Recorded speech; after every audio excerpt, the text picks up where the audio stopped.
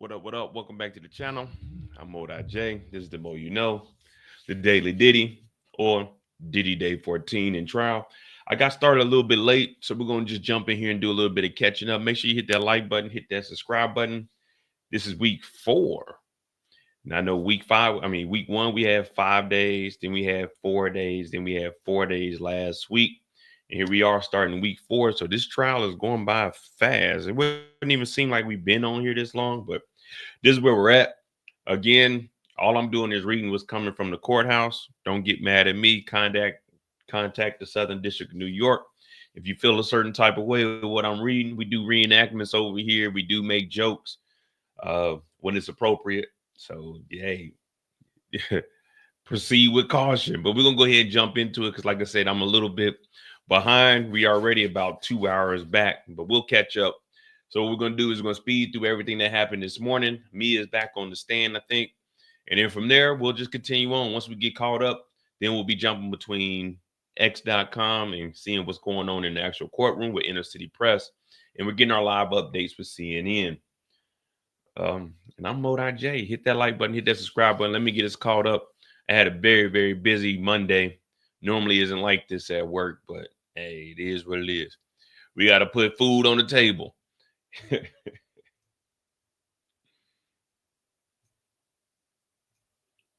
All right. What up, Kurt? The judge is back on the bench. Mia, the former assistant, will continue her testimony. Brian Steele, he said he would likely question Mia throughout the lunch break. Mia's back on the stand. So it looks like we're going to have Mia at least till lunch, and then we'll do the redirect after lunch. And from there, we'll pick up with another witness. I really don't know how much more they'll get into with Mia. I mean, we didn't heard everything. If you remember, Mia got hit in the head with a damn ice bucket. Mia was around for everything. We still haven't confirmed who Mia actually is.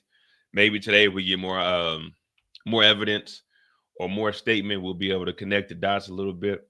Let me get my energy up, and then it won't be so monotone like it is, because right now you're really hearing my regular voice. But that's not how we're gonna do the live. Yeah. What up, young Dreads? Hey, Dreads, I'm gonna open up your stuff. I'm gonna open up your DMs today. I seen them, but man, like I said, I was busy as hell at work, so I haven't got a chance to open up and look at it. All right. So they say that the former hotel security invokes the Fifth Amendment ahead of testimony later today. So that means the only reason they're invoking their Fifth Amendment is they must be incriminating themselves, but it's still federal court. So you don't have to incriminate yourself, but you still got to tell us what you know. So the prosecution brought back Eddie Garcia, the former security at the Intercontinental Hotel, to invoke his Fifth Amendment right to not incriminate himself before the jury entered the courtroom this morning. The judge said Friday he signed an immunity order compelling Garcia to testify. That's what I was just saying. In the federal court, it don't matter. You ain't got to tell on yourself, but you're going to tell us what you know. The former Intercontinental employee is expected to testify later today, but maybe he took the bribe money, you know what I mean, and didn't say nothing. Dirty game, but hey, man, it's the feds. Defense attorney asked Mia about her resume. The defense attorney, Brian Steele, is going through a resume of a former assistant for Diddy, created before she began working for the music mogul. The resume she provided round-the-clock support to Michael Myers when she was an assistant from 2008 to 2009. Brian Steele pointed out that the resume said that she has thick skin. Well, I thought I did, Mia responded. What up, Winter?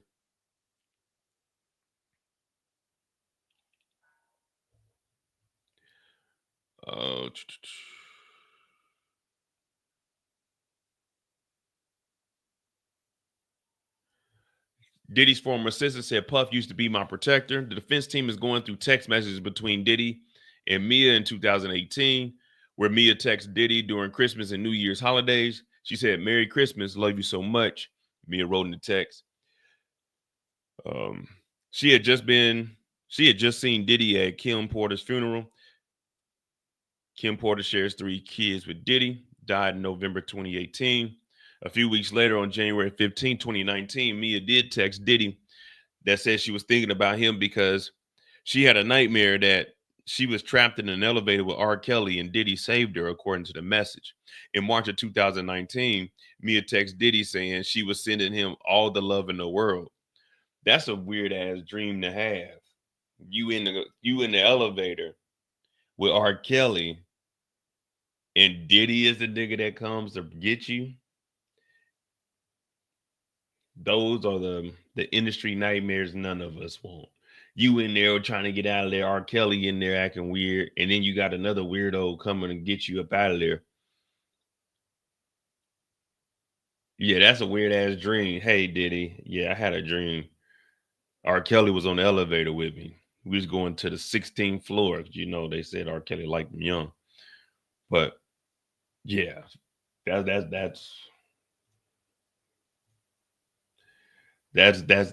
different. Blah, blah, blah, blah, blah. Brian Steele also asked Mia if she was still under Combs' grip at the time, since she wasn't working for him anymore. She said that she was psychologically. Also, Diddy used to be my protector, she testified, referring to Combs by his nickname. Also, these were based around the tragic events that happened in his life, Mia added, pointing out that there were checks sent within a few months of Kim's death. Mia also texted Diddy in 2019 in December, writing that she was sending love to him and his family. She testified she sent the message on Kim's birthday. Diddy's ex-assistant says she filmed him as a part of her job. Mia also testified that Diddy required her to carry around a pocket video camera to record him before he hired full-time videographers. Brian Steele also asked Mia if she had any of the videos of Combs berating her or any of him in a moment of rage. Absolutely not, Mia testified. No, I would have not been allowed to film that. I was filming whatever he wanted me to film. Filming Diddy in a moment of rage would have been a huge break of trust, loyalty, and confidentiality.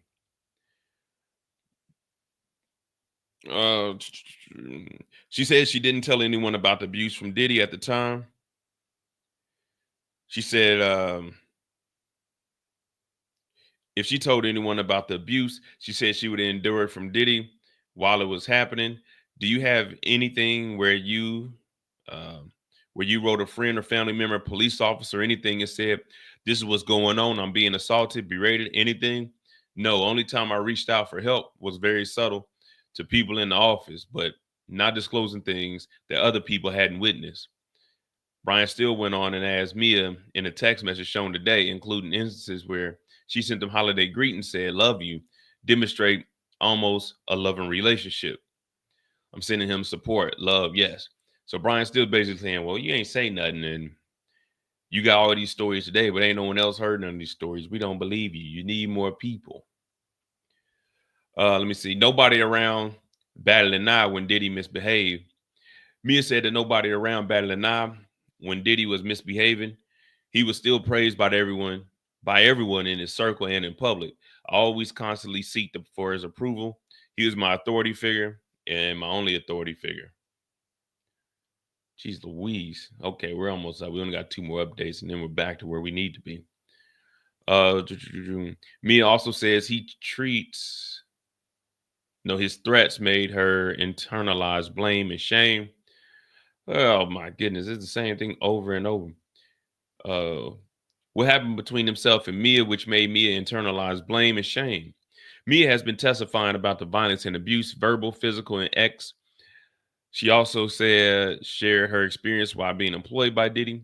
Nobody acted like what he was doing was wrong, and his threats about me was going to tell Cassie what happened about me made me internalize blame and shame. Defense attorney Brian still asked Mia why she didn't want Diddy to tell Cassie that he ex assaulted her. She didn't use those words. He threatened to tell Cassie, quote unquote, everything, which made me feel like I had to do something. And it felt like I was doing something wrong. I don't know how to explain that, but a person, she testified. All right. Court takes a short break. All right. Jury sees a video from Mia and Diddy on the 44th birthday.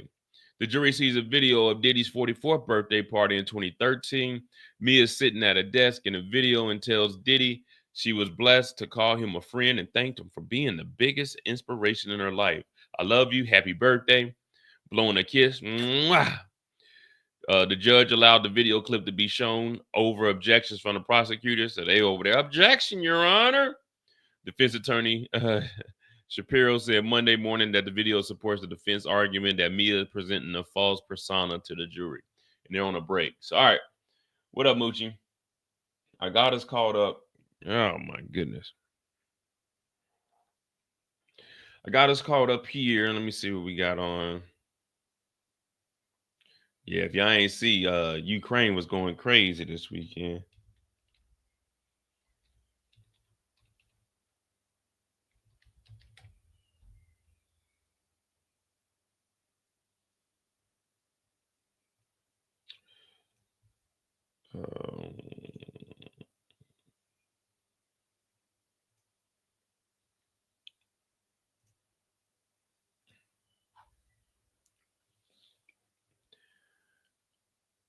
All right, so it said they took a break.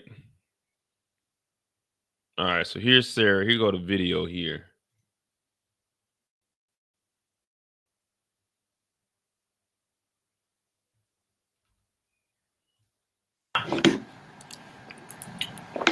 Shameless plug.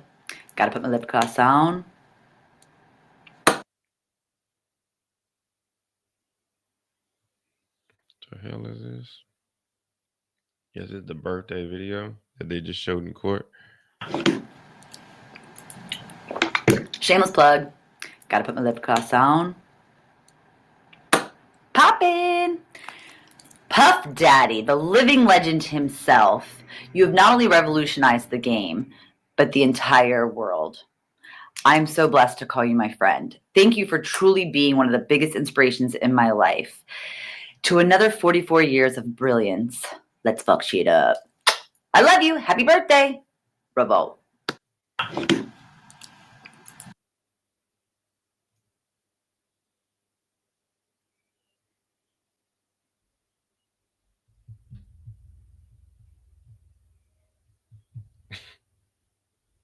They showed this in court, man. Like,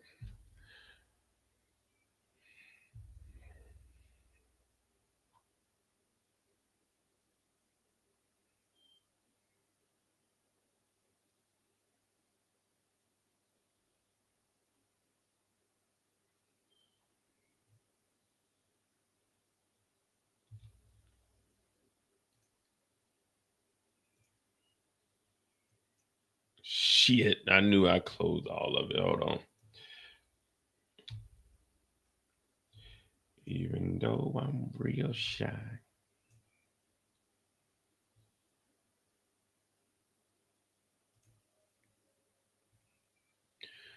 What up, Kendall?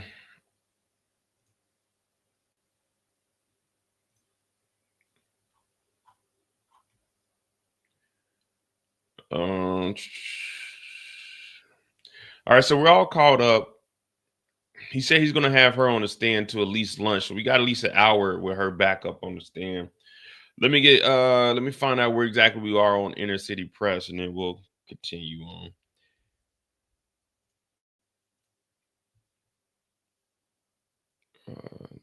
54 minutes ago. Run down this thread real quick. 57, 55.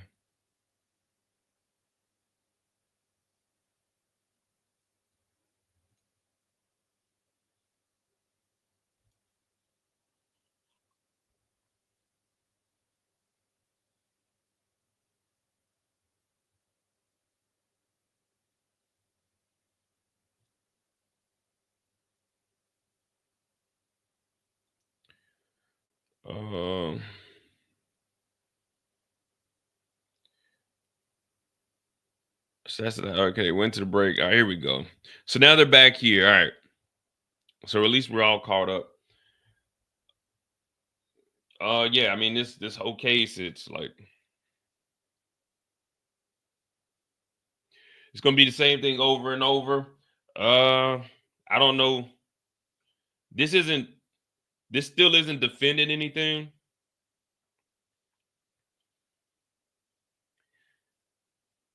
Still isn't defending anything. Yes, she made a happy birthday video, but you didn't defend Diddy X wording her on the plane. You didn't defend Diddy going into the closet and putting his thing in her mouth. You didn't defend um you on the plane, in the closet, on the bunk bed. It's like, okay, you're just showing that she was cool with Diddy, but you're not defending hiring the prostitutes, the assaults, the not paying her. You're not. There's still a Rico there. You know, you still got to defend all of those, but all you're doing is showing us that she was cool with Diddy. We know she was cool with Diddy. Hell, we knew that him and Cassie,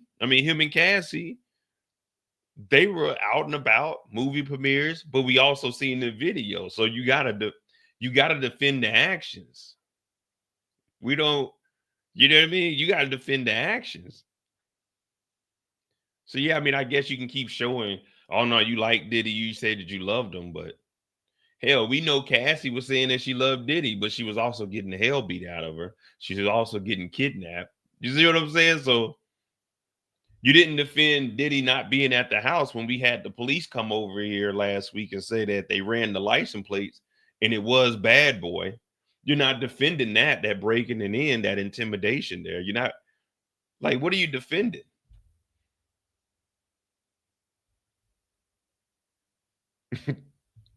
I mean, yeah, I mean, he's doing a good job at making the witness look bad, but it's not defending anything. At the end, when they read off, you guys heard a lot of testimony from everybody, but it's the juror's job to determine if one of these crimes were committed by Diddy. You're not here saying were they in a good relationship or a bad relationship. You're here to determine did they commit two counts of transportation to engage in prostitution. Was there two counts of X trafficking, which under the law are this, and this? And up under the RICO, was there drug distribution? Was there guns? Was there intimidation? Was there extortion? That's what the jury is judging off of. They're not going to be going when they're deliberating and saying that, hey, they had a good relationship with each other. That's not what he's on trial for. We're not on trial for someone to say that they love Diddy. We're not on trial for someone to say that Diddy's a bad guy. We're on trial because Diddy has these 5 charges, and we got to prove 2 of them up under the 8 in the RICO. So just because someone made a video, oh, thanks.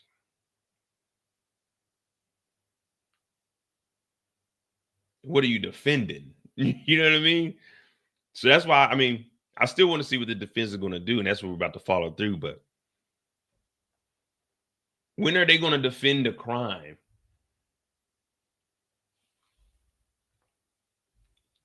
Exactly, Maurice.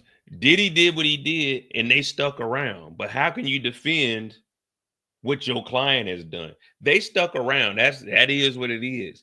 You know, every single day, people get mistreated at work, but they stick around because they need to pay their bills.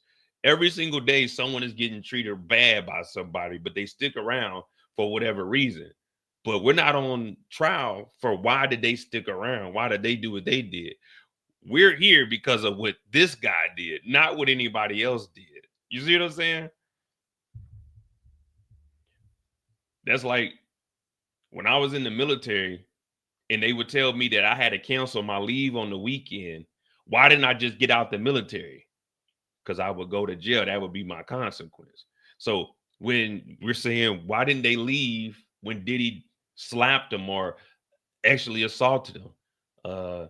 Because the consequence would be security will come and get you and whoop your ass, but you still need to pay your bills. So everybody, no matter who you are, you are not treated fairly every single day, but you stick around for whatever reason. But we're not here for why they stuck around. We're here because of what he did. Do you see what I'm saying? So I mean, she could say I love you all you want, but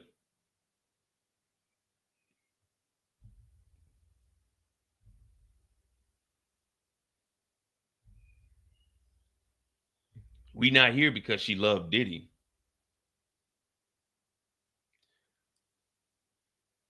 All right, they're back.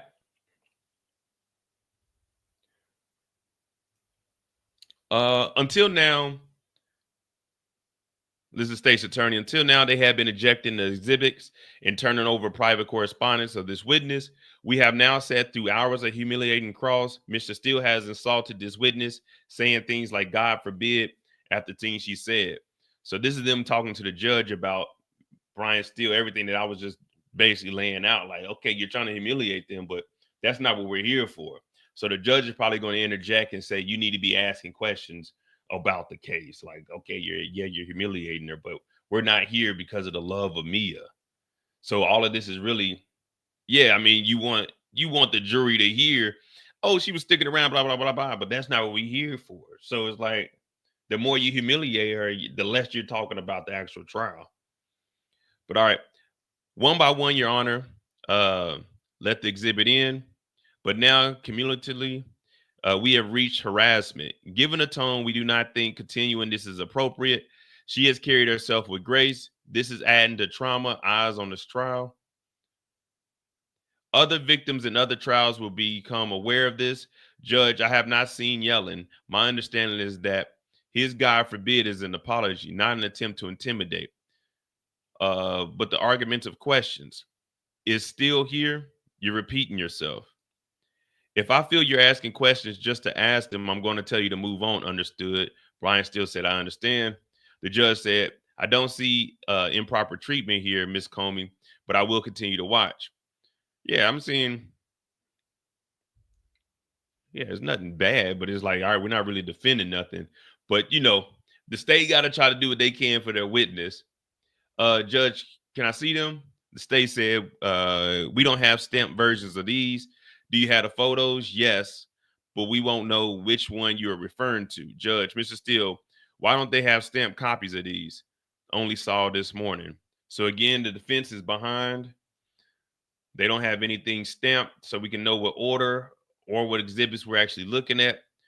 Judge said, just show them to me one by one. Next. Mr. Steele, what is the relevance? Mr. Steele said, impeachment. She said she had no time for herself to tell others. These images show Mia with friends and family over the year. All right, so let me see. So Brian Steele was saying, why didn't you tell anybody? You did have free time to yourself, but why didn't you write it down? Every time you had a free moment, why didn't you write it down? Why didn't you tell somebody? That's what Brian Steele is getting at. But that's what we want from the defense. We want them to be aggressive, but we also want them to defend something. So the tactic he's taking is, well, since you didn't tell nobody, it didn't happen. And if it was that bad, you should have told somebody.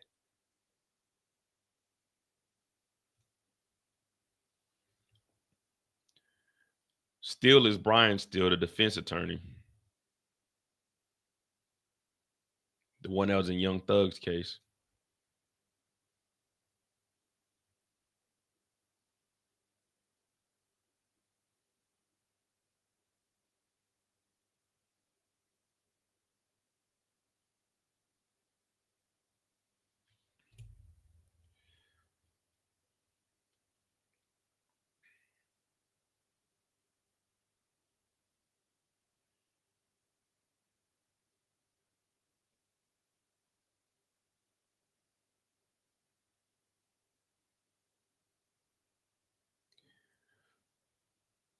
We got anything over here on CNN?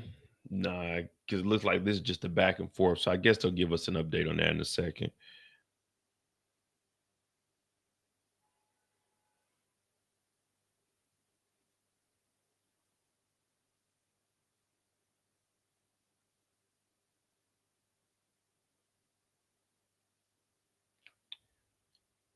All right, just show me these one by one. I don't know why the computer doesn't be updating as fast as the damn phone does, but all right. The judge said, why would baby showers have relevance? Why not just ask questions about this? Why show these? Brian Steele said, because I like to do the impeachment that way. The judge said, absent any further showing, they are excluded. Admit them to the record. No.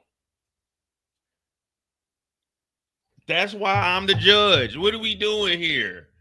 What are you showing the baby shower for? Is that defending Diddy? Or is this baby shower just her sitting around at a baby shower? We're not here for her not telling nobody.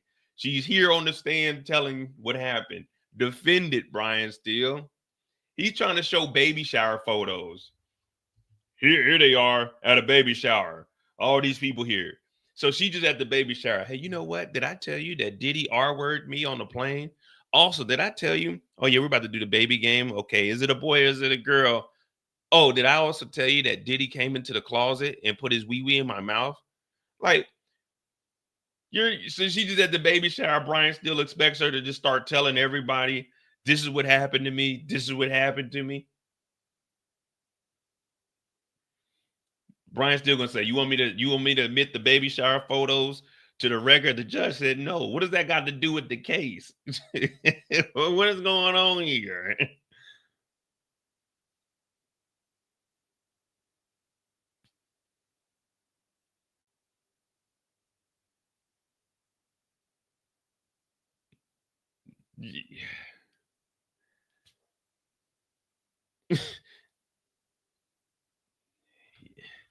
Yeah, see, here you are at the baby shower holding this baby. Why don't you tell this baby?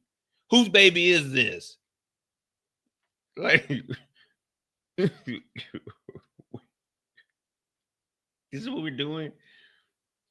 What is this? We up here for Diddy. I can see, all right, maybe like she did something at the baby shower, but you had all this free time. Why you didn't tell nobody? Oh yeah, the other day we was on a trip. I forgot to tell y'all. We was on a trip and I was laying on a hammock and Diddy hit me upside the head with an ice bucket. You see the man? What are we talking about? Let me read what we got. Prosecutor Comey accused defense attorney of Brian Steele harassing and humiliating Mia on the stand, yelling with yelling, sarcastic, argumentative questioning. Comey also said that a dozen of social media posts still has compelled Mia to discuss her cumulative and have nothing to do with her credibility. The judge said he hasn't heard Steele yell or be sarcastic, but agreed that Steele has asked improper argumentative questions. The judge also said he sustained objections to any improper questions, warned Steele to be mindful not to continue asking argumentative questions that might make it seem like he's doing purposely just for the jury to hear, knowing the questions will be struck anyway. The parties are now discussing more exhibits.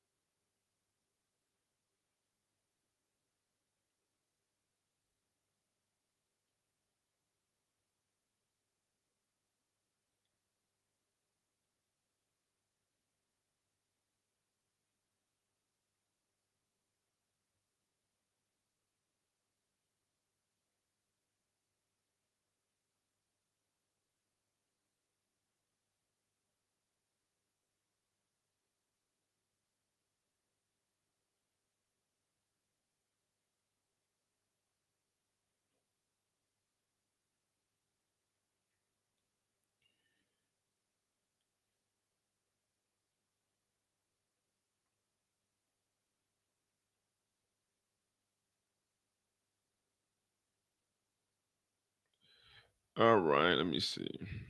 Inner City Press. And Brian Steele, they didn't have them stamped. So I guess these photos, the baby shower photos are the photos that they just got this morning because they weren't stamped. So the defense isn't prepared again on this Monday. He said he just seen these photos, and I don't know where he thought he was going to go with bring the baby shower.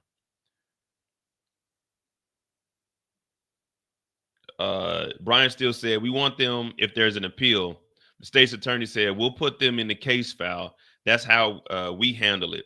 Brian Steele, I asked Mia, you still have friends? She said, I did not see them. I did not have external sounding boards. She what? He asked, do you still have friends? She said, I did not see them. I did not have an external sounding board. She said, there was there was no time.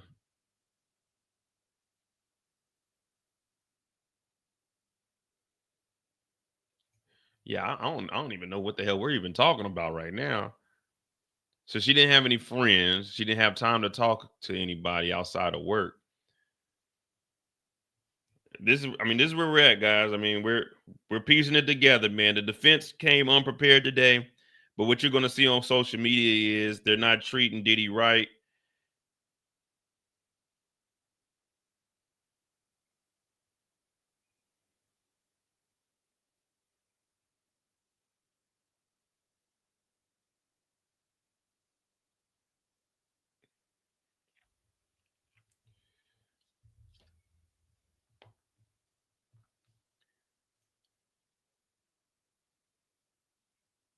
Judge, the problem is putting in the post. There are the problem is putting in the posts. They are not relevant and they are cumulative. You already spent a lot of time to the scrapbook. Please bring Mia back in. All right, Brian Steele. You and Cassie were best friends, fair. So this is Brian Steele's doing. We're doing all of this. Even the judge said you've been wasting time just asking these argumentative questions.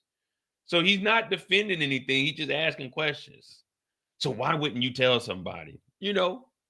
Now the judge said he wasn't yelling. I mean, he was being sarcastic, but he said he didn't see him yelling and actually harassing. But all the questions are just, when I move, you move. You know what I mean? Why'd you do this? Why didn't you do this? Why didn't you do this? You need to start defending Mr. Steele. This isn't the state case that you was in down there where they're incompetent. You need to start talking about the case. We got baby shower photos. Baby shower. What kind of cupcake did you get that day? A pink one or a blue one? Why? Why'd you get a blue one? The hell?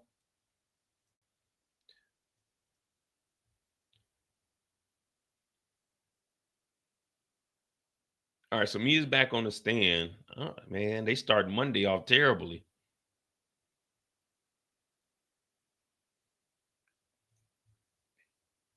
Oh man, I'm over here with the wig on. I ain't official yet. My bad. Y'all ain't even let me know. I'm out of uniform. I don't feel comfortable.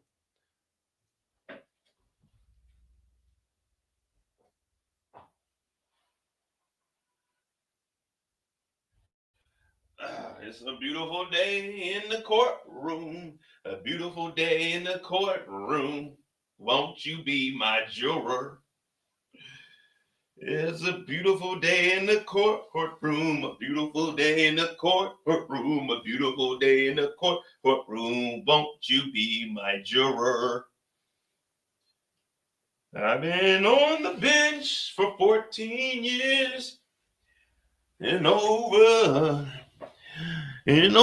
the years I've seen people come and go.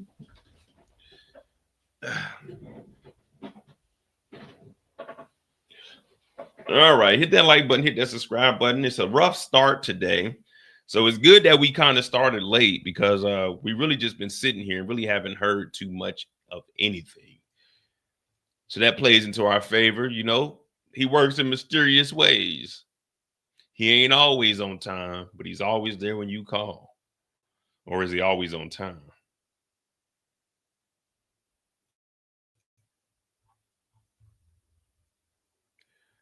All right. You and Cassie were best friends, fair? Mia said yes.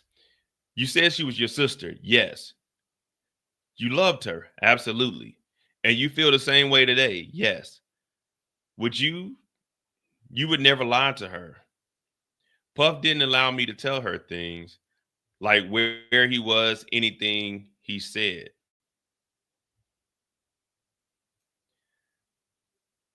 Nah, you ain't missing nothing right now, Eric.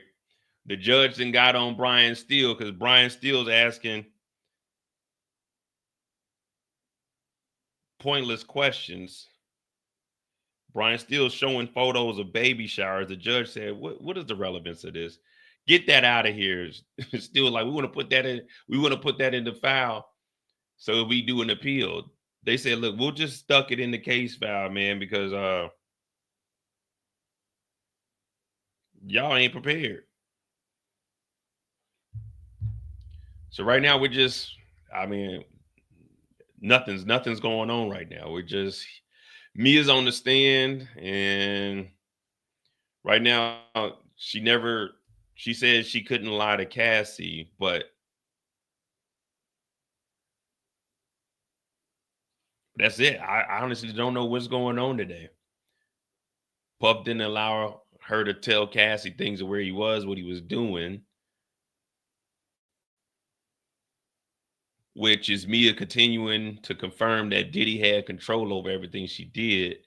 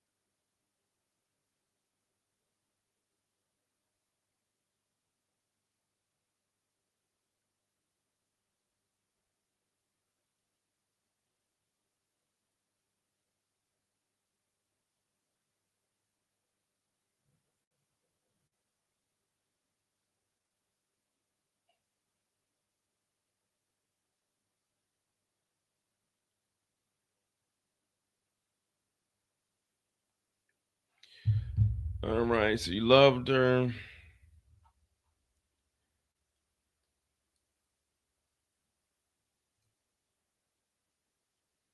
Yeah, today's a little slow, guys.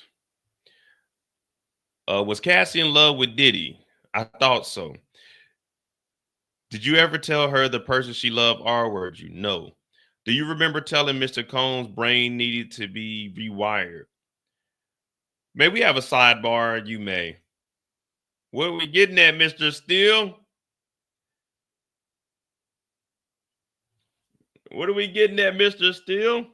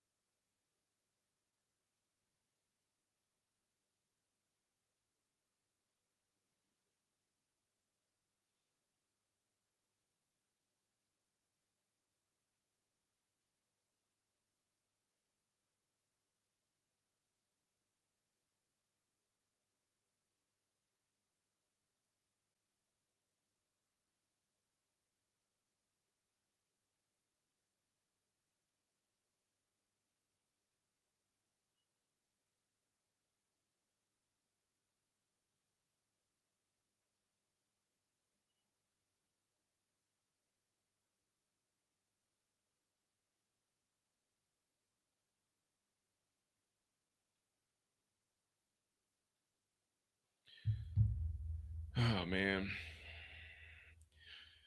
He probably gonna tell Brian Steele to hurry up. He keeps giving. We know that she loved Cassie. We've already heard last week that her and Cassie were like sisters. She still loves Cassie. She spoke to Cassie. Man, I'm trying to get into some action, man. I ain't gonna lie to you. I'm trying to wake up. I'm over here down and out because I was actually working today at work, believe it or not. And now I'm over here reading the same stuff we read last week. But this is court, guys. This is court.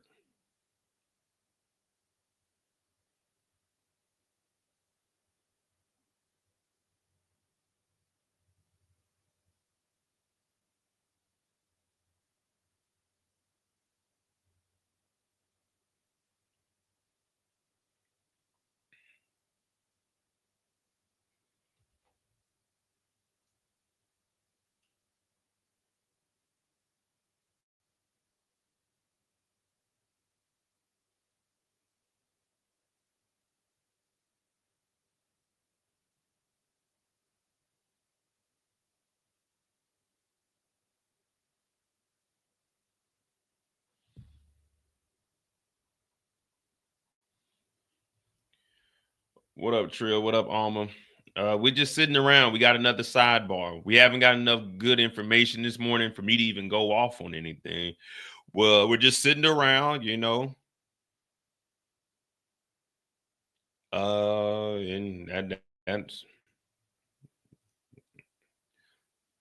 that's the nature of the beast.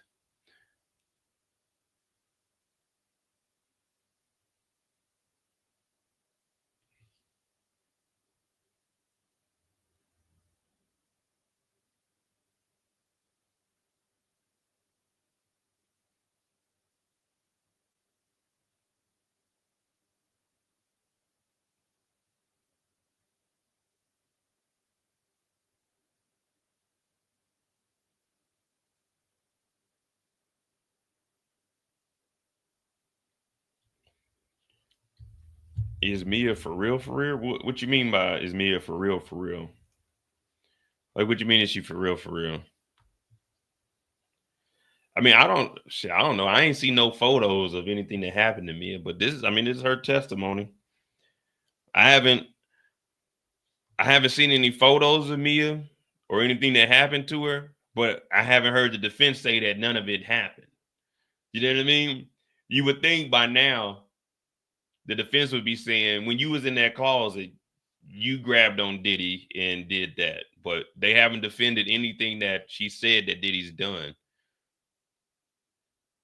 When they were at the house, she did say, when they were at the house, Capricorn Clark said they was there, and Mia was at the house once they came back. Once Capricorn came back with Cassie, but we never heard them once say, "Did you see? You didn't see Diddy kicking Cassie after she came back." So, like, I haven't seen the defense do any defending of any crimes. What they have done is showed that Mia stayed around. And again, I'm not on either side. I don't care if he's innocent or guilty. I'm just here. I'm trying to take the defensive side and look at it from their lens, but I'm not seeing any defense.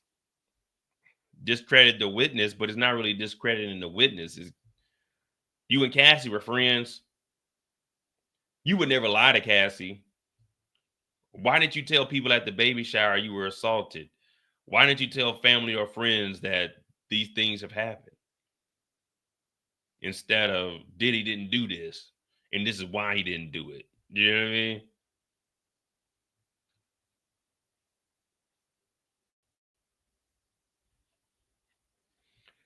Mia is I'm terrible with names. Mia was a former assistant named Sarah. So you had Sarah the assistant, you had Capricorn Clark as the assistant. Mia, she got hit inside. She got was it Mia?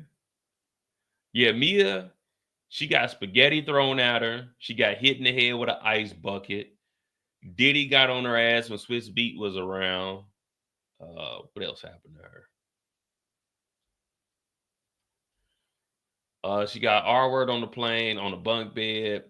She got her mouth penetrated in the closet. She got a couple other things. Diddy was just on her ass. But I mean, that's with everybody. We see a reoccurring theme here.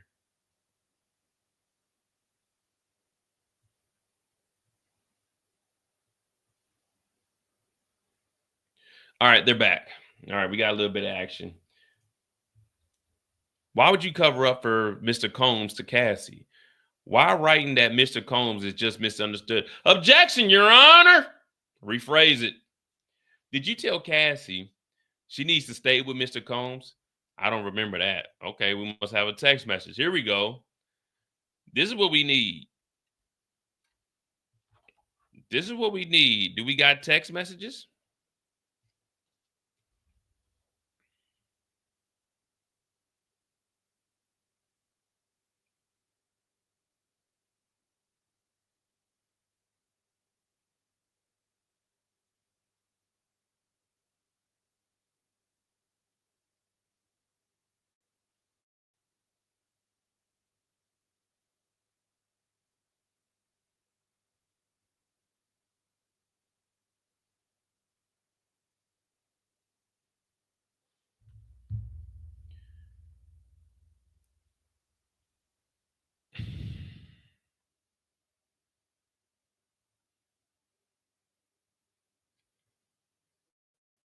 Look, everybody's saying it's the same thing. The defense is wasting time, still is struggling to get traction. Can the defense get to their point already?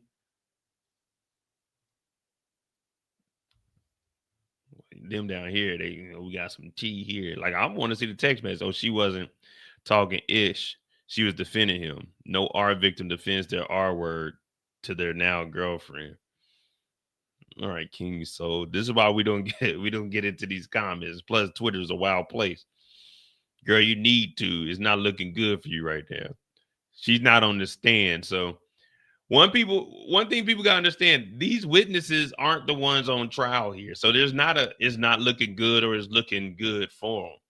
Regardless of what they say, the evidence is against Diddy. So there's no looking good or no looking bad for them. They're just up here telling their story.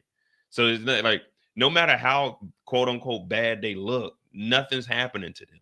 When they get off this stand, I won't forget what they said, but for the most part, we'll forget everything that they were talking about until, saying the closing arguments where they refresh everyone's memory.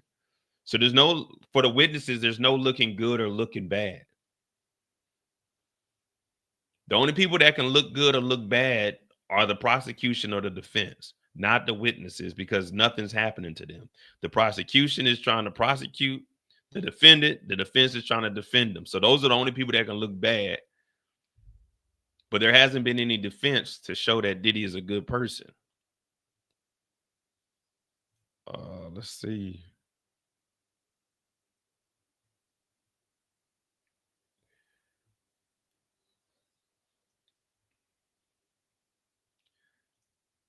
Come on, man. Someone give me some kind of update. Who is this?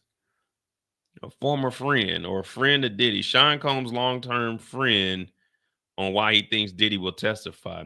Diddy testifying will be the dumbest thing ever in this case. Diddy testifying will be the dumbest thing ever. Why? Because one, they have the evidence, and two, the defense is opening arguments where that Diddy is on drugs, which is one of the charges, distribution of drugs, and two, he was assaulting Cassidy. They already admitted that. So that's going to fall up under intimidation, which they only got to prove two. And then with the extortion, because he was intimidating them, you know what I'm saying? And trying to get money not to put out a video. Like, Diddy testifying would be the dumbest thing, because they're just going to go over every single instance. Why did you do this? Why did you do that? Why did you beat Cassidy that day? Why was there a freak call? Why did you pay for this prostitute? So it's not gonna. That would be the dumbest thing for him to get up here. I hope that this dummy does, so we can get us some entertainment. But that would be stupid for him to take the stand. There's no way you can defend this shit. Plus, once we've seen it on camera, it's gonna be like, all right, well, now we got to talk to you. Why did you hit her over the head with the ice bucket? You see what I'm saying? So you're gonna have to explain everything, because the prosecution, if Diddy takes a stand, they're gonna take 2 days on this nigga, and they're gonna go over every single incident. Oh, why did you have the drugs here? Why did you have the? You see what I'm saying? That would be stupid. Like, you're gonna have to admit to everything. Let's see what this friend got to say.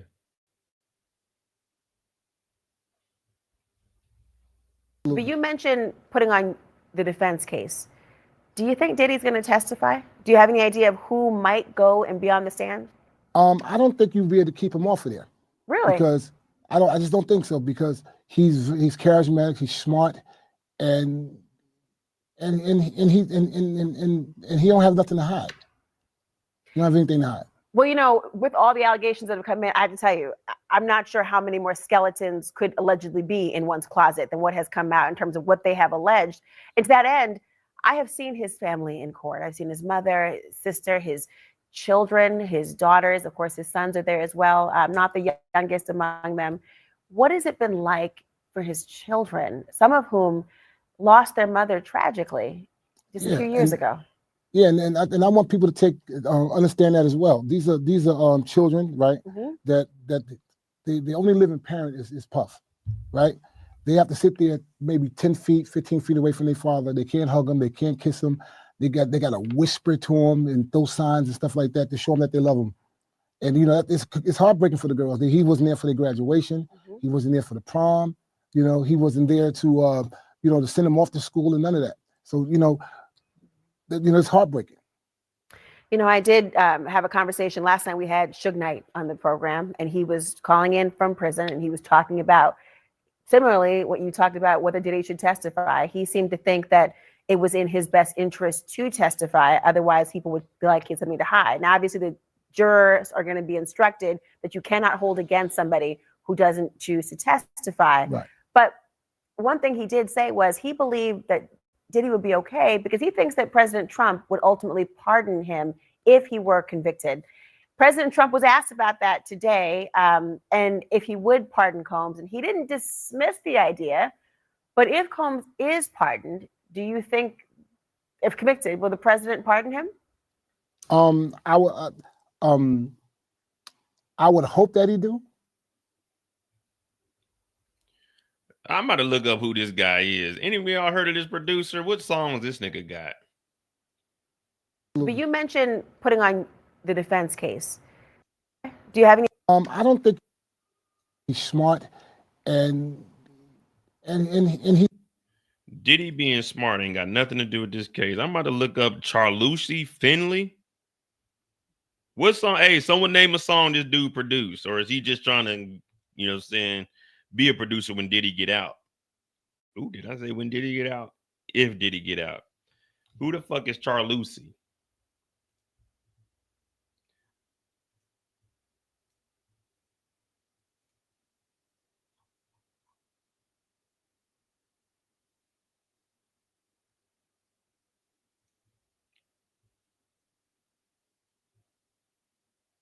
All right, here we go. She said she don't remember telling Cassidy to stay with Diddy. Mia said he could find out what I was telling her. How? Diddy has stolen my phone and Cassie's phone many times. He put tracking devices on her car. Her alone with Cassie. Yes. You sued Diddy for $10 million. Mia said it was a mitigation. My lawyers ended up getting $200,000. Brian Steele said, you got $200,000? Yes. Please look at the screen. Is that you? Is that you? Or is that your social media account? Looks at a text message. Sounds like me. Your text to Diddy.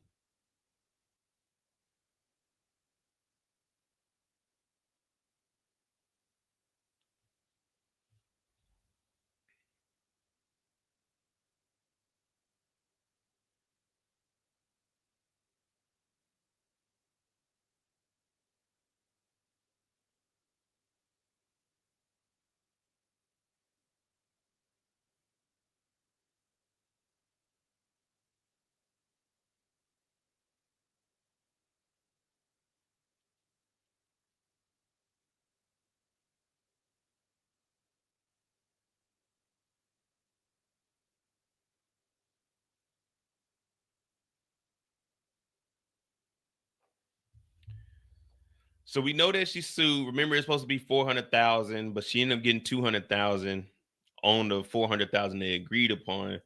So she still hasn't seen the other half. Mia says she never told Cassie to leave Diddy in the way I wish I could have. She said she was very close with Cassie throughout her employment, but she was not allowed to tell the truth about things. Whatever story Diddy told me to tell, I had to uphold that. One of the worst parts was being put in the middle and having to cover for Diddy, which he forced me to do constantly. Defense attorney Brian Steele asked me if she ever told Cassie that she should leave Diddy. Not in that way. I wish I could have, Mia responded. Mia testified she never told Cassie she had to stay with Diddy, but said, I remember covering for him when he forced me to, and feeling terrible about it. However, if I didn't, I wouldn't have, he would have taken it away from her. Mia testified she never mentioned any sex assault allegations against Diddy in the 2017 mitigation over her severance with Diddy. Defense attorney Brian Steele asked if she was aware of the Me Too movement at the time of the mediation. She testified she was not.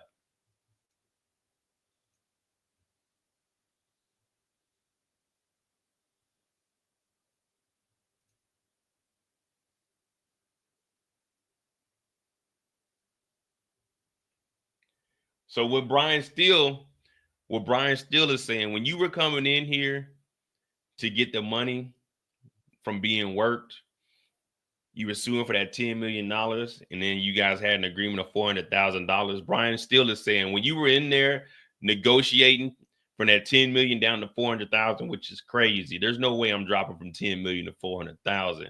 You're gonna have to meet me somewhere in the middle, like at 8. You got to meet me somewhere at 8 and no lower than 5. There's no way I'm going from 10 million to 400,000, especially not no settlement outside of court. No. If we settling, I'm gonna need at least 5. But Brian Steele is saying when this was going on, when you were trying to get this money, your severance package, you're supposed to go in there and say that Diddy R-word you. That's not what you were there for, but you're supposed to go in there. Diddy assaulted me. That's what Brian Steele is saying. You're going in there for a severance for work where the victim wanted to put all of that behind her and just get her money and separate herself from Bad Boy. That's when she was supposed to go in there. I want this. But you never know, man. Like I say, man, it's a victim. They can take whatever amount of time they want. It is what it is. Do I believe you should say it earlier? Yeah, but if you ain't prepared to say it, then I mean, that's on you. You know what I mean? Can't no one tell you when you need to speak up for yourself. That's why people say you need to stand up for yourself, but no one can make you stand up for yourself. So whenever you get the courage to go and do it, you do it. But Brian's still saying she should have done that when there was in the mitigation to try to get that $10 million in the severance package, which got dropped to 400,000 and only got paid half of. So she's supposed to go in there like, objection, Your Honor. Well, tell Diddy's lawyers. No, he also R-worded me.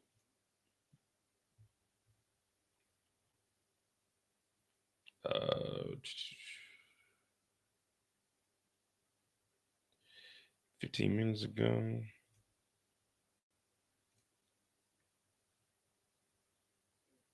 All right. I don't remember sending this. You are in a tutu.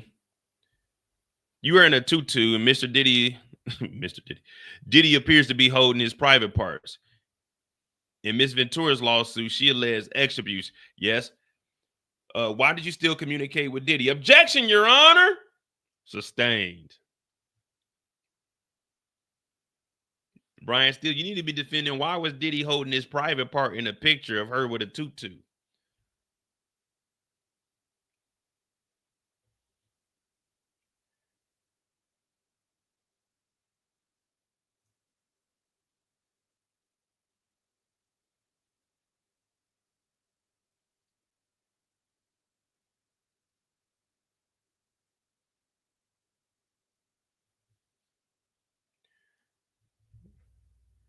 They about to make Brian Steele work for this check, ain't he? But we're gonna see where this goes.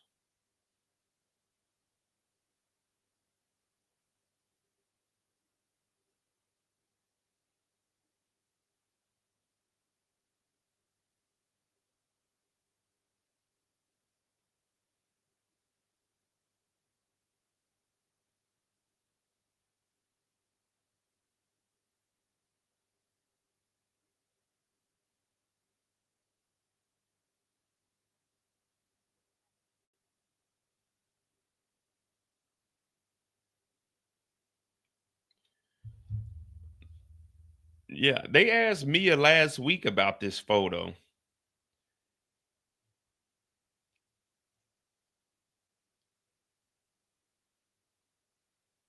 But was it Brian? Was it Brian Steele last week?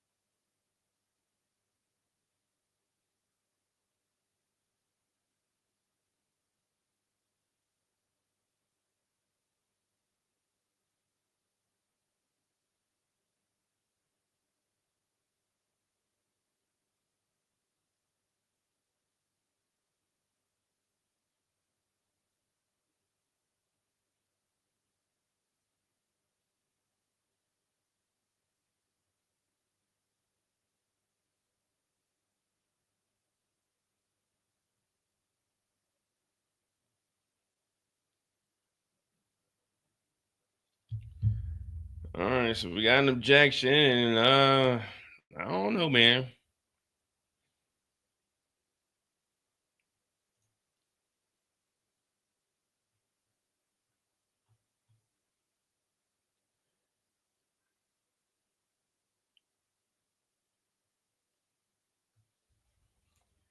Yeah, I don't know, man. What?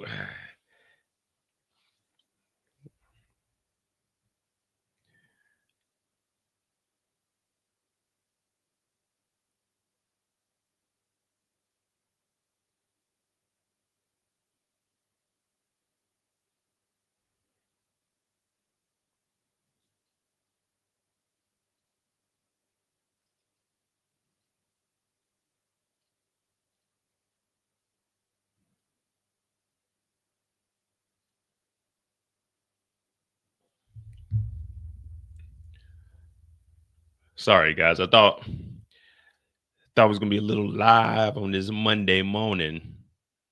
We got an objection, so I guess still is gonna have to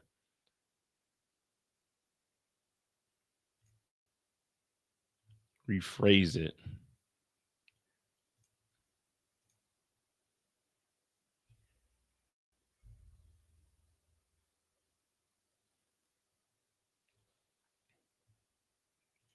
Well, until then, we are here, huh? What is it? 5:48. So this is probably gonna take till 6 o'clock, which is noon, and then we'll probably go to lunch. So it doesn't look like Brian still really has much more because he said he was gonna have Mia up here till about lunch. But if this is all he's doing, I don't know, man. Like, be real. Like I say, take away your bias.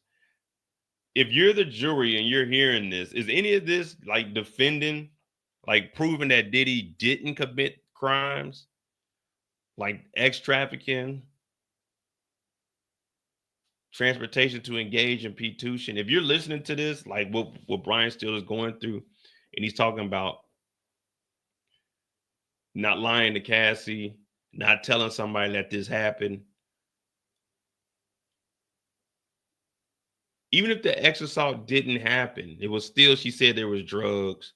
There's all kinds of other stuff. The forced labor, which is the 400,000 that he brought up, where she only got 200,000 out of it. Why would Diddy settle for that if he wasn't guilty of it? I know some you just settle so you can get stuff over with, but you should have, I don't know, you should have went in and said they paid you this money, more money than what you are deserving, because Diddy had a big heart. So he wanted to go ahead and settle and give you more than what you were actually owed.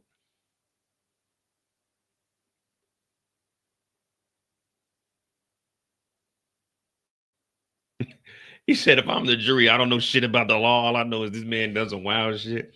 Yeah, that's what I'm saying. When they get to the end, they're gonna tell this is what he's guilty of. This is what he's charged with, and then they're gonna give examples of what he did. And the only thing the jury is supposed to do is judge it off if he committed those crimes. So her not telling Cassie that something happened, what's that got to do with the crime? Did they prove that the crime didn't happen? Or did they prove that she didn't tell Cassie everything? Did they prove that she wasn't being assaulted in front of people? Because she's naming off people. If they really wanted to, they could bring Swiss Beast in and ask Swiss Beast, did you see her get attacked when the Wi-Fi went out and he told her to call Bill Gates? You see what I'm saying? There's like, that's all they're going to tell the jury is the prosecution is going to tell her, hey, don't worry about all that, the emotions and them staying in contact with him. Think about the crimes. And then the defense is going to say Diddy was a good guy. These people all stuck around because he wasn't doing the things that they said he did. There is that one video, and we did say that Diddy, when he gets on those drugs, he do be wilding out. And this is nothing more than a toxic relationship where Diddy beats the hell out of people. But the defense said it was nothing more than a toxic relationship. But Capricorn Clark and Mia both were telling us that it was more than just the relationship getting assaulted. So if Mia's getting assaulted, what's that got to do with your defense that Diddy just gets on drugs and it was a toxic relationship? Because he wasn't in a relationship with Mia.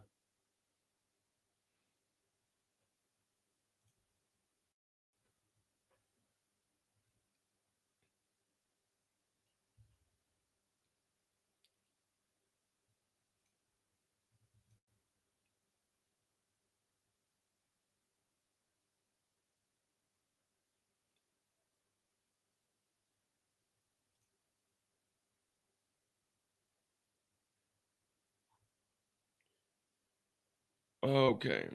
What up, Jay Brooks? It's a RICO. They have to prove the RICO. Oh, proving the RICO is easy.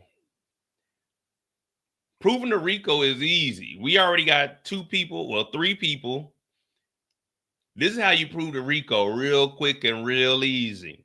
You start off with the extortion. You bring in Cassie's mother. You got the evidence of the wire transfer. And we also know that Mia said it and Cassie both said it, plus the mama said it. Regina, they all 3 had the same story.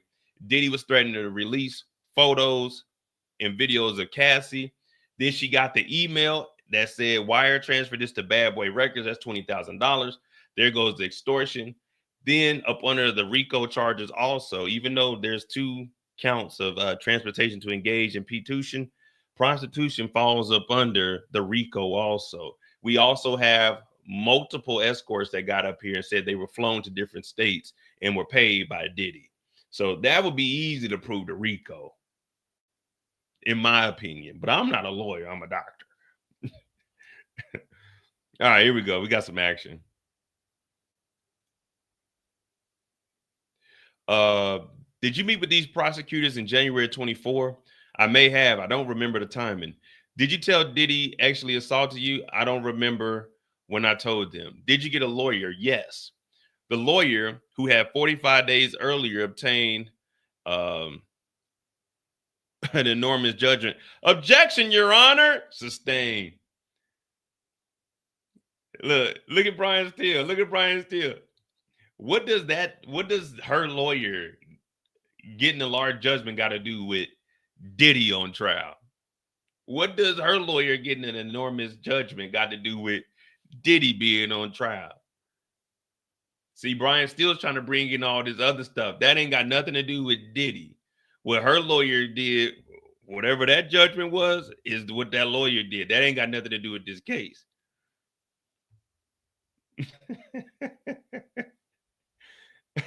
Hey, Brian Steele, he's trying. We're talking about he's not defending anything, but shit.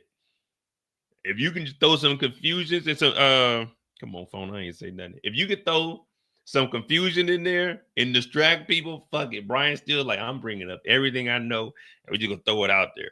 So there was an objection to that because it didn't have anything to do with it. Sustained. Brian Steele said, why did you hire her? Objection, Your Honor. Sustained. Let's move on. Nigga, because I needed a lawyer, Brian. Why did Diddy hire you? Because he needed a lawyer, Brian. Why did Diddy hire 9 lawyers for this case, Brian? Because he needed lawyers. Why else would I hire a fucking lawyer? Hey, I'm about to go to court. Should I hire a lawyer or try to do that shit on my own? Come on, Brian. What do you mean? Why did you hire her? Because I needed a lawyer for court, Brian. Why did Young Thug hire you, Brian? Because he needed a lawyer for court, Brian. What are lawyers for, Brian? Legal issues, Brian. Why did you hire her? Because I needed a fucking lawyer, Brian. I needed a lawyer, Brian. All right, you only first alleged the ex assault in June of 24. Let's see. I don't remember the timing of things. The rest I can't go into. I understand his privilege. Objection, Your Honor. That's this thing. Let's have a side. Golly, bruh.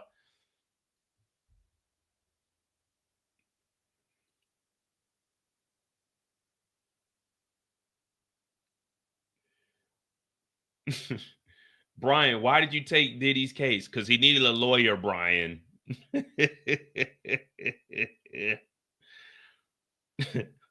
Why did you hire a lawyer for court? Nigga, because I needed a lawyer, Brian. Oh, my goodness.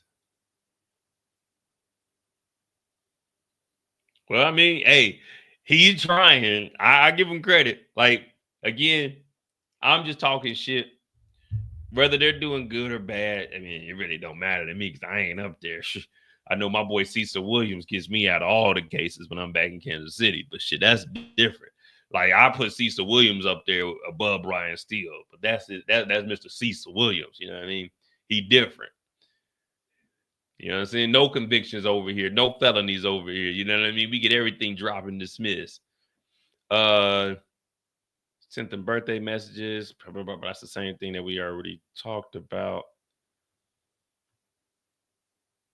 She don't remember the dates. Mia testified she definitely did not tell them before she had a lawyer. Brian suggests Mia didn't tell the prosecutors about the assault allegations until June of 24. Again, I don't remember the dates, but I do remember that horrible conversation Mia testified. All right.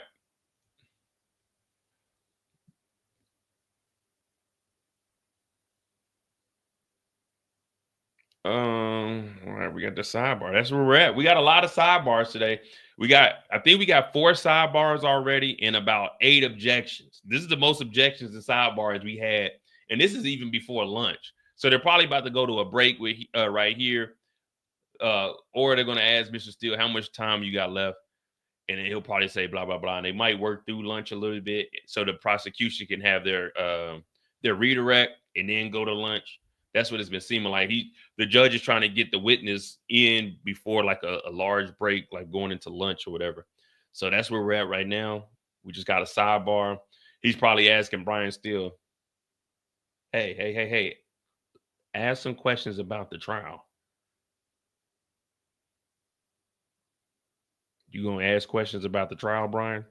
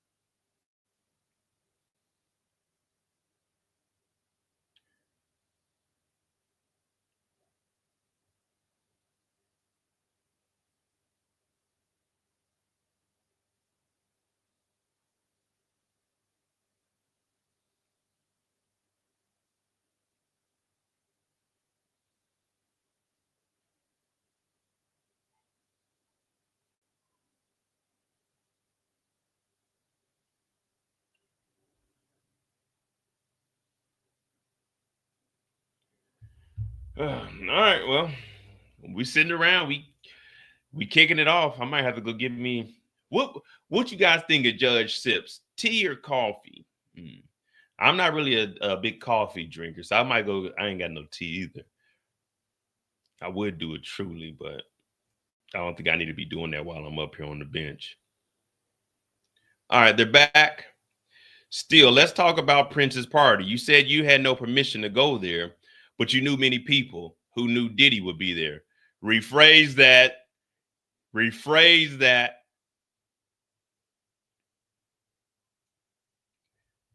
Oh no, I ain't drinking no Remy during the week now. I don't drink during the week, only on Fridays. Rephrase that. Brian Steele said, "Did you wear a disguise?" No. Brian Steele said, "Any photos of Cassie?" No.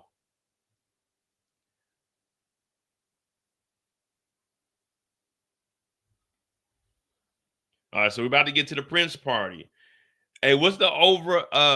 Do we think that he's going to say that Diddy didn't show up to the party, or are we going to say? Because remember, this is the one that they're about to go back to the room after this. This is the Prince party. This is the one where Diddy showed up. This is the one where Diddy showed up, and Prince's security stopped Diddy from whooping on Cassie. So do we think he's going to defend and say that Diddy didn't snatch her up and Cassie went willingly? Because remember, the story is when they were at Prince's party, Diddy showed up and they seen Cassie, and Diddy tried to snatch Cassie up, but Prince's security stopped it.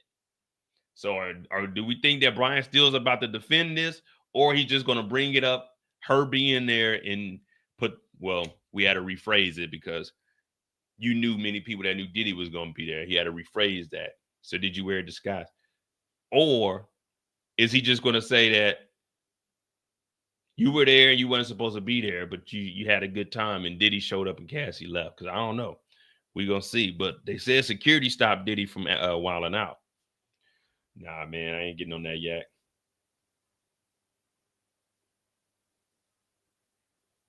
Maybe this Friday though. We can definitely do that. I had to buy another bottle though. Saturday night I had me a little sippy sip also. All right.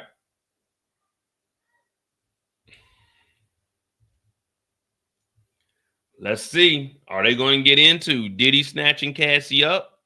Or is Brian still going to jump over this and not defend what happened at Prince's party?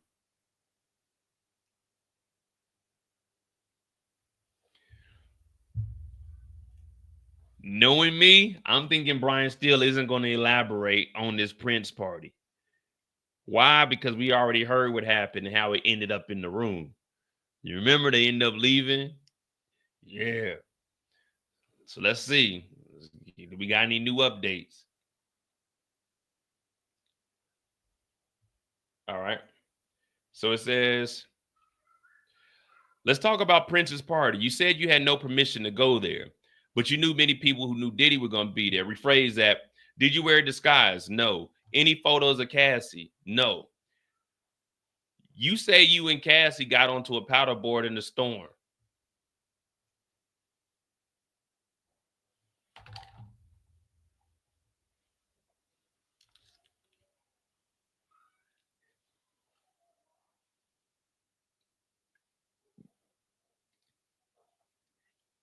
I can't see no defense out there. Hey, Brian Steele, why you hop over Prince's security stopping Diddy from wilding out? Defend the nigga. Brian, defend Diddy. Don't jump to the paddle board where they paddled out into the middle of the storm and had to turn around. Defend it.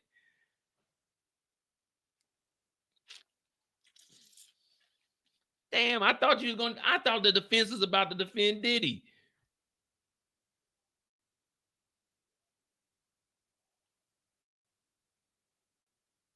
You know, the jury's like, wait a minute, I thought something happened at Prince's party. Diddy came and snatched her up, and security stopped, and then that's when they went back to the room, and Mia jumped on his back.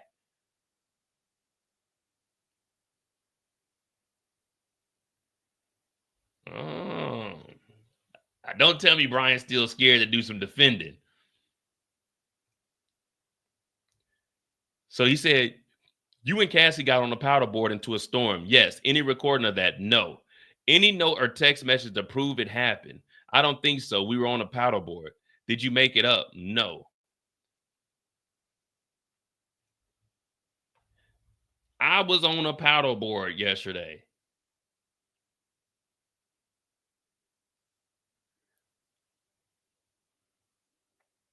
If I don't tell you guys what I'm about to tell you, no one would ever know. But I didn't write it down or document it. And if I didn't get on this live, none of y'all would have ever known that Saturday there was a storm here. My dog Trill, his power went out.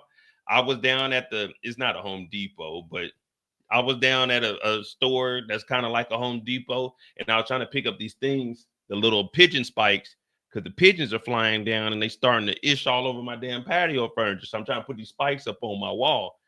But it was a storm then, and I got stuck in the store, and I couldn't go outside for like 15 to 20 minutes. And when I came back home, the power shut off. Well, my internet did. And then I came back home. But y'all would have never known that. I didn't document it. But I got stuck in a storm on Saturday. Like, what are we doing? I don't remember the timing of that. Like,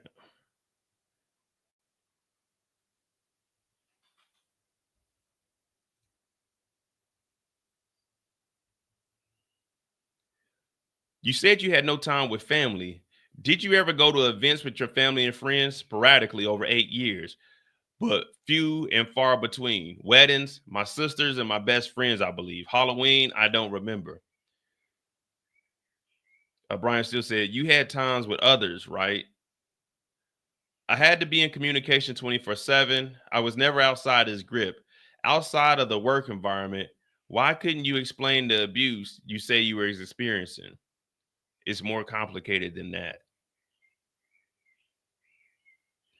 Isn't it true that other than a few times Mr. Combs was violent with Cassie, which is never okay, you were comfortable with Mr. Combs? You have to rephrase that. You never advised Miss Ventura to leave him. No.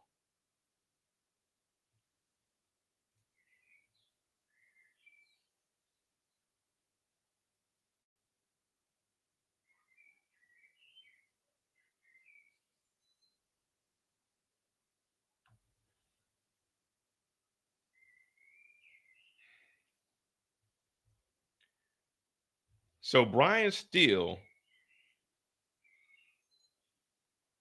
is a part of the defense who said it was a toxic relationship.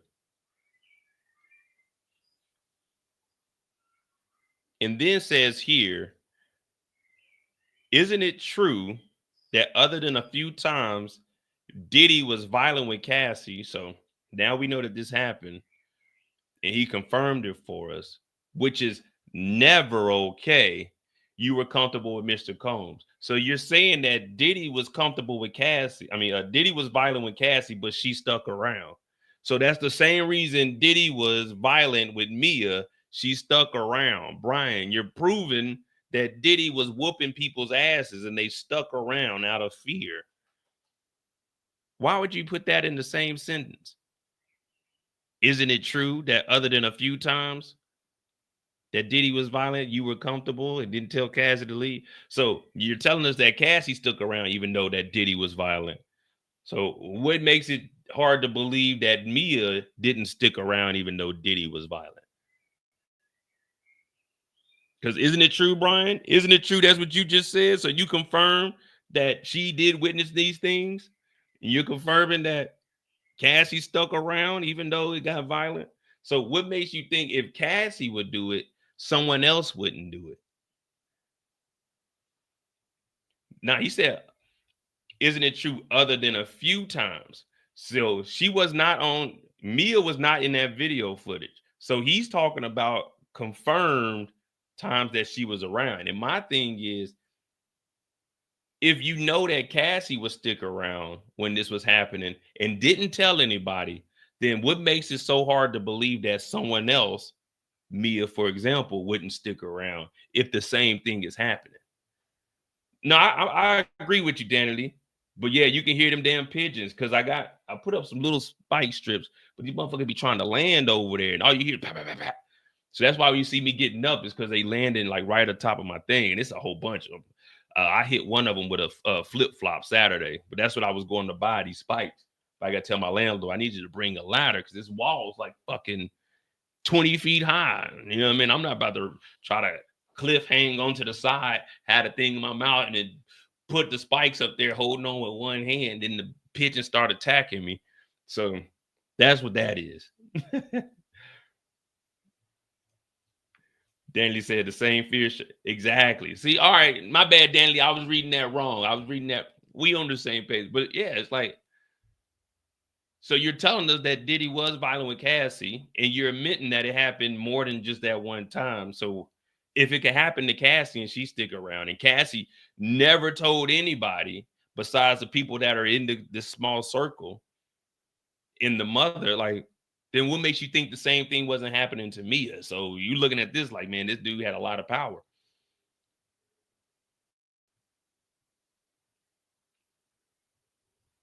Let's continue on. Until 2024, you never told anyone you were ex-abused unless it was my privileged therapist. That's true. Could you waive that privilege? Objection, Your Honor.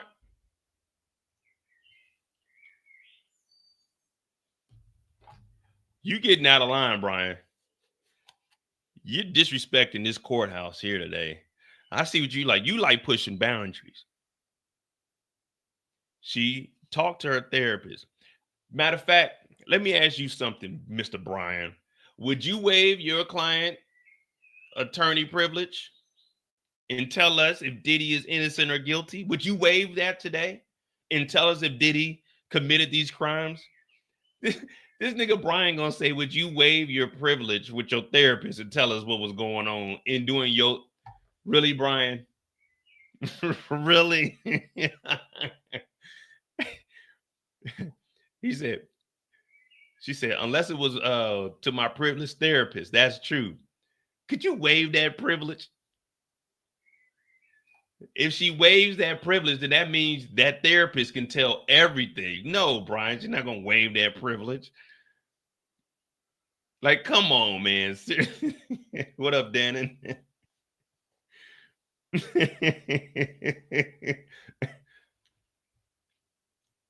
So you said you had a therapist. Would you waive those privileges to tell us what was going on. Like, no, Brian, no. All right, man. Brian's trying, but I don't know, man. I guess it's tough to do when you got somebody that's looking guilty. Let me see. Objection. Oh, wait. Objection, move on. You joined the Me Too money grab against Mr. Combs. Objection, Your Honor. We don't know what the judge said there. You knew Cassie received money from her lawsuit against Mr. Combs. Mia said it was public. But did you speak with Cassie? Never about anything I discussed with the government. How will we know that?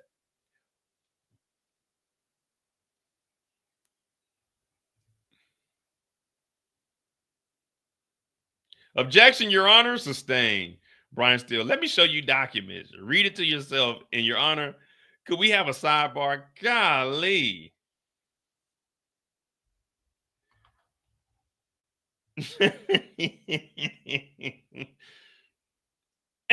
Hey, Brian Steele wilding out. So you know it was the Me Too was the money grab against Diddy, right? So you just wanted to get in. Did you talk to Cassidy about the money? Nigga, the reason we all know about this is because of the Cassidy lawsuit, nigga. What are you talking about?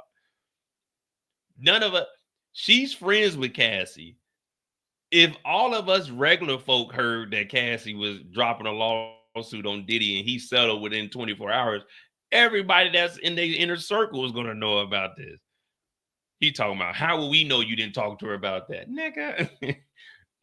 How will we know that Diddy ain't tell you he did this shit, Brian? Huh?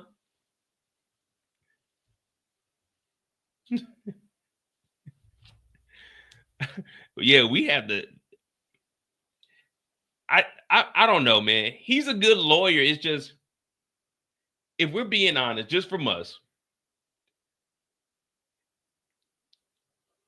if you have a client that is, you got stuff on video footage and everybody's seen it, and then you're hearing all these other stories and everyone's having the same story from their own perspective, it's kind of hard to defend that. And that's why I was asking, do we think that he was going to defend the Prince party, or defend her getting hit in the head with an ice bucket, defend her being in the closet, Diddy coming in there, her being on the bunk bed, Diddy doing that, them being on the plane, Diddy doing that.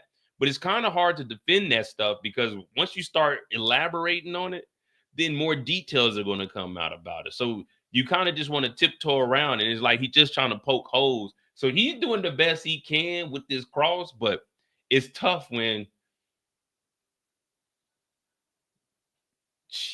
like, he had to admit, like, yeah, Diddy was getting violent. So it's like, damn, okay, well, we already said that Diddy was getting violent, but Cassie was sticking around. And he said that that's never okay to get violent with somebody. So that right there is already going against his defendant, because that was your, that was your argument statements that it was a toxic relationship. He get on drugs. So if he's getting physical and violent with her and she's sticking around, so it's like everything he's admitting to, it's like, damn, I don't want to go into too much detail on that. I guess he's doing the best he can. Maybe the jury, you never know. Maybe some of the jury is hearing this stuff and it isn't clear to them, and they're just like, well, why did she stick around? You know what I mean? Because that's what it's going to come down to. It's not on us.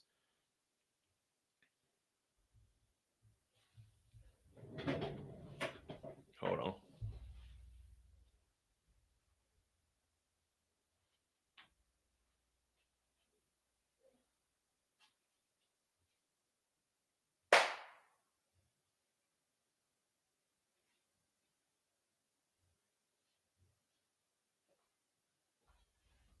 Man. See, they trying to build nest up there, man. Shit. All right, man. We're back. We just here. We got another sidebar. So I'm thinking this is probably like 8 sidebars and 10, probably 15 and 10. Jury's dismissed for lunch till 12:50. All right, so we got about 40 minutes. Well, no, we got like 30 minutes. All right, we got like 30 minutes before they return back. We got a sidebar. Jurors can leave. Judge Tamia, when you come back, You will be shown documents. Have a good break. Mark said, we'll talk to the government over the break about the witness. The witness's lawyer. The judge said, okay.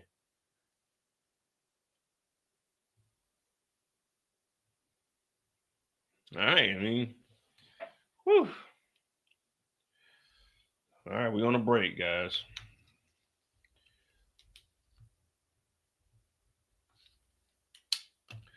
All right. I mean, that's what we got right now. Moochie, you in here?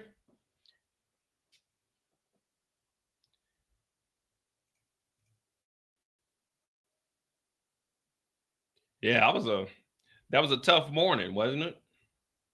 We didn't really get anything. I mean, we got repetitive questions, the paddle board.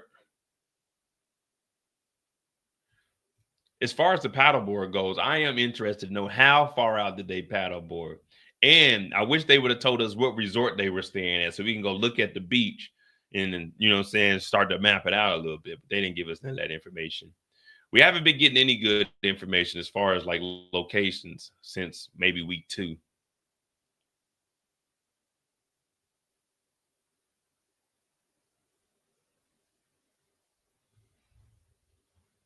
Oh, we got to look up this producer, Charlucci. He's already a fucking weird name. Lucy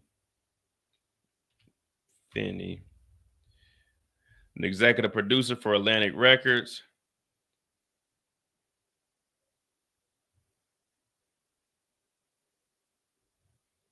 Oh, so he's the dude that be wearing all that.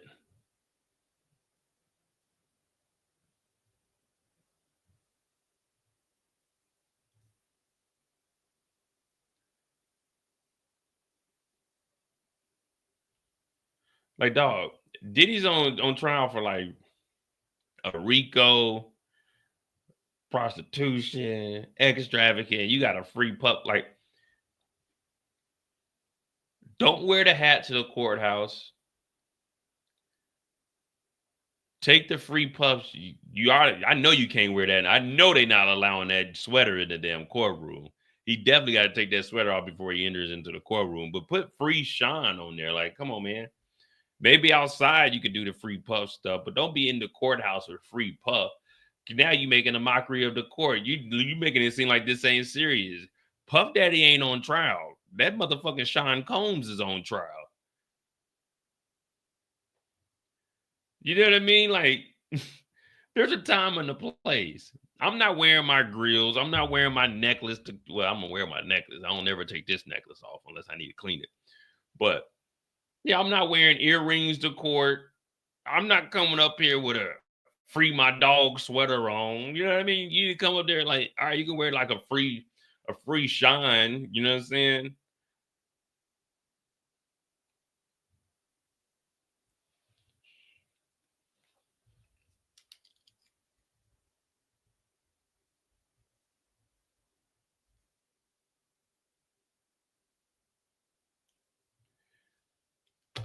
I'm about to make me a little bit of money, guys. I'm about to make me some free shine shirts and just put it up. Don't tell nobody it's me selling it. I'm just trying to make some money. I gotta my baby walking. I gotta get him some shoes, rent due. I got a lot of like, come on, guys. Don't you know what I mean? Stall me out a little bit. You know what I mean? His name is Charlucci Finley. Let's see what backstage says. Member of Teamsters, Team Masters, where the fuck this is.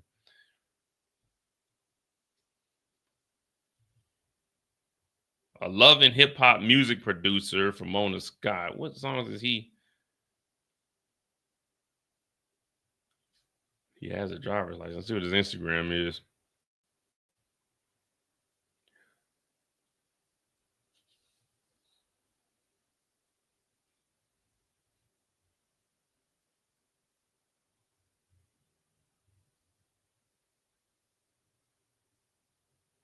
No, I don't think this is him, is it?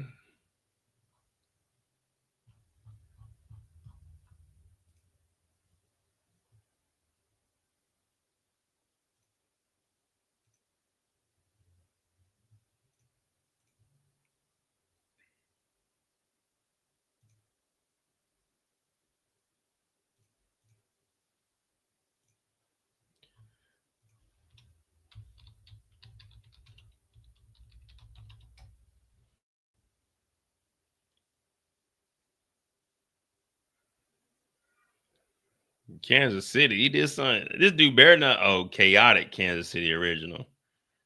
I'm about to say, I know this dude ain't from where I'm from.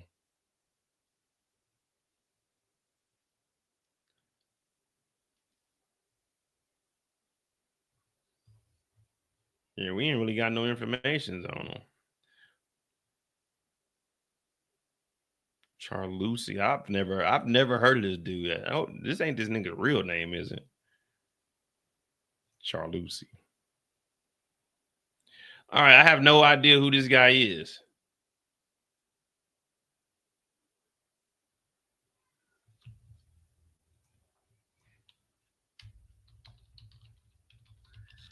Man, don't be from Kansas City, man.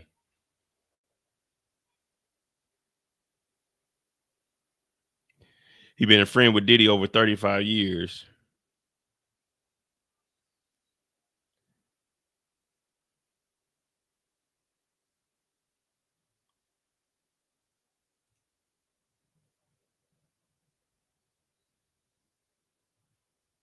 In their search of his homes, they found things like not only the baby oil and things like that, they found weapons, AR-15s, drugs. All right, so this is him. Oh, this nigga a diehard fan. Illegal drugs. What do you make of that? It's not in his indictment. He's not being charged with guns and drugs and whatever you just said. That's the ignorance there. The RICO is from all the way back then, all the way up to when he got arrested. So the guns and the drugs, that is what he's being charged for. That is what he's being charged for. They actually already admitted all of that into evidence. So this right here tells you that this guy is just a groupie ass friend, one of Diddy's yes men that witnessed some of this shit and was along with it. Because yes, he is getting charged for that stuff. They already went over there. They brought in the experts that took the pictures. They brought in the head of the FBI or the Homeland Security that did the red. He is being charged with those guns and drugs. So this nigga's just any dumb nigga that's wearing some shit like this to court. That right there already tells you what their thought process is. Cuckoo. They ain't all the way there. See, this nigga getting on here trying to, that's not what he's on. Yeah, that's what the RICO is, nigga. That's exactly what the RICO is, nigga. The guns and drugs, nigga. That's exactly why they put it up under a RICO. That's not his charges. Racketeering, sex trafficking. Look. Yeah, he heard that racketeering. That's not what he's charged for. Racketeering. Yeah, nigga, that's exactly what the fuck he's charged with, you dumb nigga. You getting on here defending this nigga, you don't even know what you're talking about. That's why you let the lawyers get on here and talk about it. You let the family members get on here and try to get sympathy from all of us. You don't have dumbass friends get up here that don't have a fucking idea what's going on, speaking on your behalf. Because then this lets us know the idiots you had in your circle. So now it's like, okay, this nigga's stupid as fuck. So we know whatever Diddy was doing, he was with it, because this nigga doesn't even know what Diddy's charged for, but he ran to Nightline. What is this? What is this on? This is just on Hulu? This is on ABC Nightline. And you on here talking about, yeah, that's not what he's charged for. The nigga, as soon as the interviewer, what's his name? Brian Pitts said, racketeering is a RICO. He said,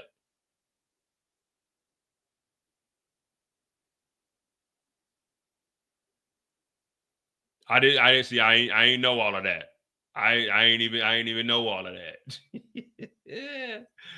Look, that smile went off his face quick. Transportation for the purpose of prostitution. Does that sound like your friend? No, it don't. It sounds like alleged charges, and that's why we're in court. I gotta pause it because it's ABC. He's not a sex trafficker. I know that he's not a racketeering boss. I know that.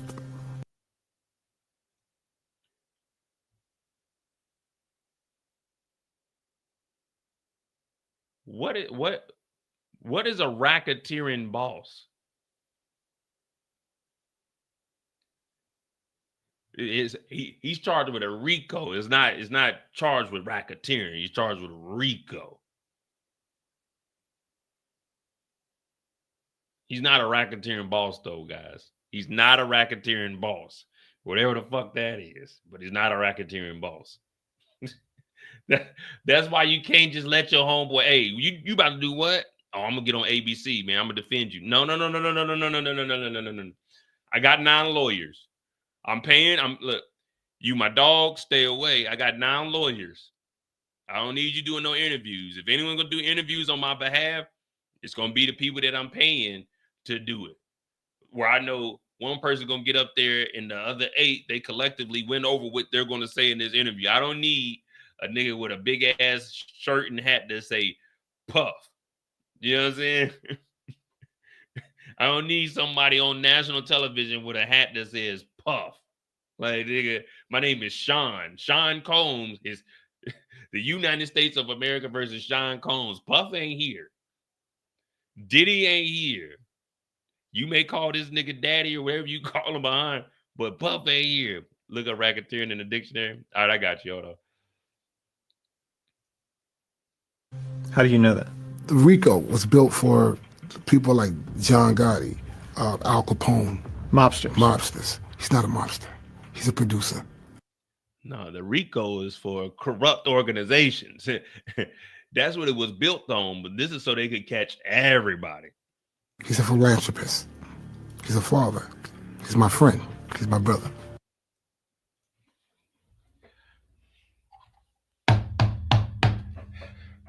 Diddy, you're innocent. You're Charlucci Finney's best friend. You're innocent. Get him out of here. Get him out.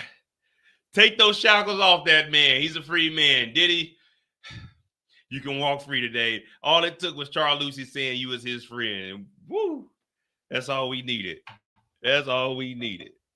He talking about he's a father. Like, fathers don't go to jail all the time. So. And his lawyer suggested he's also a swinger. Oh yeah, for sure. So I don't think swinging is against the law. What he do in his bedroom is his business. You know, I'm a father myself, right? So if any of the allegations I felt that were true. What you gonna do? If any of these allegations you felt were true, what you gonna do?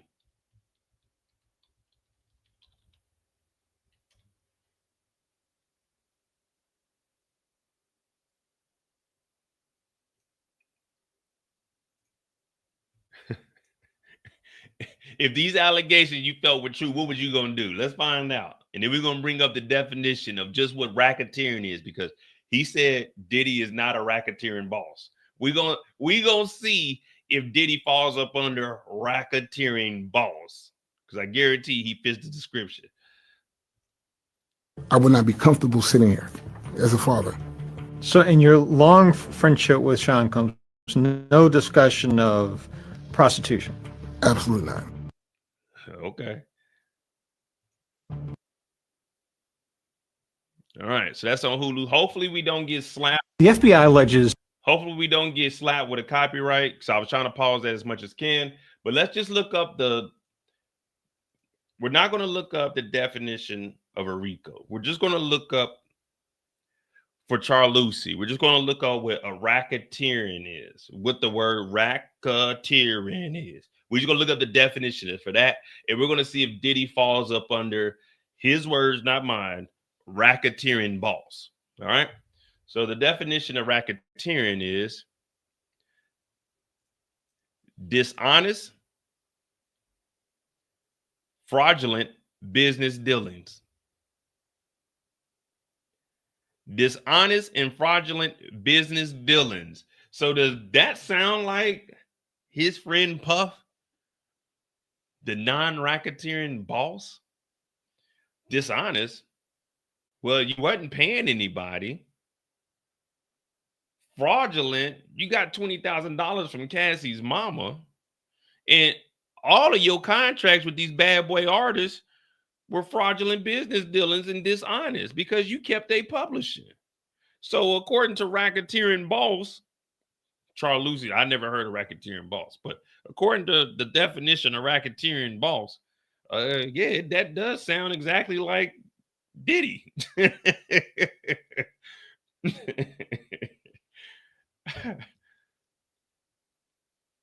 Here we go. Give us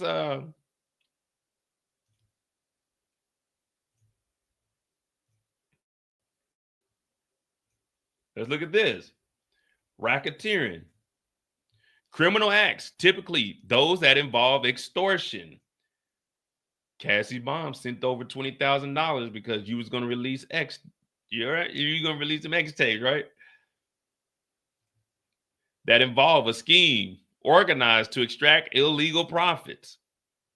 So it does sound like Diddy falls up under the racketeering boss. Is that a Diddy sketch? Hell no. This guy's a thief in the night. Diddy was doing his in broad daylight. The jury's taking a lunch. All right, we got some catch up. We need me in the courtroom. If I was in the States, well, I don't know if I would fly to New York, but because I would definitely need somebody to let me stay at their house. Because let me tell you something. This case is cool to cover from the from the comfort of my own home. Because when I get off of here, I'm gonna go take a shower and go get in my bed. But if I went to New York, that means I got to pay for a hotel. Now I hear that New York ain't cheap. So somebody would have to let me stay at their crib, because I'd be damned if I'm paying to stay at a hotel to go to this case. I'm gonna drop the link for you, Moochie. We still got this afternoon. I don't know how long still got. There go the link, Moochie, if you want to come up while we on the lunch break.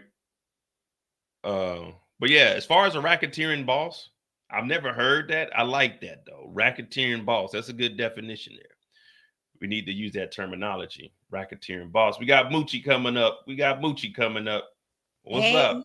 What's up? Nothing much. We're just sitting here. We were trying to find out. Well, let me ask, because you from the Big Apple, right? Yep, I sure am. In your lifetime, you don't have to disclose this information, but how many racketeering bosses have you came across being in the city of New York? You know what? Look, I'm a law-abiding citizen that held down a city job. Not me. I don't know nobody like that. You don't know no racketeering bosses. Mm-mm. Come on, Moochie. We just gonna try to bring some of them on here so they can give their perspective of how being a racketeering boss is bad for the economy. Of course, it's bad for the economy. So have you been following for today? Yeah, they had I wrote in there earlier, they had a lot of objections going on, and it seemed like her story is they trying to basically chop up her story and make her not a credible witness. Yeah, I don't know. I don't know if that's really working though, because they still aren't defending anything. I'm just all right. She still texts Diddy. Like, come on, everybody was scared of him though. If one of his witnesses says he's a god among men, what is that saying right there? He's one level above where I am. I know that's right. You gotta think something about yourself, but you ain't nobody above God. That's how he had the people. That's crazy. Yeah, I don't know, man. Terrence said, I grew up in the hood of Brooklyn and I never met a racketeering boss. Yeah, I don't know what that. Like they just hanging out on the corner, or that's the person that own the local store. Come on. Oh man, yeah. Today's been slow, like you said. I think it's probably we had at least 5 to 6 sidebars, like at least 12 to 15 objections. Then what do you think about Brian still asking her to waive her privilege with her therapist? That was crazy. Like, who in their right mind would do something like that? He said, I'm surprised she didn't give an answer with sarcasm. Everything that he was asking today, he also asked, why did you hire your lawyer? Because I needed a lawyer. Why else would I hire a lawyer? What do you hire a lawyer for unless you need a lawyer? Like he's asking all these questions. I'm thinking, all right, when are we gonna get to some defense here? Well, what you think of this whole thing with the pardon coming? They trying to get this pardon. I mean, if it happens, it does. I don't think He he. has to I be don't know. convicted first, though, right? Yeah, he has to be convicted first. I don't know. I don't know if he like once he's convicted, could they? Well, technically, he doesn't have to. Well, yeah, he has to be convicted because Mm-hmm. the people Trump did last week, that white couple, they were found guilty, but then he dropped the pardon before they even went to jail. But I think technically he could just give him a pardon for this whole thing, and he doesn't even have to go through the trial. Mm. Because when you get, that's why they were getting pardons before people get out, like when they were giving the blank pardons. It's so if anything happens, you can just drop the pardon. You won't even have whatever charges they had; it just all disappears. So I don't know. I guess he's going to look and see how people are feeling about it. Because at the end of the day, I mean, well, Diddy's going to have to fork over some money. I mean, do he have enough left? That's the question. Shoot. He should, though, the way he was renting out that plane like an Airbnb. I'm just saying. Yeah, I don't know, man. If he does get the pardon, there's going to be a few people that work with him, but I don't think any networks or anything is going to work with him. So I mean, the only thing that'll do is save him from going to jail. But then you got all the civil lawsuits that are going to start piling in. Yeah, so either way, he gonna lose some money. Yeah, he's gonna lose a lot of money. I don't think he could. Do you think he can recover from this? That's the question. And still be an entertainer. Nah. I think a couple of people will work with him, but for the most part, I don't think.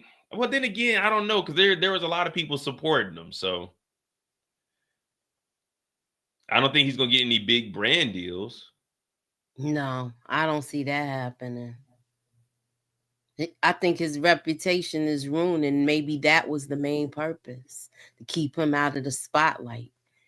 Anytime somebody famous, he latch on to. Like, if he latch on to everybody that's popping right at that time. Yeah, because if we're being honest, his music wasn't doing anything over these last couple of years. Nah. He just been latching on to people. First, it was I'll go far back is when he latched on to Rick Ross and Nicki Minaj when they was hot. I think Drake, all of that. Ray J will put him on his network. Ray J will probably, if he gets the part and everything, Ray J will put him on there, or he'll probably do a deal with. Of course he is. Ray J in love with him. What's the other thing? Zeus Network. They'll probably try to do. It'll be some backlash, but there's still going to be people that work with him. Will he be what he was? No, he'll never get back to that. But I think he'll still be all right and be around. Because I mean, technically, if he's pardoned, then it's like, all right, shit. He'll be just like OJ. Nobody will never see him the same again. And people already saw him like this years earlier. You get it? Yeah. I mean, I don't know what's going on. I don't know how long we're gonna be in this trial either. I don't even know how many more witnesses they have. It's more coming. You gotta think. If she came, who's coming that we haven't seen? Don't be surprised if Lori Ann Gibson come. Because even if you signed the NDA and all of that, if she did get paid, you see how they throwing those out the window.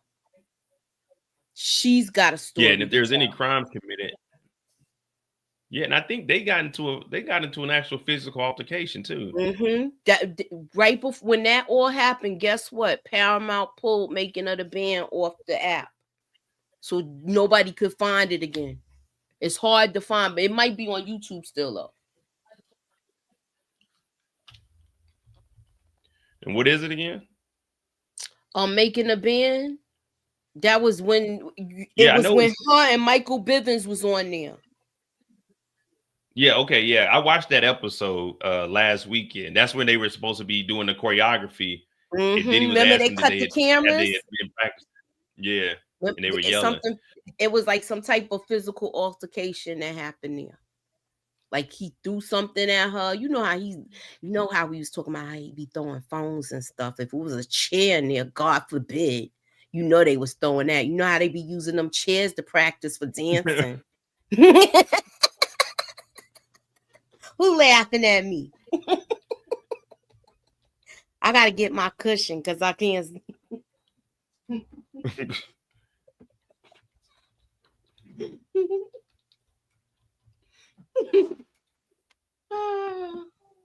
Yeah, guys, I'm sorry. It's a Monday, but it's a slow Monday, guys. Ain't nothing crazy going on in the court.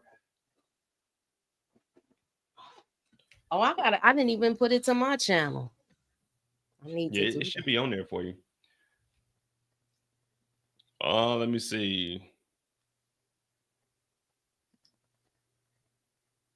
She's breaking trust, shame. Like, yeah, there's I'm telling you guys, there's nothing. I couldn't even make this interesting today. There hasn't been anything that we could even play off of or even spin to make funny. Today we just been in here. It's like a training day or something, you know what I mean? But we gotta all be focused and we ain't hearing anything. But we did see Brian still admit that Diddy was aggressive and violent with Cassie. And he confirmed that he basically told us that Mia was actually there because he said, "Isn't it true? Other than a few times that Diddy was violent with Cassidy that you've seen, that you didn't tell her to leave." Mm-hmm. They just trying to get rid of her credibility right now.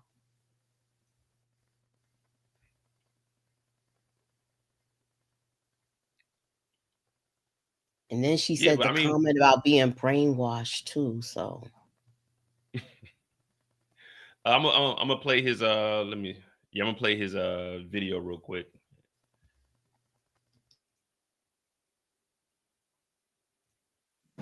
Okay, here we are, Matthew Russell Lee, Inner City Press, here on the break in day 14 of U.S. versus Sean Combs. Well, witness Mia is still on the stand, being cross-examined by Brian Steele. Sean Combs' lawyer brought up from Atlanta after the young thug down there. And he just keeps using these social media posts, although he got into evidence, this birthday greeting. So now it's in evidence. And the issue seems to be that he hired Sean Crowley, a civil attorney, quite expert here in the SDNY, and he wants to bring in that he hired her and she just won a big judgment. And then the prosecutor, AUSA Smizer, objected. The judge sustained it, but Mark Agnifilo, the lead lawyer of Sean Combs, says they're going to be talking about it over this break, what can come in.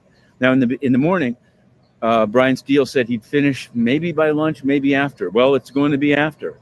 And after, already a guy called Eddie Garcia has been given immunity. He invoked his Fifth Amendment rights against self-incrimination. So that should be a witness this afternoon, if and when Brian Steele's cross-examination finishes. It's really something. We're covering this trial. I want to say I've seen some even more kind of insane AI-driven misuse of tweets saying things happened that didn't happen. So you could find for week 3 the book on Google Play. We're going to do another one. It's kind of like a blockchain. That's how I view it, just to make sure that we're clear on what we're reporting and what we're not reporting. But it's a hell of a trial, and we're going back in to cover it. Inner City Press, to be continued.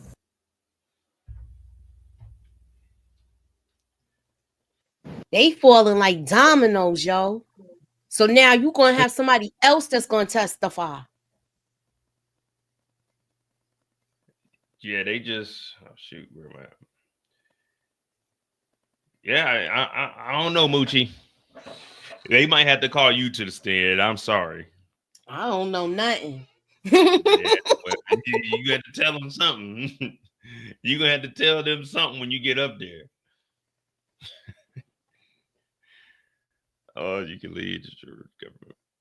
Yeah, I mean, today's a slow day, guys. We don't have anything. We literally been up here with Mia all morning, and now they went to break.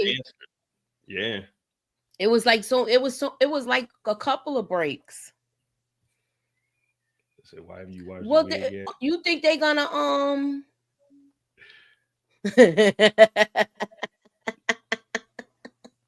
he can't watch that. This is real. Y'all don't know if y'all know, but when you have this kind of hair and this texture, you only watch this once a year. It ain't like our hair, you know what I mean? We gotta get some water on it. Yeah. What were you gonna say, Moochie? What are you talking about? We will be found guilty immediately. No, he's saying us. We were on the stand for something like this. Yeah, Suburbia. Mia, that is one thing I did. She did say she had a dream that she was in the elevator with R. Kelly and Diddy saved her. Oh my goodness. Which is wild to have R. Kelly in the elevator with you, but then that weirdo's in there with you, and then you got another weirdo to come and save you. Like, who you think will win that fight, Diddy or R. Kelly? I don't know. Kel's probably look like he got some hands. Remember them guys came and attacked him in his cell, and he had hands. I'm just saying. He was throwing them bows too. And Kells he's illiterate, he can't read either. So yeah, you know he in there scrapping. Yeah, I mean, this is literally the first day we haven't had anything to talk about. It's just, can we take a break? So Brian Steele was also asking why at the baby shower, he tried to show baby shower photos that had nothing to do with it. He was asking why at the baby shower she didn't tell people that it happened. Like, he just wanted her to tell random people, oh yeah, hey, it's like me saying right now, hey Moochie, you know I was assaulted this day. Like, dog, you're not just randomly telling people stuff like that. No, you're not gonna tell nobody random like that. Yeah, at a setting like that. Yeah, at a baby shower, you're just gonna say, man, you know I was assaulted. Like, no one, you're not just talking like that. Not nothing of that nature. And then he was asking when she went in there to try to get the $400,000 that she was owed. Well, that's what she wanted, $10 million, but they negotiated the $400,000. He's like, why didn't you bring it up there? Man, she was there to get her money that she wasn't paid. She wasn't there for anything else. She wanted to get paid and put all this behind her. Yeah, that's why she never sued him like that. She sued him for wages that he didn't pay her, not for the essay. Yeah. And that's what falls up under RICO, the force. So that's another thing right there. That settlement off of that lawsuit goes up under the forced labor. Mm-hmm. That's what racketeering bosses do. Exactly. That's right there. I don't know, man. It's just, I guess we're gonna have to see. But again, it's the defense's it's their case to lose, because you know they can still drop the ball with another witness. Yeah, and now you got somebody else that's coming too. It's more people coming. I think his whole staff probably turned on him. Shit, you got to if you ain't trying to get caught up in this nonsense. Exactly. People act like they had a choice. I don't think. I mean, everybody has a choice, but like, would you go to jail for him? They already seen how he did Sean.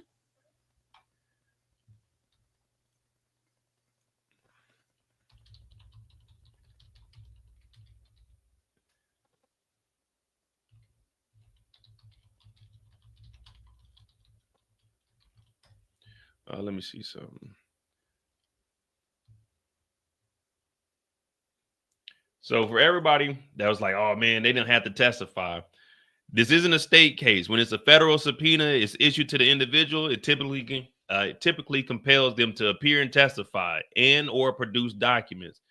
Ignoring a federal subpoena can lead to serious consequences, including contempt of court charges, fines, and even imprisonment. So a state case, you can say, I don't want nothing to do with it. But the feds, they don't give a damn what you feel, how you think. If they send you a subpoena, you will bring yourself down here. You will go to jail. Unless you can get your lawyer in some documents or say, oh, we can't make that. But you will come and testify.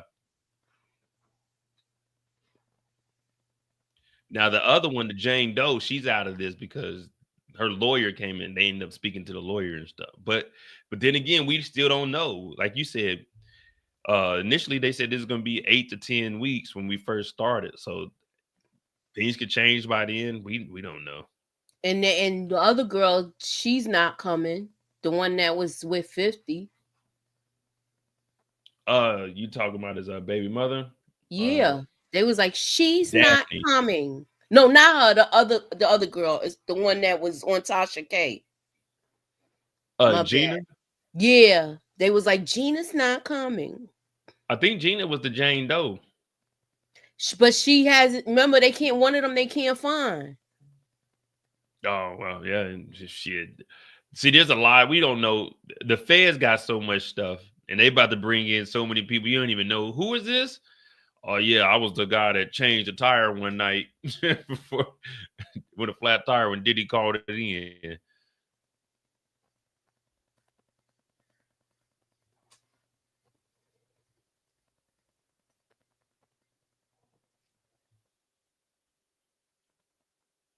Let me see. Did we got anything? Because it said we'll be back at 12:50. It's 53. Yeah, I think that's what it said. Let me see. Yeah, they're dismissed at 12:50. All right, so they should be coming back in now. Damn, those lunches are short, man. I don't know if I could do 30-minute lunch. You can't even leave nowhere. You have to bring your lunch. What's close to this courthouse? Do you know this courthouse's address? That's in the city. It's not where R. Kelly's was, because I was down there because that's by the transit building. And then when people was like, free R. Kelly, they was yelling and stuff. I actually saw all of that. Were you out there yelling for your R. Kelly? Heck no, I wasn't there. I was passing through. That is none of my business. This is a safe place, Moochie. I was just passing through, handling stuff that I had to handle down there because the courthouse down there. Moochie, you know, you sounding like right now. You sounding like you may have been the racketeering boss. No, I know nothing of the sort. 500 Pearl Street. I'm pretty sure it gets busy down there. Well, Manhattan is always busy, isn't it? Yeah, that's Manhattan. So it's just like that's like really busy because remember he's from the way they got it. I guess they linked it to the bad boy office, and you know the building that you had up on Friday. You know that I believe that building is torn down now. Oh, dang. I know it said it was abandoned in 21, so yeah, it's not there now.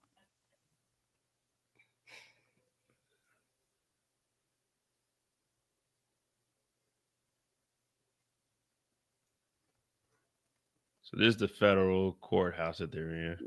Park Row, 152 Park Row. And that's the street view. And there's a barricade. All right, so that's it right there.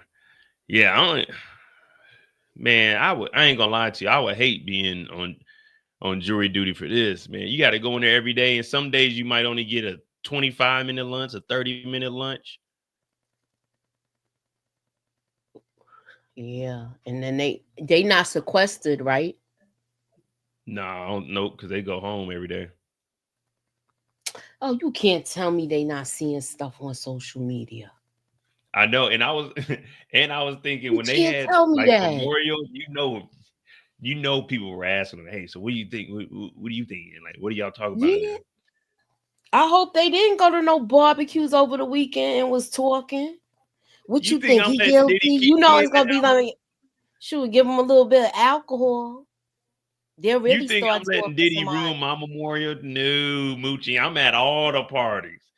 I'm everywhere. That weekend, I'm going on a little tour. Now I can't say I'm gonna call it the hush tour because I can't tell y'all nothing, but I could tell you something. You know what I mean? Oh yeah, I ain't staying in the house. I'm out. Yeah, I hope the jurors be having like a Ziploc bag full of nuts or some kind of snacks while they Now, in y'all there, know it ain't no because y'all food sitting allowed. there all that time.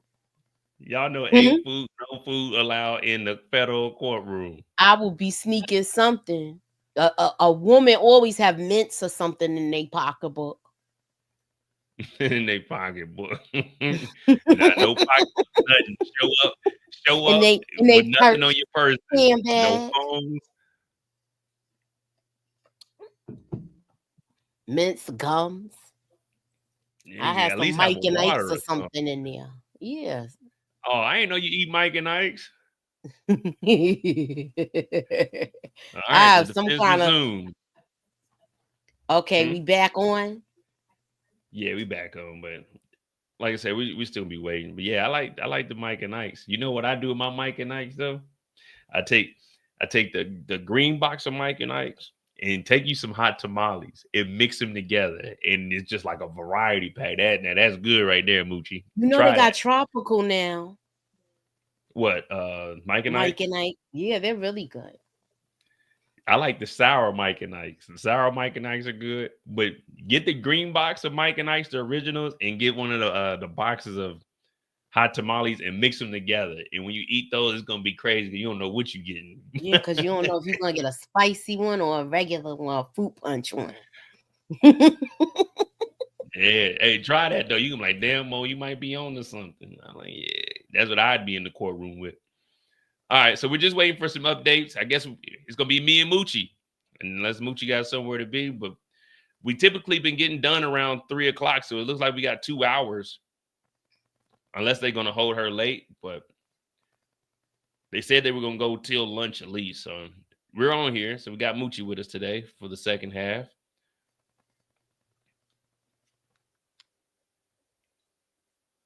Let's see if we got any updates though. At least I got somebody to talk to, Moochie, because usually I'd be on here lonely by myself. Oh, Hey, look at, I didn't even notice the sketch. Look at the sketch. They put up the Merry Christmas, I love you so much. Like they actually wrote that in on the sketch.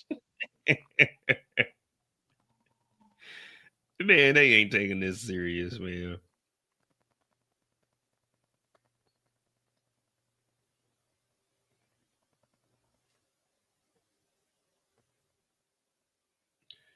All right, let's see if Brian Steele's gonna ramp things up. I wonder if they're gonna put what they talked about as far as the documents. Because they said Mia's about to go over some documents. We're not sure what these documents are, but it might be documents from her and the lawyer sitting down. 44 minutes, 1 minute. All right, they're back. Mr. Steele may proceed. Mia, were you able to review? I guess it's over the break. Were you able to review over the break some of your interviews with the prosecutors? Yes. And you didn't mention any ex abuse until June of 2024. I don't remember the date. Let me be honest with you. On my lunch break, I'm not review. I would have told Brian I didn't review shit on my lunch break, nigga. What the fuck? no. I went to have lunch. I'm not. I'll It's review it bad now enough when we we had have 30 minutes. So I had time to go to the bathroom, refresh myself, and possibly eat something really quick. If the cafeteria line wasn't too long. I'm not a lawyer. My job isn't when I got lunch break. I'm not on the clock. I'm not reviewing no documents on the lunch break.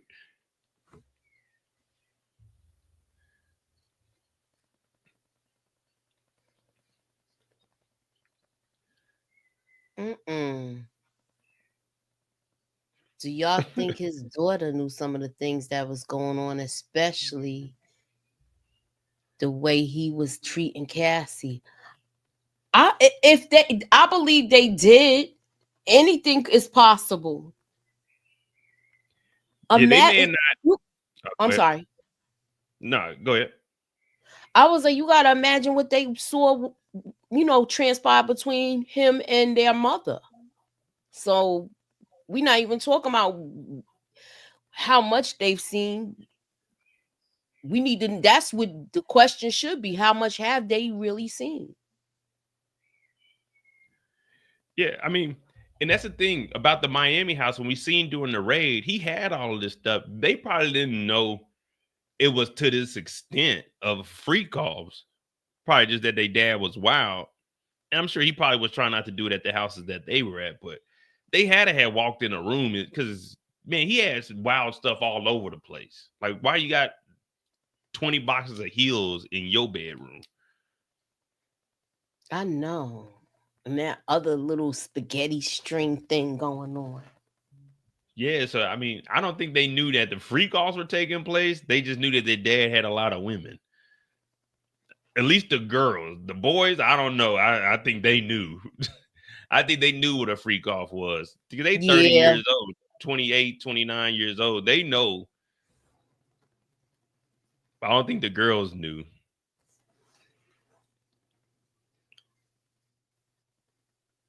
Well, aren't they implicated in some things? Well, not on Well, the him. son, he's in the charge. Him and his dad are in it. Yeah, he got his own whole case, but we haven't heard nothing else about that.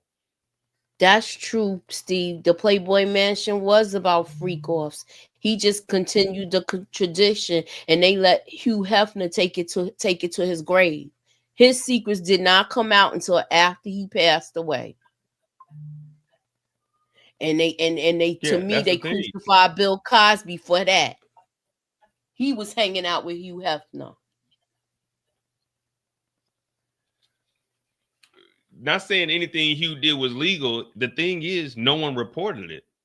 Until Cassie's case came out, we would have never known any of this was going on. So if no one's, it just I always use the analogy as if I run a stoplight and you run a stoplight, but the police see you and catch you, it doesn't mean what I did was not illegal. I just didn't get caught. You know what I mean? Yeah. So I don't think it's like they probably knew something about Hugh Hefner, but we're finding out that there's been police reports and they've been knowing about Diddy for a while doing stuff like this, breaking into the houses. They've known about all of this stuff. It's just nothing ever came out. It's been on the hush. And then it just all comes to the light at one point and it's over with.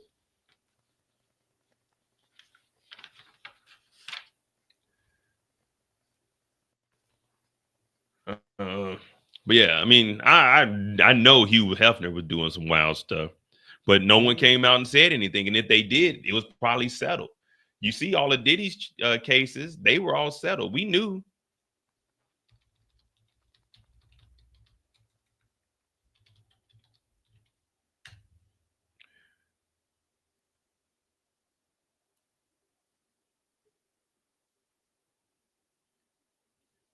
In 2019, geez Louise. In 2019, Diddy's former personal chef settles work suit. She was talking about the freak off in 2019, but Diddy didn't get in trouble then. Why? Because he paid her off. But like I said, this information has been out there for years, but Diddy never got in trouble for it. So it's the same way. You got to look at Hugh Hefner. You got to scale that. When did Hugh Hefner even die? We're going to find that out right now. 2017. So 2 years before this Diddy freak off it wasn't called a freak off. It was just she went in the room and Diddy had people in there having sex and Diddy made her serve them. So in 2019, but this happened in what? Her lawsuit was filed in 2017. When did Hugh Hefner die? 2017. So there's probably you think it's any connection out there. But I'm asking you, do you think it's any connection? Because you gotta realize he got it from somewhere. I know they bringing up his mama too, and I get that, but you was in circles where this was happening, where they deemed this is all right. I mean, I believe that something had happened over there. Or he's probably been involved with something, but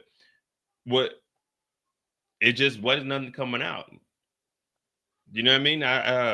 Do I believe he got it from Hugh Hefner? No. Did Hugh Hefner have some wild parties that may have been freak offish? Yeah.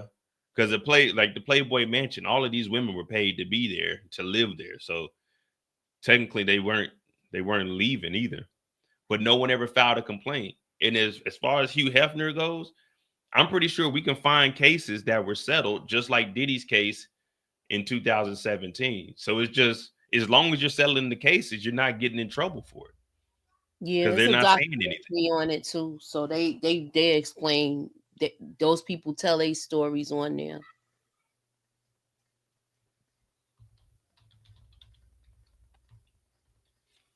Not everything as domestic violence. You can't explain everything away as domestic violence.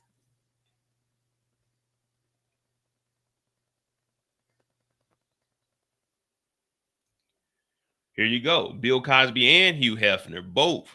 So we can't say Hugh Hefner wasn't, why wasn't he charged? He's selling his cases just like everybody else was. So there's cases. Look, Hugh Hefner in 2016, he ended up dying. Look, Crystal Hefner, she died just in time before the Me Too. So And then after rape, that, Me Too assault, came out. harassment. Exactly. So it just no one put it out there. And before that, he was settling cases. So you can't say, why didn't something happen to somebody else? Because the same thing that was going on with Diddy in 2017, he was just paying people off. We haven't heard anything else about the chef. The chef was the first person to say that I've seen online that said that she was made to serve Diddy when he was in there having sex with people. So the same thing with Hugh Hefner was going on. It just didn't get brought to the light because he was settling cases. So it's going on. It's just not on that scale because he ended up dying in 2017. So we got to stop looking at it like, oh, no, they're going after the white folk also, but we don't follow white people news. We follow the stuff that we, you see what I'm saying? So it's going on. We just aren't watching it. Well, I remember them talking about Hugh Hefner. I'm just trying to figure out how come he didn't get maybe because see, he pissed somebody off for them to come after him. That's what it looks like. Like he was fined into the lawsuit. I kind of believe that's what basically brought him to all of this. And that's the thing though. If Diddy would have settled that lawsuit before Cassidy brought it to the light, guess what? We would have never known about this. Yeah. Remember, they said she was asking for 30 million. If Diddy would have just did that 30 million, we would have never heard about this and we wouldn't even be in court today. But and nobody probably would have came out of the woodworks too, like all of those people who was coming. He should have just paid her off. Exactly. You got to pay the lawsuits to get rid of them. But once it got dropped, he tried to pay it. It was too late. And then everybody heard it. Now everybody telling their story. Because it's like, oh, well, shit, somebody actually went after the guy. Because think about it. Prior to him dropping this, everything that we're hearing, if he really had that much control and power, he still had that all the way up to when the Cassidy lawsuit dropped. So he can still get you touched. If you're still living in the industry, he still played a role. So that's why nobody was saying anything until they felt like it was safe. Safe enough for them to be able to tell their story. Because think about it. If you're a regular person, you were working for Diddy and now you're not working on that same level. You're not about to come and say this because you're not trying to ruin what little stuff you got going on. But now it's like, okay, cool. Now there's a light on it. Now it's safety in numbers. That's what they tell us when we were kids. Safety in numbers. Yeah. So that's what this is. Just like with Hugh Hefner. You guys say, oh, why did it happen to Hugh Hefner? Well, we see over 60 people said something, more than 60 women in 2015. So it was there. He was just paying it off. And unfortunately for him, he died before the lawsuits could actually, form all the way. Because think about it. This Diddy lawsuit was in 2023 when it happened, November 2023. Hugh Hefner died in 17, and this suit came out in 15. That would have been 2 years. You see what I'm saying? So it's about the same timeline. It's just he died, and this was earlier. So, I mean, again, I'm not defending Hugh Hefner or Diddy. I'm just trying to be logical about it and just show like it's going on. But none of us was reading Playboy magazine. We really didn't give a fuck what Hugh Hefner was doing. But Diddy, we all knew Diddy from us being kids and hearing the music growing up. So it's like, all right, we're more interested in what Diddy got going on. We're more interested in what Bill Cosby got going on until until Jeffrey Epstein got arrested, 99% of black people didn't know who the hell Jeffrey Epstein was until he got arrested. That's true. You see what I'm saying? Like Harvey Weinstein.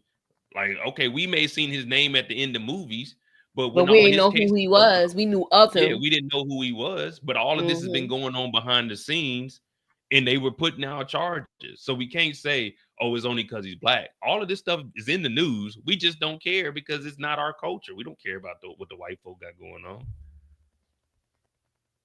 So it sucks, but hey, I mean, it is what it is.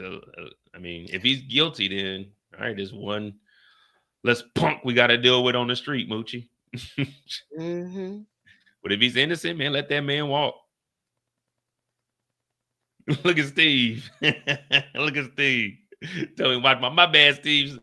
Some of us. All right, let's see if we got any updates.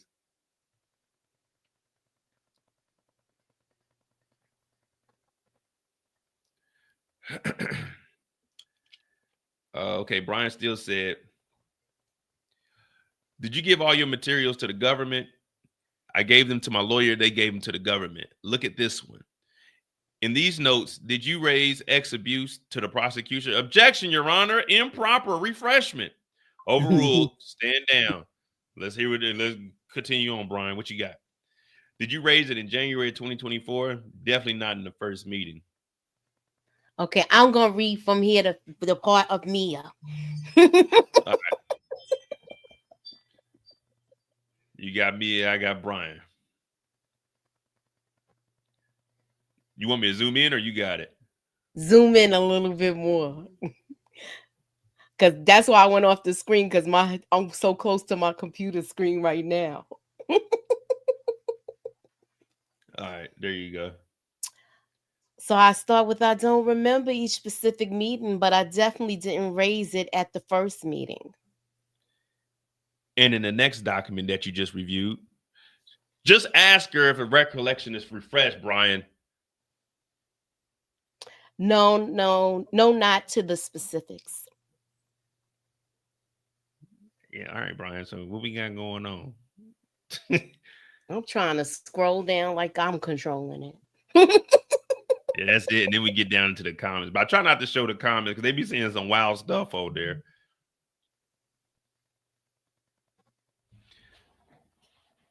That's the only thing, man. Sometimes it's a refresh, and then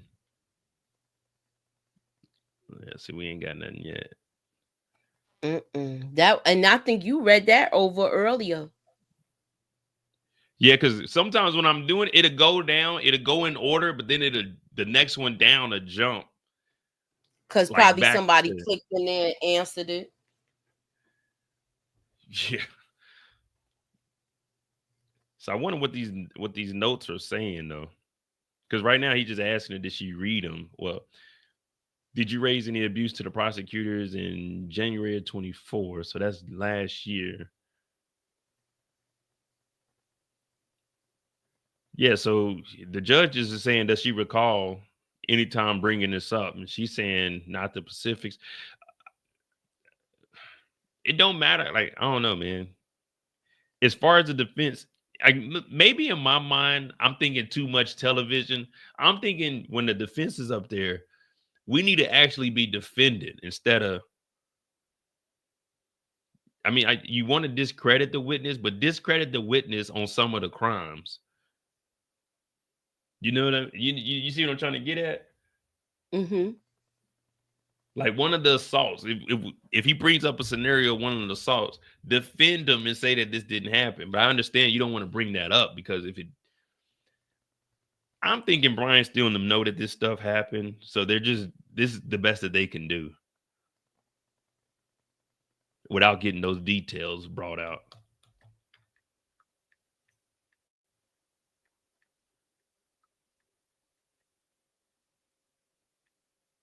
All right, here we go.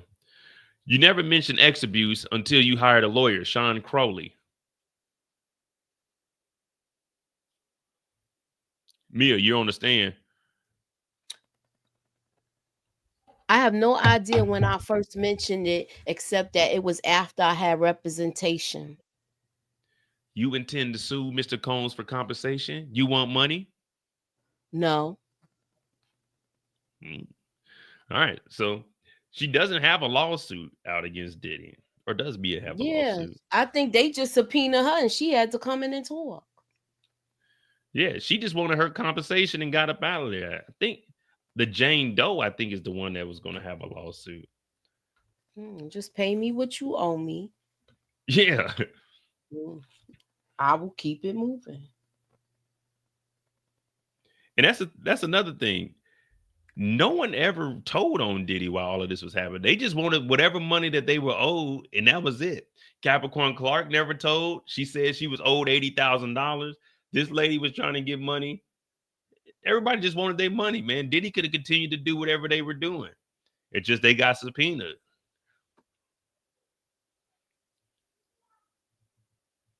Mm-hmm.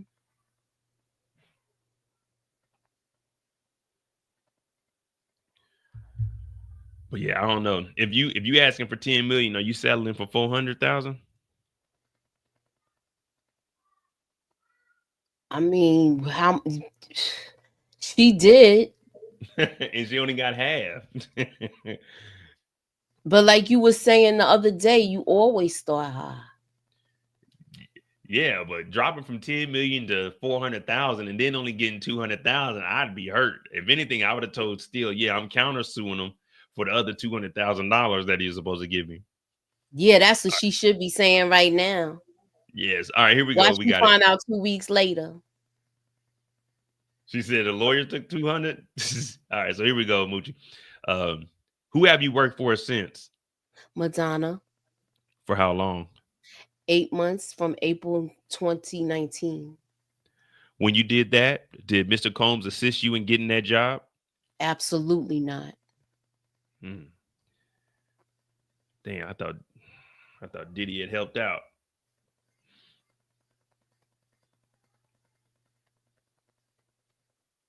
All right, so she worked for Madonna. All right, so she's still in the business. But again, that goes what we were just talking about, though, Moochie. She's still in the business. So you're not going to That's say probably why anything. she didn't sue like that for the other thing and just walked away. She still want to work in the business. Everybody else that has gotten into any type of litigation with him, they not working. They name is mud in the business. Like Capricorn, they not letting her work in the business no more. And when she was about to, you know what happened to Chris Lighty. See, and that's the thing. All kinds of conspiracies are about to come up from all of this. Mm-hmm. Who did you work for? All right, we got more. All right. So you were not blacklisted? No. No retribution? He took away the TV show, the credit I was promised. You told the jury you were surprised you were let go, right? I did. You were let go for drinking? No. Your Honor, I like to say that me is lying. Look. Mia, were you let go for drinking? No. Meanwhile, she's probably like this. Hey, for real. Hell. Let go for drinking. All we heard was when you with Diddy, all you do is drink and do drugs. Like that's what the whole job consisted of. Mm-hmm.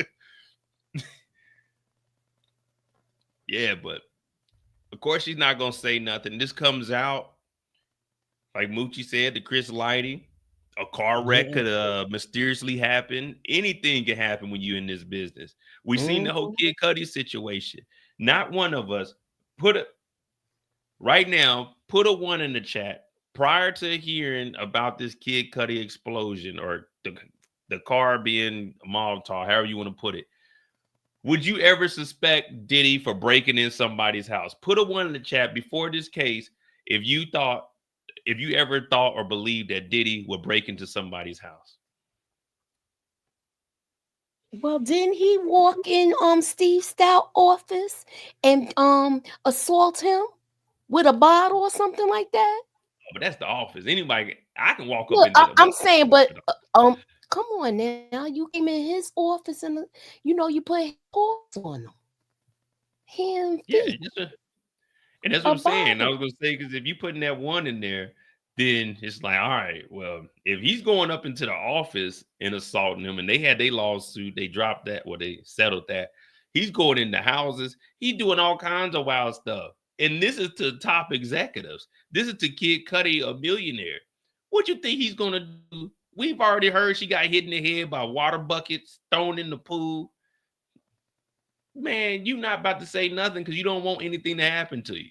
So when they settled for that 400 Moochie and she only got the 200, she was just like, you know what? I'm just gonna take this 200,000 and continue on with life. The hell with that. I'm not even about to try to fight for that.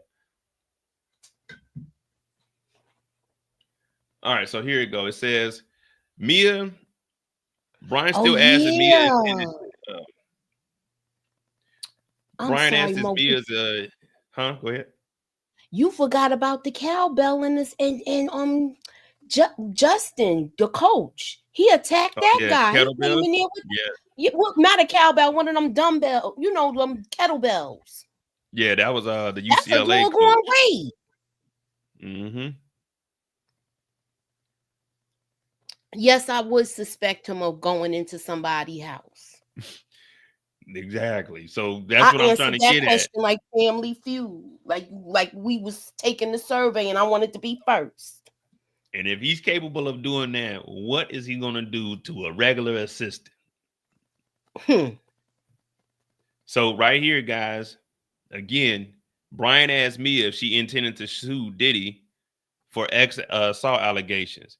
She said that's not her intention. So everyone's saying they just coming up here for a money grab. They got subpoenaed. They just telling their story. No one said that they were trying to sue Diddy. So it's not really a money grab. They telling their story because the feds brought them up here. Yeah, I want to. Diddy probably had the 5-pound kettlebell. I don't think Diddy is out there putting in work like that.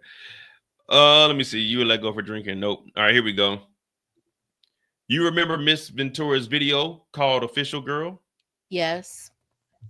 And King of Hearts, her song with Nicki Minaj. Hey, Mia. Yes. Let the attorney ask the question.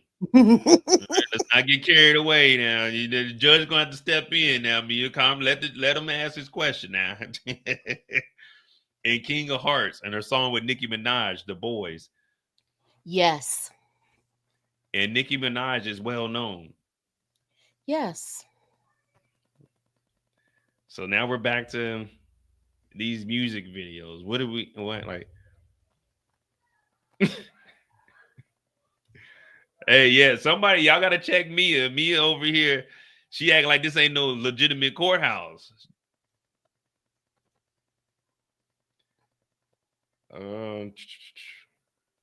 Yeah, so I mean, what is he getting at with these music? Like, videos? why is he asking these questions? Yeah, we know that she worked with him. We know that she did all of this. I guess he's gonna say you had the freedom to do these videos with her. I don't know. These sound like questions that Puffy giving them to ask on a piece of paper and passing it to the attorney. Allegedly. Oh no, Princess Doll. They bringing Nicki Minaj into this. Yeah, we bringing Nicki in here. That's the second time she was mentioned. Uh-huh. Was Nicki in a freak off? Her last name is Minaj. Her rapper name is Minaj. I'm just saying. Allegedly.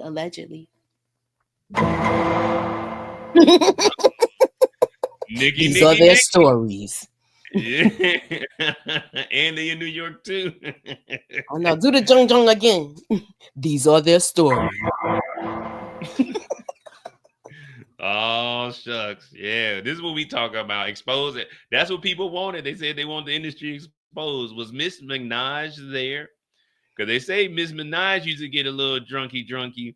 Now, this is just what I used to be hearing. They say that Meg Thee Stallion was a party girl that could drink a lot, but they said Nicki back in the day used to get crazy. So I don't know, Nicki. Moochie, this is what Moochie said. Whoever is hot, Diddy jumps on their bandwagon, and she said Rick Ross, and then she said Nicki Minaj. So Nicki, I mentioned that earlier. See? Yeah, see? And this is the second time she's been mentioned. You guys, if you're new to the channel, I'm Mo.J. This is my lovely assistant Muchella, aka the racketeering boss. Where's my little hammer? It's up here somewhere. The racketeering boss is the one that first Mother. brought Nicki Minaj to our channel. I didn't know nothing about Nicki. The racketeering boss bought her. What, because I mentioned her a couple of minutes before she was mentioned, and this is the second time she's been mentioned? How'd you know she was going to be in this form of questioning? Are you on Diddy's side? No, I just be minding my business. How'd you bring up Nicki Minaj 30 minutes prior to her being brought up in this case? Look, remember, I got my crystal ball back here, so maybe that helped. I bet. I bet. All right. Just remember, guys, on my channel, Muchella brought Nicki over here. I ain't had nothing to do with that, Nicki. Let me see. All right, here we go. Yeah, okay. Let me see. You and Cassie did a song "None" with Rick Ross. Yeah, she did. And I Love It with Fabulous. Yes. And do you remember Miss Ventura being in the studio with Kid Cudi? I don't remember any of the specifics still. Oh, any of the specifics? And Diddy himself? Yes. Yeah, what are we doing? We just going over her discography? Yeah, like, why is he doing all this? This is like a waste of time. So for everybody that complains about their tax dollars being wasted, please contact Brian Steele and P. Diddy's defense, because what are we doing here? We're just going over all the songs. I guess this is showing that Cassie had freedom to record music, but none of it. Yeah. I mean, I don't know. Okay, she had freedom to record music, but he still shelved her projects. Yeah, shelved the project, and this isn't. I don't know, man.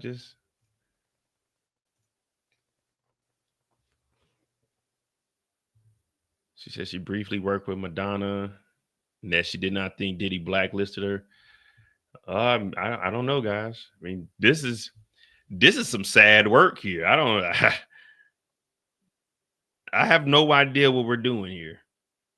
Like, what's the purpose of these questions? And this is Combs' lawyer questioning her, right? Yeah, this is Brian Steele. This is a waste Diddy's of lawyer. time. I want to see when the judge gonna stop this madness from continuing.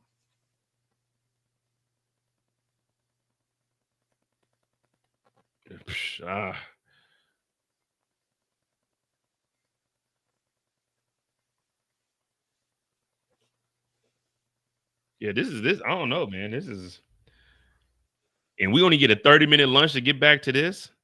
I know. I hope somebody got some pretzels or something in their doggone pocket and sneaking and eating.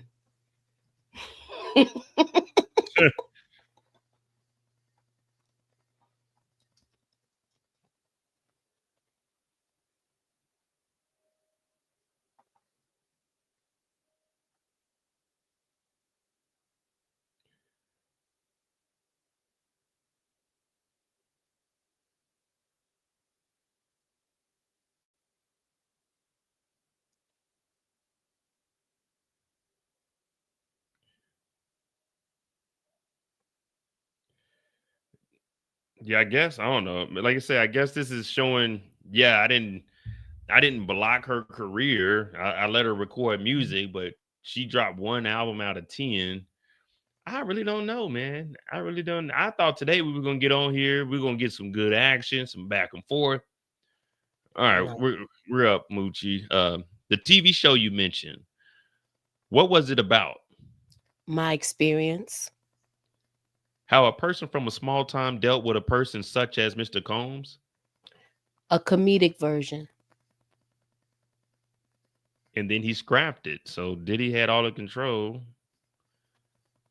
What up, JT?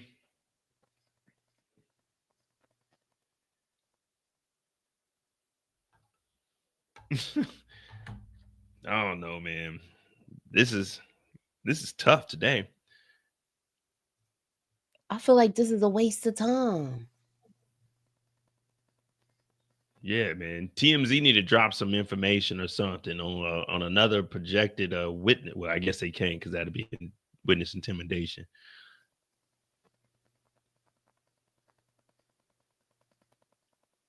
I don't know, man. Guys, I apologize today. I don't have any jokes or anything. There's nothing I can go off of. Everything he's asking is 1 or 2 word responses. There's nothing here. Mm-hmm. You were on a paddleboard. You went to a baby shower. Yes. Did you hang out with friends? Like, yeah.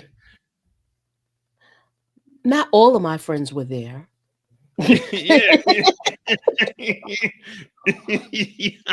Yeah.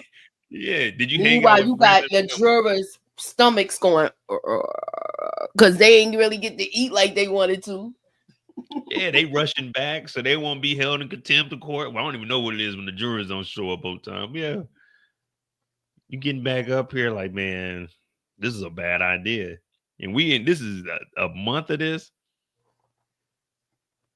Well, I mean, earlier, I ain't gonna lie. The other 3 weeks were very entertaining. We get to hear a lot of stuff. It's just, I mean, this is court. All court isn't supposed to be, it's not supposed to be that entertaining. But for us, this is our pure entertainment. So we just here. What up, DeMarcus? We trying to figure out what the heck is going on, man. I think it does. I mean, I guess he's trying to prove that, like, I have not tried to stop her career whatsoever. Yeah, because he did ask did she feel like she was blacklisted? She said no.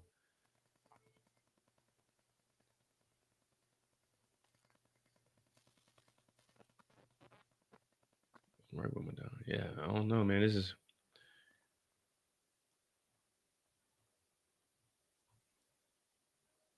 all right. What other films did you work on? Dope, Lawless, Undefeated. You enjoyed the projects? Yes. And you called the people a second family. We all called it that.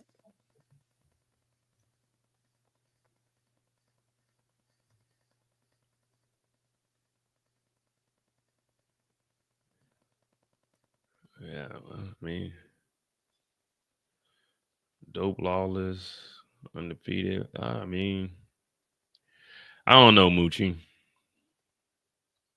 I don't know, man. I don't know what we're gonna do. Dope was the movie with Shamik Moore. Yeah. That was the first time I ever heard about Bitcoin, man. And it wasn't easily accessible back then. But yeah, I heard about Bitcoin back then. I should have put like $500 in there, but I ain't know nothing about it. Dope was actually a pretty good just movie. liked the movie because he said that the mother reminded him of me because she drove the bus.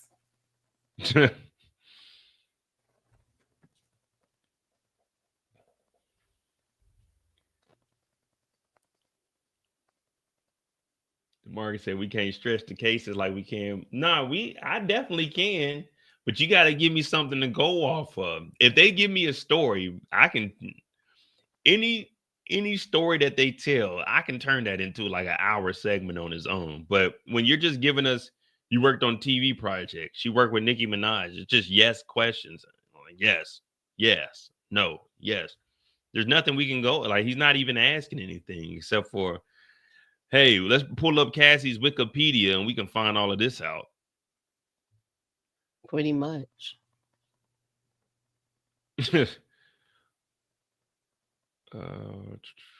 Yep. I think those is questions P. Diddy is asking. Tell him how I ain't stopped this.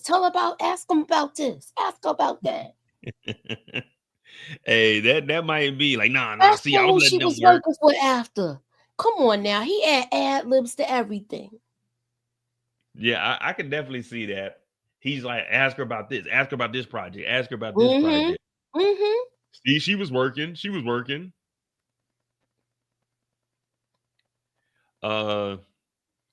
You thought Mr. Combs was a genius at the time. You wanted to continue to work with Mr. Combs, right? I wanted to continue following my dream. Yeah, see, this is we always talk about in life. You got to make sacrifices. It's never, everybody always gives you that talk. It's never gonna be easy. If it was easy, anybody can do it. So she was sticking around because this is her opportunity to actually work on these type of projects. Now she had to endure a lot of behind the scenes, but this is getting her one step closer to what she wanted to do.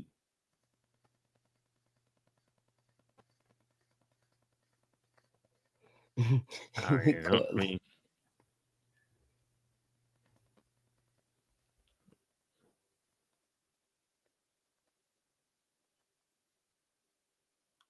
yeah, I guess.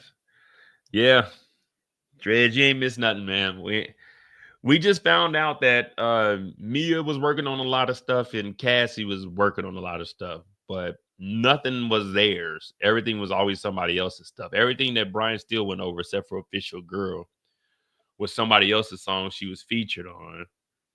And these projects were projects through Diddy, which he had control over because even her show got scrapped because of Diddy. So this might be the tactic of showing everybody, oh, they were working with people, but he's not mentioning that Diddy had control over these projects. Diddy was, an executive producer on some of these projects.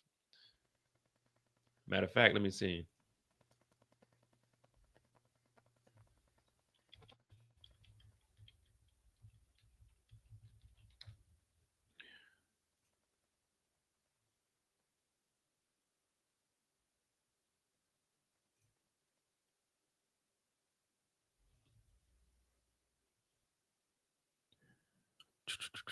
I don't even remember this song.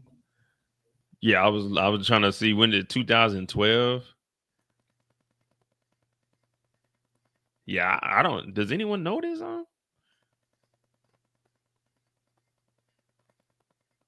Yeah, I don't know nothing about this. Yep, that's the time. That was the time when Nikki was basically doing songs with them. Remember, she did the other song with Diddy, and I think it was Hello. It was a Dirty Money song. Yeah. Good morning. That one. Yeah, that was around this time. Did that song refresh y'all memory? Where y'all could put yourself in what time they talking about?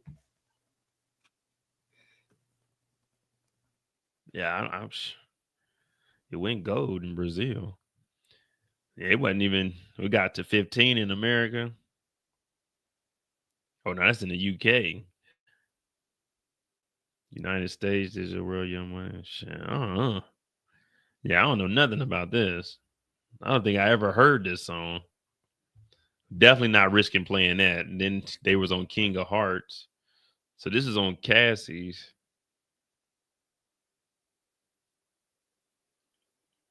Yeah, I ain't never. Yeah. Nah, man, we ain't playing. We not risking it off of that song, man. What is that song called? The Boys? All right, let me see. Let me see what I can Don't play that. Play it in your ear first before you play it out loud. Please. Don't get no strike. Nah, y'all gonna suffer just like I'm gonna suffer. I know. That's why I said don't get no strike for that.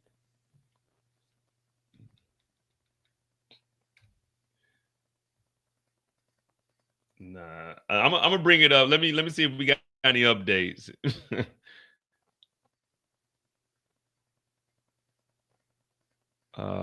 You thought Diddy was a genius? Was there anything after that?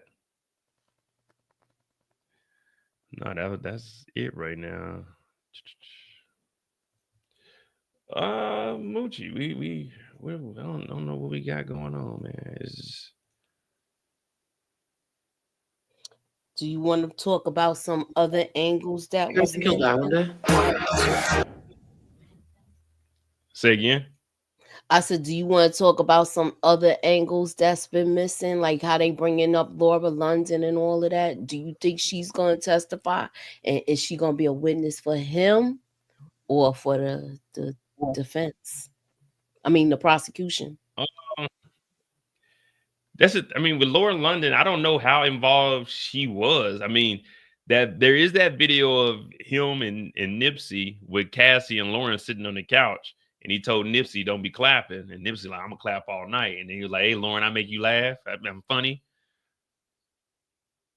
I'm gonna try to bring that up. Here we go. Here we go. The boys. Let me see if we can get some high quality in here. We probably need to make it low quality. We're gonna speed it up a little bit. Let's see what we got here.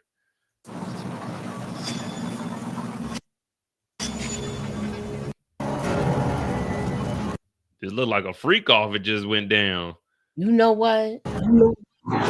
Wait a minute. That looked like a beauty parlor. Is this an oil water fountain? You know what? Is that baby oil? It's pink. Uh-oh, that pink oil. No, let me no. That's that Astroglide with the pink top.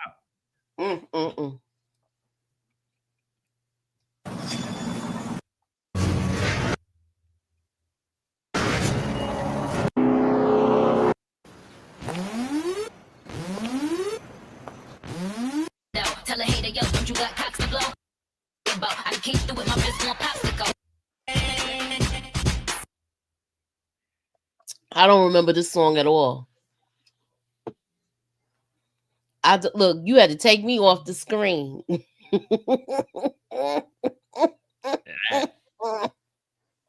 We don't even have. We're not going through this video, man. From what we just seen with Cassie, that's all we. That's why none of us know this shit. Yeah, don't. Look at this. Don't, what like I this? said. What is this? Your lipstick stain smells like a cheap hotel. That sounds like she's just robbing a freak off. Fuck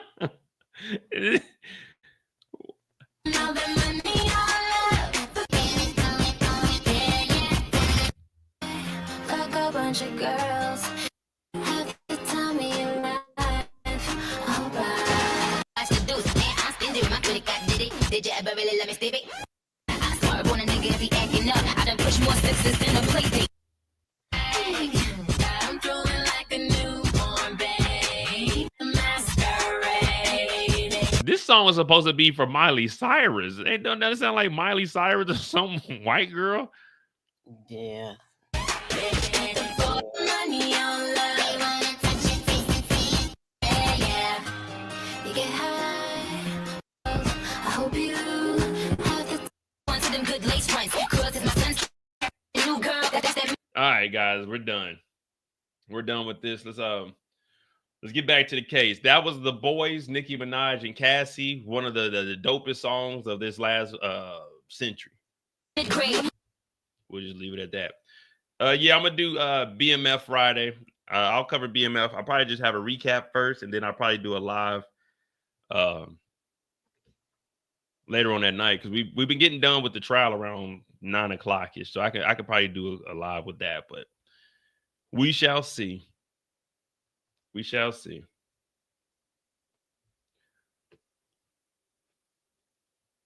You want to continue to follow your dream? All right, here we go. Do you know if Mr. Combs' company put money into promoting Cassie more than other artists? I didn't absorb everything. Who is Jason Wiley? He worked for the record label. In budgeting, right?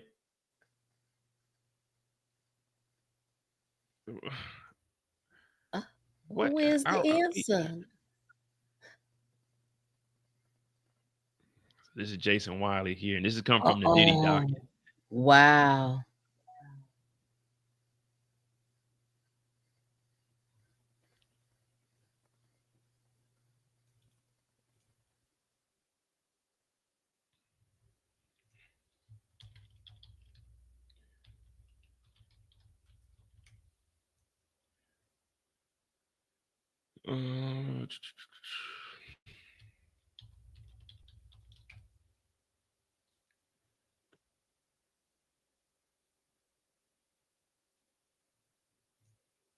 VP of marketing at Bad Boy, Jason Wiley. Favorite professional moment in the past year. Our first unsolicited recommendation was start at a small conversation for individuals at a bar, turn quickly a full functional business for partners. Number one role. Here we go. Sean Combs is one of the greatest marketers of our generation. It was one of the most amazing the most amazing business. Geez Louise. Business developing experiences to learn from him and to be able to speak with him daily about entrepreneurship, marketing, and success metrics. So who are all these other people? I guess, just the 40 under 40. So he was the vice president of marketing for Bad Boy. Mm. He was with Making the Band.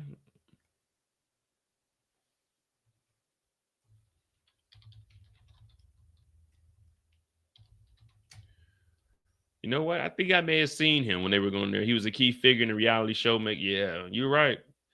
Which was known for performing musical groups. Vice president of marketing.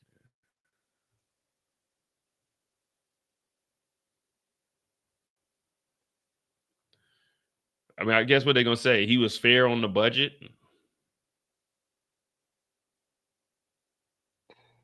Is he going to be called next? I mean, they're bringing him up for something. He's either going to get called up or they're going to have some records, I guess, to show that. I mean, who cares if everybody was getting paid evenly? That's not what we're here for.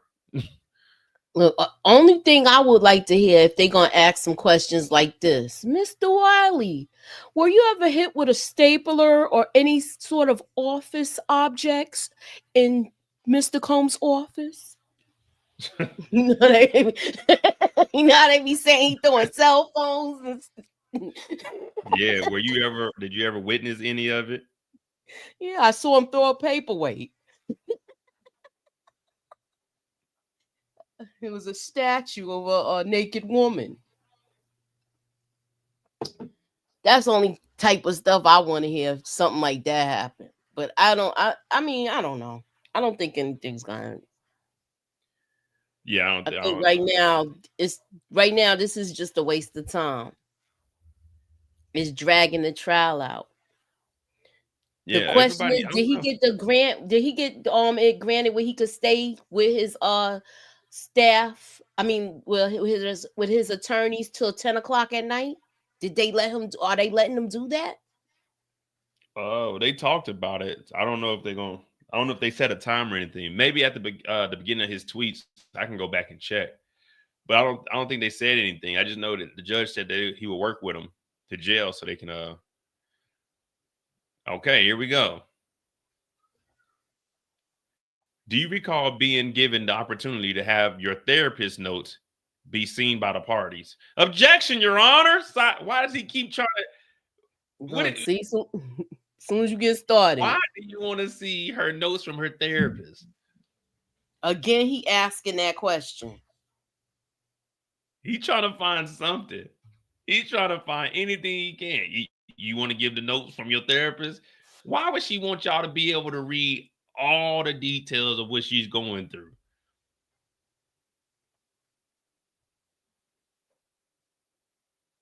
Man.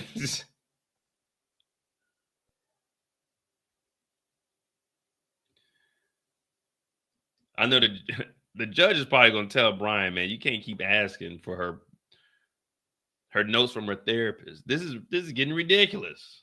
Yeah, I want to know who's next. Who's next to testify?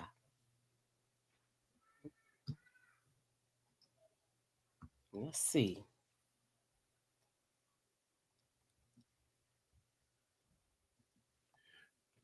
Hey guys, this is court right here. This is what it's like. This is why I say don't do crime. Stay out the way.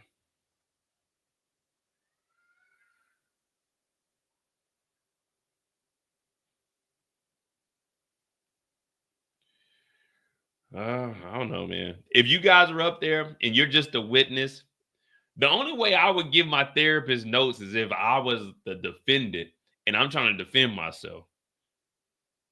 And I know you know what I'm saying, I said the stuff that was happening. Like, okay, this is what the therapist wrote down. So you can read that. But man, I'm not.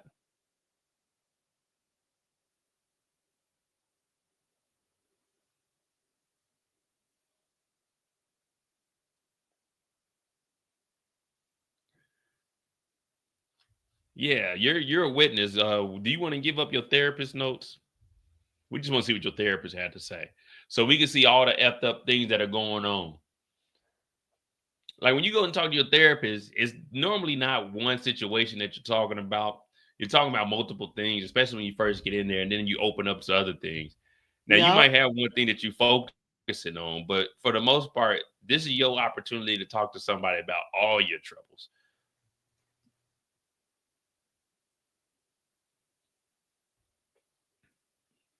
And he's jumping around quick too. You know, Fabulous, Rick Ross, Nicki Minaj. You did this video. What about your TV shows? What movies did you work for? Who did you work for? What about budgeting? None of this is defending anything. This is just basically this is reading off Mia's resume. That's all this is, just reading off the resume. Who did you work for? Why is there a gap in your work period, your work history? Yeah, I don't know.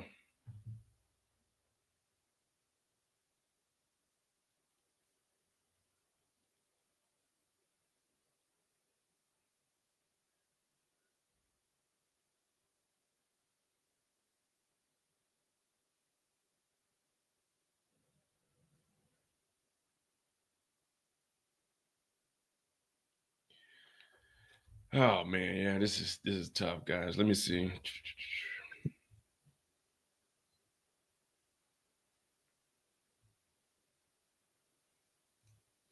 Mia said, "Ask my therapist." So Brian still is asking her permission to do so. He's also putting it on the record for the appeal. Yeah, but you're not there. No matter what, even with the appeal, there's nothing that can make that. Unless she's telling the therapist that she's going to delete somebody or herself, the therapist cannot tell anybody anything. So even putting that in the appeal, oh, we didn't get to see her medical records. They're going to say, of course you don't get to see that. That's her right. Yeah. So I mean, you could be right though. He just putting all of this on the appeal, but other than that, it's not doing anything for him to be found not guilty or innocent. Not guilty or innocent. See, y'all left out guilty on for a reason. Combs' former employee says her entire world was ripped away when when the company shut down. In 2016, in December, she learned that Revolt Films owned business that Diddy had. She was working for at the time will be shutting down. In those text messages, my entire world was being ripped away from me. Immediately, Mia testified, and even in hindsight, that world was awful. I didn't know at the time. Still adds that she wanted to continue working for Combs and his business at the time. She said, I wanted to continue to follow my dreams. I was finally making real stuff, and I had a separation from him. Yeah, so she still started getting stuff. She started getting jobs after that. So she just figured, look, I don't got to deal with him no more. I'm going to keep it pushing. So here goes a sketch here. Still at the lectern. The judge. They're going to meet her there. We got the jurors here. This is like a small courtroom. This state's attorney's over here. So this must be Mark next to Diddy. And then Tina Guerin goes. Yeah. And the rest of the lawyers are probably behind.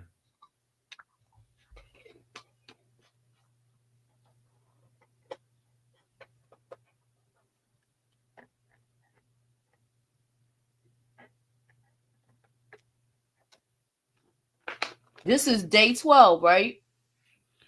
14. Oh, 14, I mean. I don't know why I got confused. Because the first week we did 5 days, and then last week we had 4, and then we had 4. Because of the holiday. Yeah. because they got that Friday and then they got Monday off. So the second and third week was just 4 days apiece, and then the first week was 5.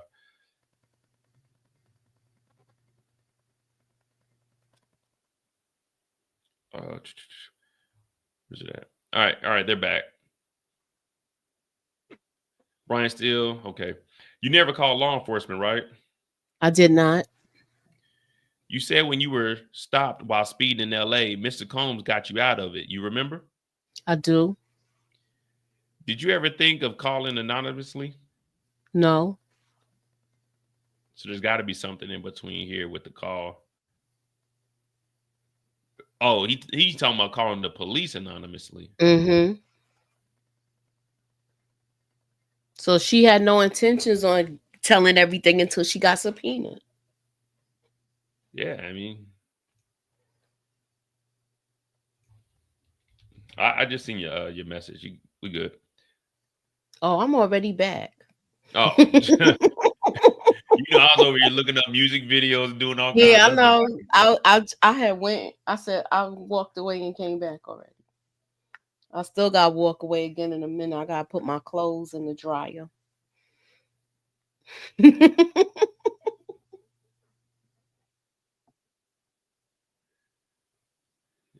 Yeah, see? So this shows that she was never going to turn on Diddy, so it's not about the money. Nope. But she just said she was following her dream. She felt, I got to deal with this shit for now. I can get my stuff together, and then when I get an opportunity, I can get up out of here. Yep. So she was And just I dealing won't with have to look back.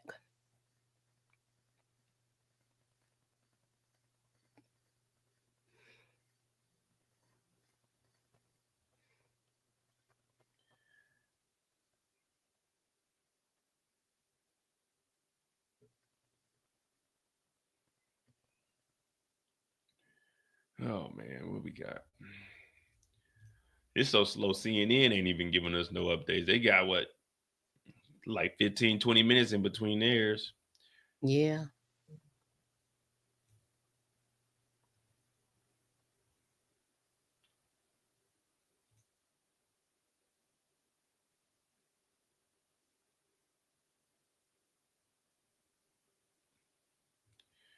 But even if she called the cops anonymously, they're not going to do no investigation if it's an anonymous phone call. They're just going to look at it. They're going to go over there talking, hey, Mr. Combs, we got a call. We didn't think nothing about it. We just checking up. Is everything all right? And you know him. He good. Oh, yeah, everything good. Yeah, we just over here. Matter of fact, if you guys want to come in. Oh, no, Mr. Combs, we're on the clock. Oh, well, you know, don't hesitate to stop by. Mm-hmm.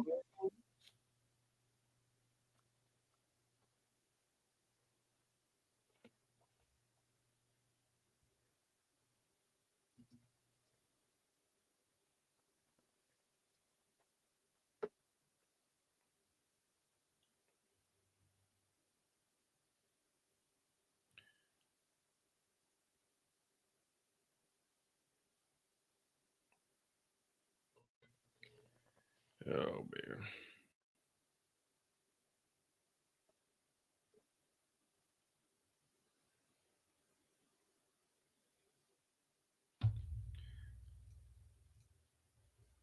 Former assistant says Cassie wasn't thrilled when she learned Diddy was dating other women.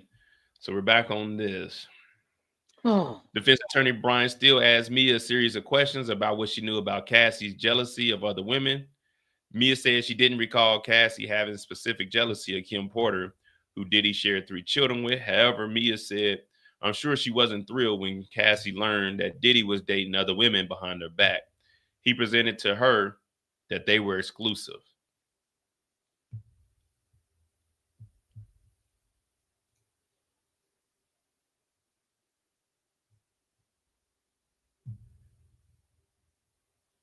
Yeah, man.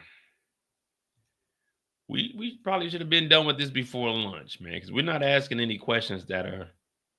It seemed like it's gonna be a short day because it's already 2 now. She been on the stand all day and it's stopping and they keep having these sidebars and stuff. Yeah, and they normally been going till 3, so I doubt they're going to bring up another witness after this because he'll probably take this to 2:30, and then we'll get the redirect, and that'll be the end of the day. Mm-hmm. And then Let me see. he gonna meet with his attorneys and have dinner. Yeah, Because that's he why. probably That's really tired of what they eating trying to prison do. food. Yep, that's what they're gonna do, man. If we can get it extended to 10 o'clock, so I can have a dinner at least, you know, eat me some regular food. Let me see. All right. When you say Mr. Combs hurt your arm, did you seek medical help? No, I would not have been allowed. Did you take photos? No. Did you scream? No, I was shook. I was in shock.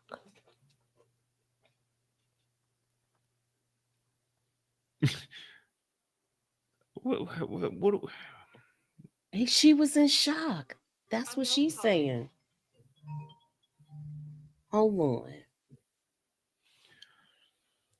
You said I'm presenting a circular argument.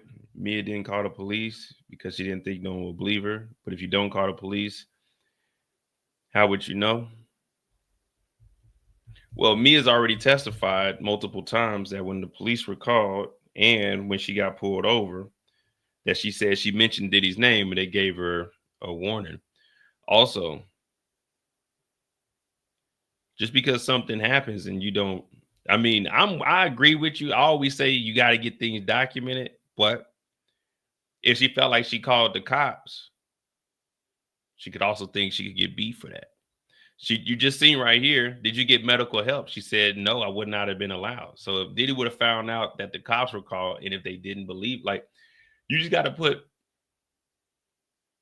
I'm not disagreeing with you because, again, all I'm doing is just giving my opinion. I don't care if he's innocent or guilty. All I'm saying is Cassie didn't call the cops. You said that's a speeding ticket. And guess what? Cassie didn't call the cops. But did it happen? Yes. Did the police show up to the house after the Kid Cudi incident? Well, when Kid Cudi got called? Yes. So the cops weren't called when Diddy assaulted Cassie, but we found out that that actually happened. So if you didn't have that footage, you wouldn't have believed it. But the footage showed, and Cassie never called the police. So just because you don't call the police doesn't mean it didn't happen. Because when that video got released, when you saw, matter of fact, Suburbia, shout out to Suburbia Jones. He be on the channel too. This isn't like nothing at him. Suburbia Jones. When you seen the Diddy and Cassidy, this is just a yes or a no. Yes, you thought that was just an innocent video, or no, you didn't think that was an innocent video. I just want to see what your thought is on that video. Yes, you thought it was innocent. No, you thought that video was not innocent.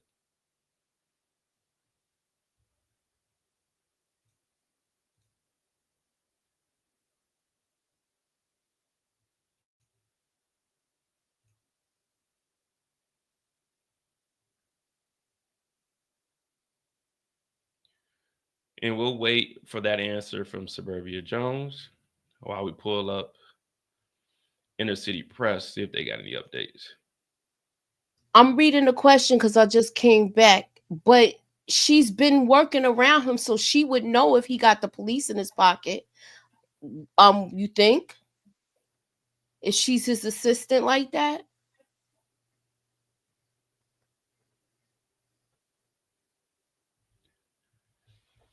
Monty said the lawyers are fighting. I mean, we can see that the lawyers are going back and forth, but I mean, that's because Brian Steele's asking all this wild, irrelevant stuff. We got, let me see. All right, we right here, Moochie. Before 5 days, you say you were before the 5 days you say you were awake. Did you ever stay up that long? Absolutely not. You testified you would give up all the money if there had not been ex abuse. Any discussion that will make money by testifying? No. It's just going slow, so we're gonna. I guess we'll see what.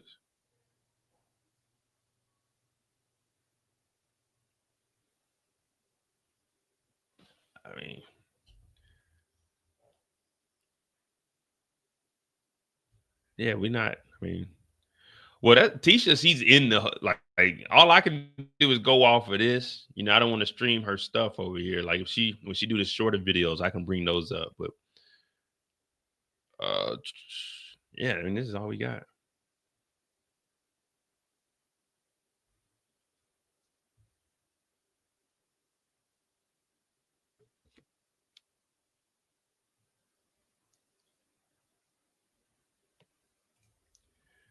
Wrong. The security guard asked Cass if she wanted them to call the police, and she did, and she said no. Exactly.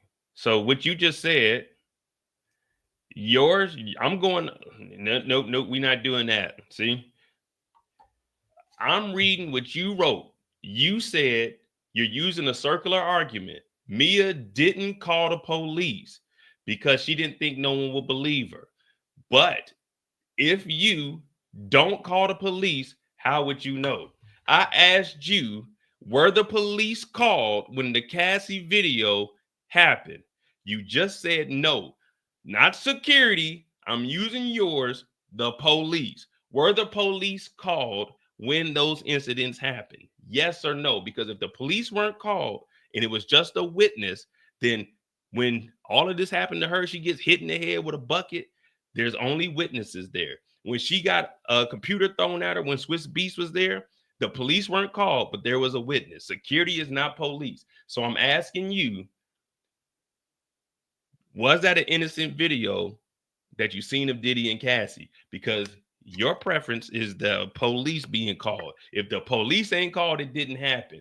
But you seen the video of Diddy and Cassie. The police were not called. It was only security who was a witness. When she got hit in the head with a computer thrown at her, there was only a witness there, not police. So you don't need police there to say that something happened. All I'm going off of it, if you would have left police out, then okay, we could have went with what you said. But don't tell me what I'm doing, because I'm using your logic and applying it back to you. So in this instant, you don't need the police to verify if something happened, because guess what? The police were there, but they didn't see Diddy. All they know is that the truck was registered to Bad Boy. But we know because we have witnesses that said Diddy was there. So you don't need the police to confirm that something happened. That's what I'm getting at. Don't try to change what I'm saying, because I know exactly what I'm saying. You don't need the police to confirm that something happened. All you need is witnesses there to confirm that. Just like you said, security, not police, in the Cassie video. So Cassie didn't call the police, but it happened.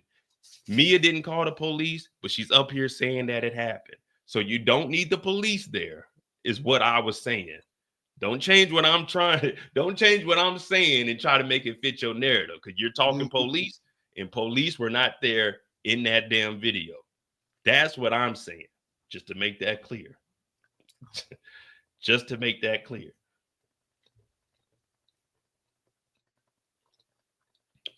She didn't scream because she was in shock. Mia said she was never concerned reporting Combs' abuse, even anonymously. Well, she never considered. I said concerned, but that's what we already. She said no when asked if Brian Steele said she considered calling or asking a third-party reporter. She didn't scream because she said she was in shock and she wouldn't have been allowed to get medical help. The jury's taking. Jeez Louise. We're just back on break. Every time we get to something, they be calling a sidebar. 5 minutes, absolutely not. Any discussion?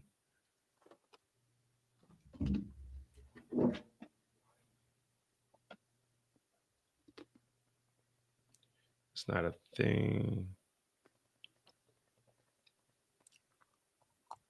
Not that long. No, that's not. Hold on. Let me see. So, make it bond by testifying. She said, no, that's not a thing. Your Honor, can I set up those other matters? Judge said we'll break for that. So, we'll see what he's trying to set up. Okay, so she's off the stand now, right? Well, I think it just said the jury was on a break. Yeah, jury is taking a short break, but I'm pretty sure she's off because they said they're setting it up. Can I set up those other matters? And then they said we'll reconvene.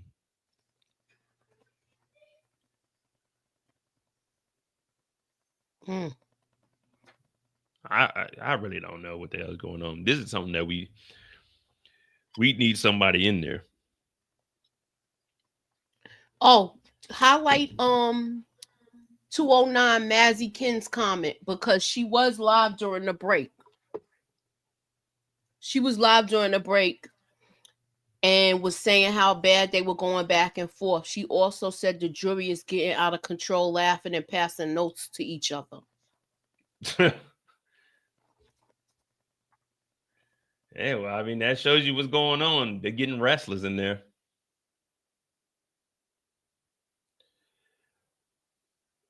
They're getting restless in there. The 14-minute version of the video showed Cassie still in Diddy's phone.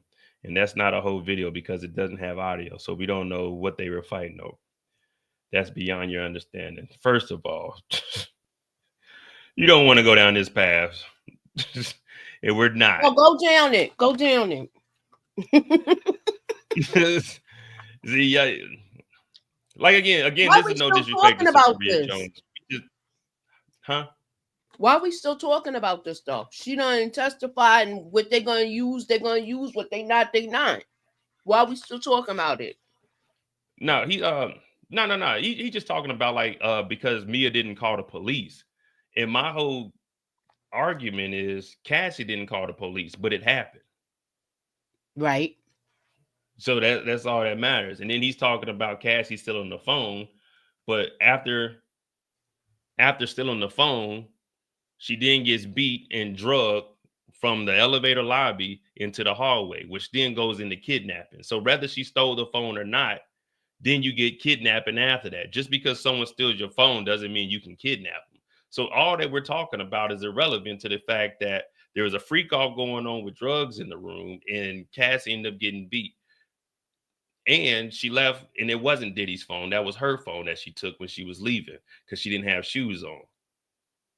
So when Diddy got down there, he chased her while he was in the towel, assaulted her, drug her into the hallway, and then that's when security came up to get her. So it doesn't matter what happened. We seen the video, and that's where we're at. That's what he's on trial for. She's not on trial for taking the phone. He's on trial for all of this. So I mean, regardless if the police were called or not, we got footage of Diddy whooping on her and dragging her, impeding her from leaving. So and apologizing about it too.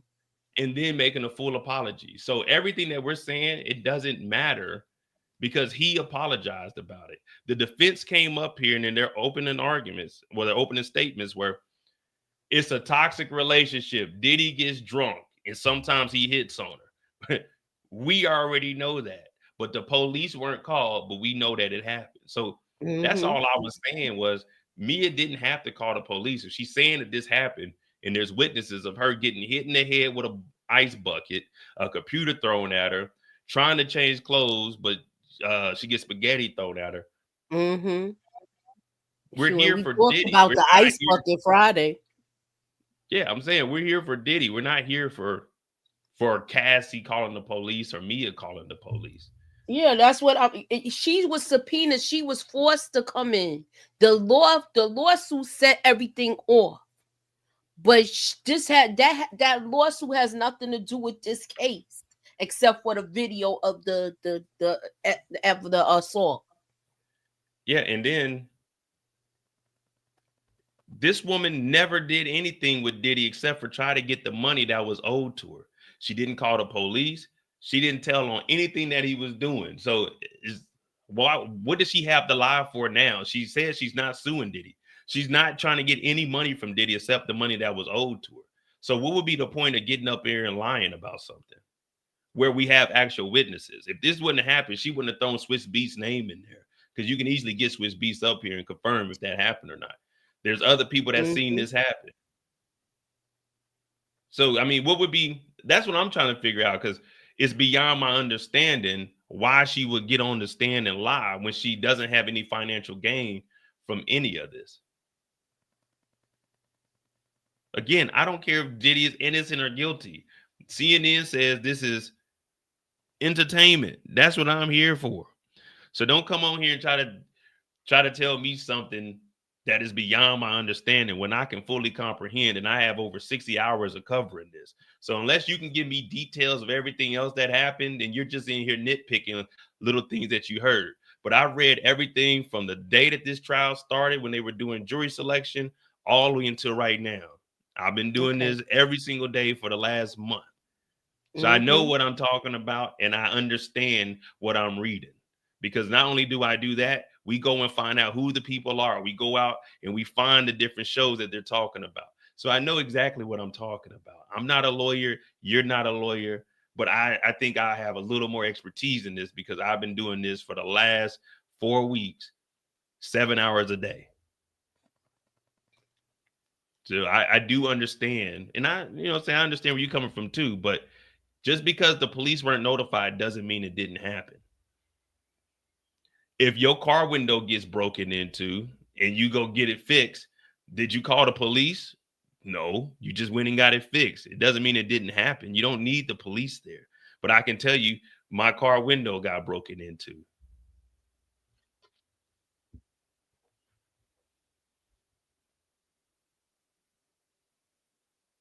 Now it's been a circus.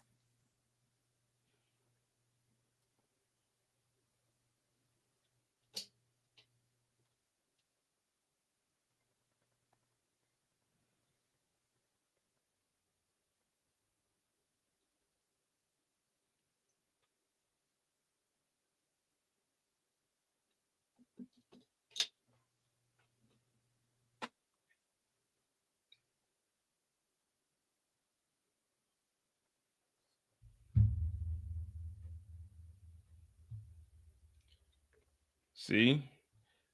Suburbia Jones said, this case is supposed to be a RICO case. All I'm hearing is domestic violence. You keep saying that, but that's not what it is. He's not paying attention to the other things that's happening and connecting the dots. You connected the dots last week, proving that it was a RICO case. Mo, you don't gotta say nothing. I got this. Suburbia it was Jones. proven last week. Suburbia Jones, right now, what do you know about Cassie's mother? I'll give you an easy one. What do you know about Cassie's mother in this whole situation? What you know about Cassie's mother, so we can talk about the RICO?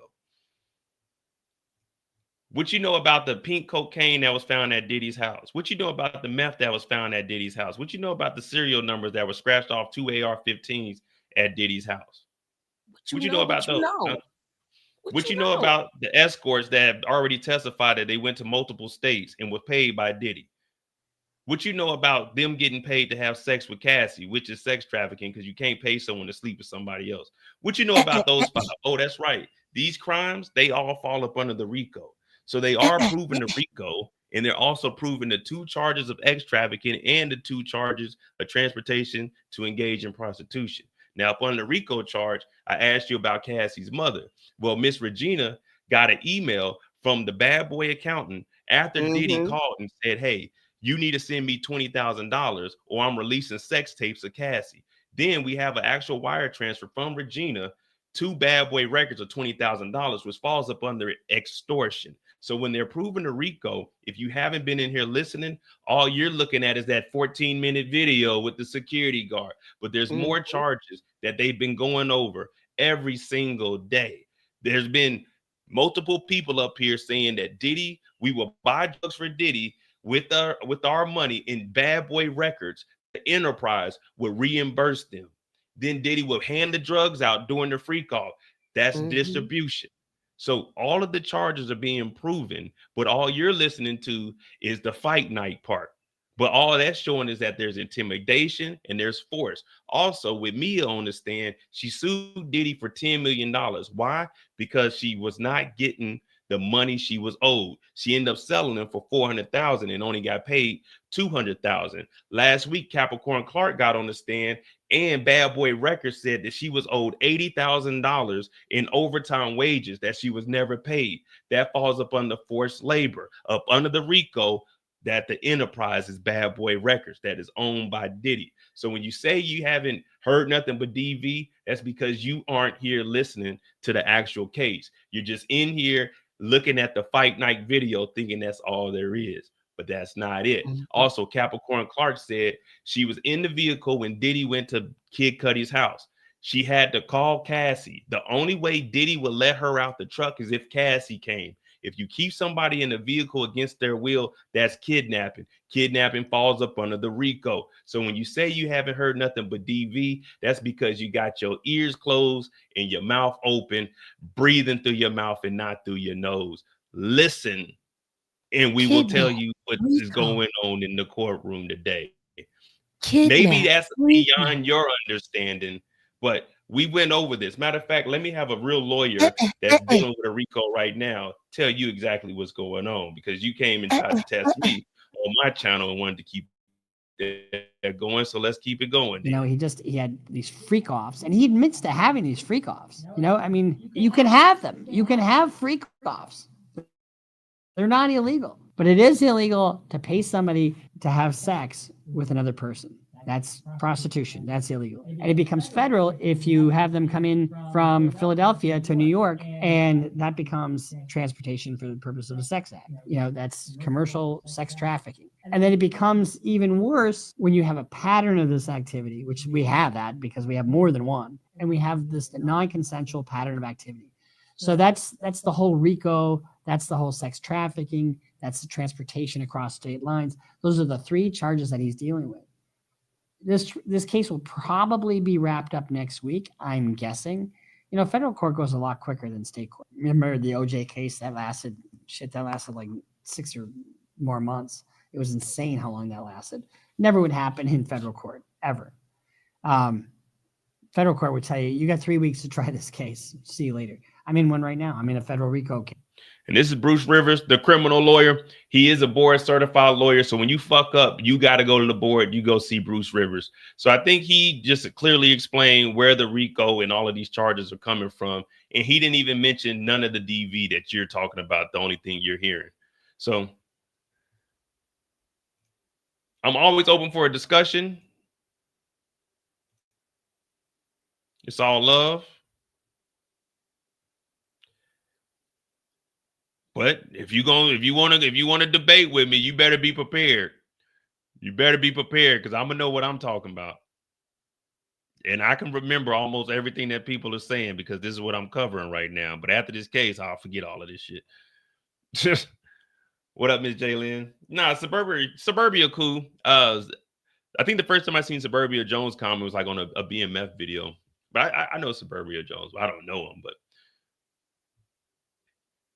let me see. Like we'll break.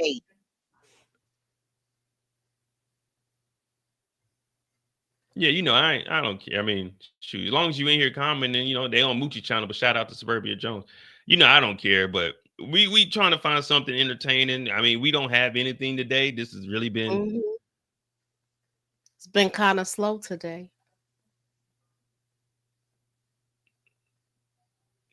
We'll reconvene. I wonder if Farnsworth Bentley is coming next, or is he going to be one of the other ones to testify too? Because they have him with a lawsuit also. Who? Farnsworth Bentley? Mm-hmm. Yeah, Suburbia is Diddy lawyer. He wants to defend Diddy. I sent the video, Moochie. Okay, I'm looking.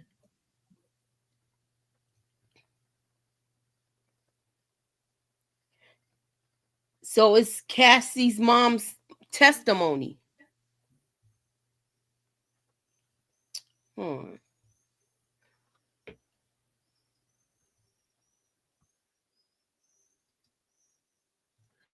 Jason Wiley.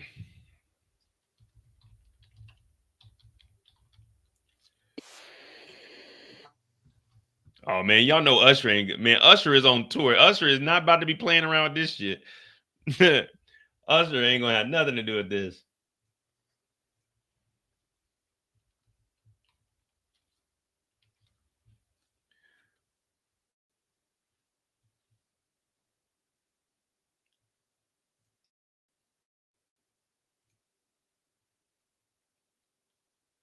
All right, now to this story. Jurors will hear more witnesses today in that racketeering and sex trafficking trial against Sean Diddy Combs. Yesterday, Regina Ventura, the mother of Combs' ex-girlfriend Cassie Ventura, took the stand.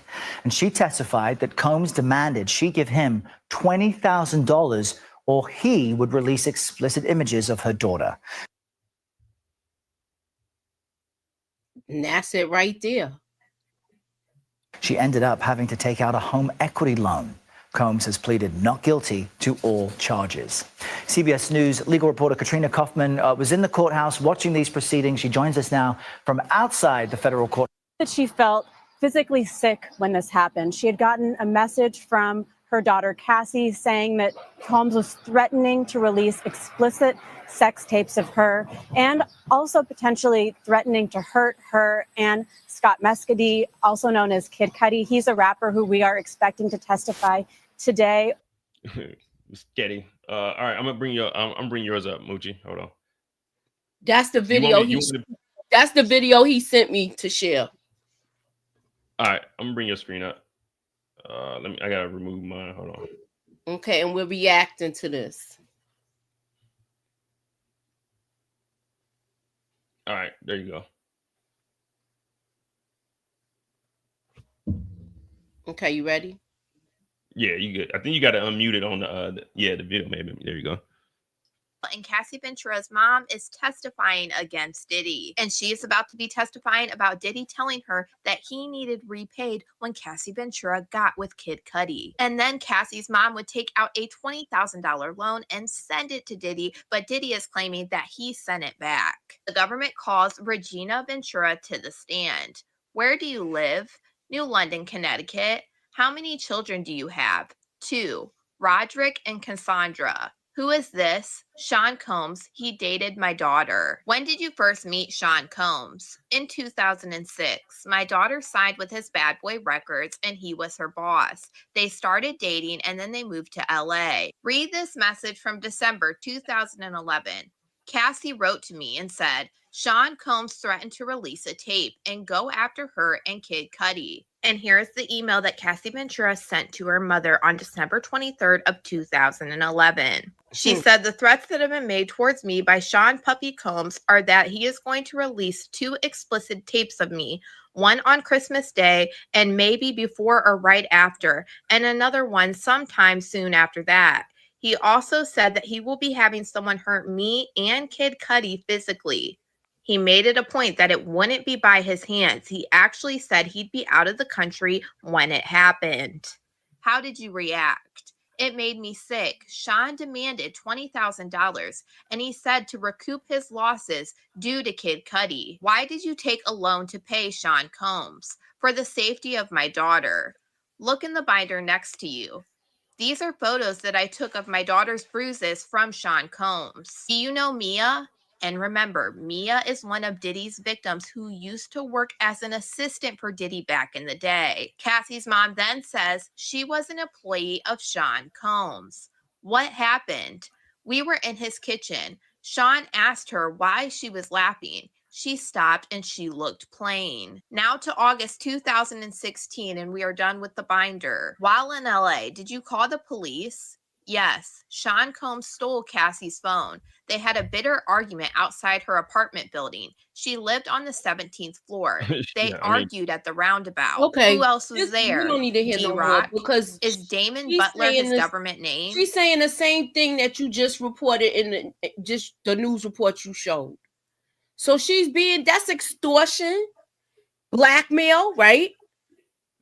Yeah, I mean that's everything. I don't know how he hears it. That is the video you sent to me. That's the last thing you sent to me. They're done cross-examining. All right, so we're probably about to be done. This is probably about to be it anyway. I mean, it's all good. I mean, it doesn't matter. I was just proving a point. The only reason I had to prove a point is because he said it's beyond my understanding when everything that they're saying I covered already. I already knew that.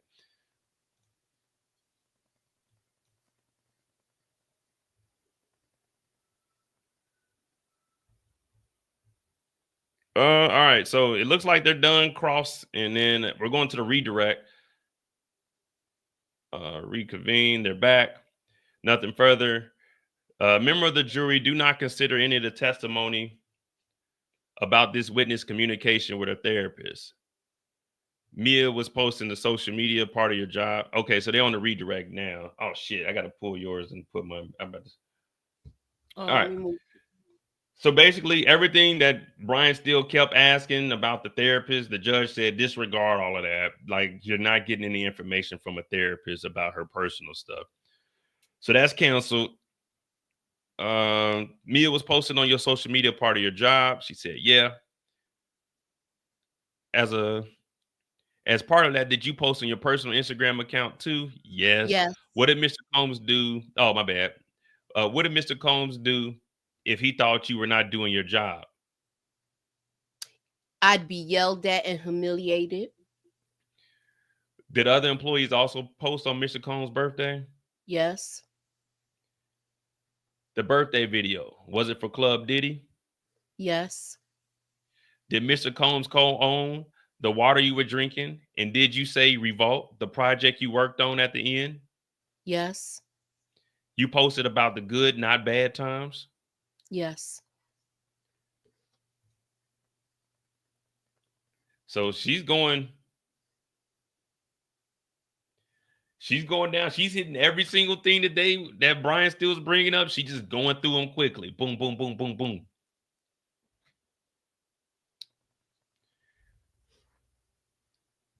Yeah, See, Cassie Diddy be emailed getting- her mother, not Diddy. And what did the rest of the thing say? Bad Boy Records emailed the mom, not Cassie emailed the mom with the way how to wire Bad Boy Records. Bad Boy Records emailed with instructions, step by step, to the mother on how to wire the money to Bad Boy Records. Not Cassie sending the email, Bad Boy Records, the enterprise. So when you say this stuff, please give all the context behind it. Cassie emailed saying that Diddy was going to do this. And Bad Boy Records sent the follow-up email telling Cassie's mom how to wire the money. Cassie's mom then went and got a home equity loan for $20,000 because they didn't have $20,000 laying around and wired it to Bad Boy. And But there's then the the money got connection. back. That There's was the just Diddy connection. fucking with them. That was Diddy putting stress and pressure on them. But they sent it back. But that doesn't negate the fact that Bad Boy Records contacted the mother with Cassie don't own Bad Boy. Cassie don't make calls that Bad Boy needs to get wiring from other people. Diddy does that. So that's where that comes from. And it's a racketeering, corrupt enterprise. So that's where that RICO comes from.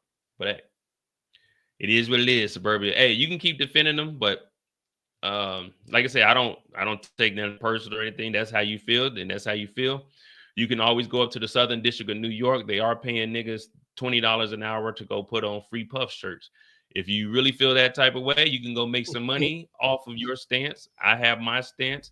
We're on the prosecution side now, so we'll be addressing it from that angle. When the defense is up here, people will tell you I'm not biased. When the defense is up, I'm on the defensive side. When the prosecution is up, I'm on the prosecution side. I don't care if he's innocent or guilty. This is entertainment purposes.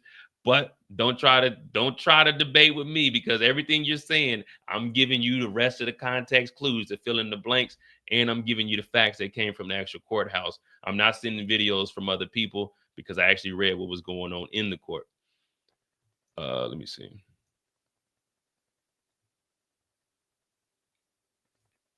But keep bringing them on, because people are enjoying our back and forth. Like I said, it's nothing against you. Just keep bringing them on, and I'll give you the rest of the information. So if you aren't too fond of what was really going on, you say something, I'll give you the rest of the information. Personal account. But that's good. We need more interactions like that, man. You're getting the heart rate up.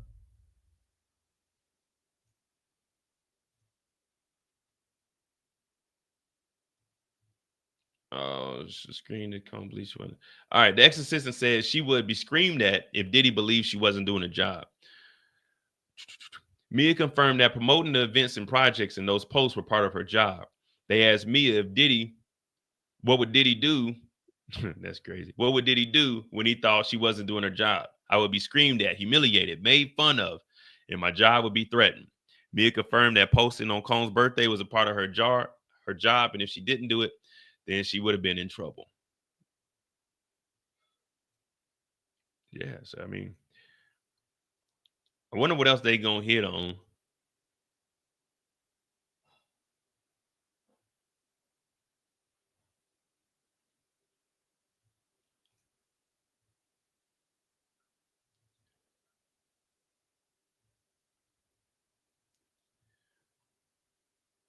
The birthday video woman. All right, here we go. Why did you want to make the person who abused you happy?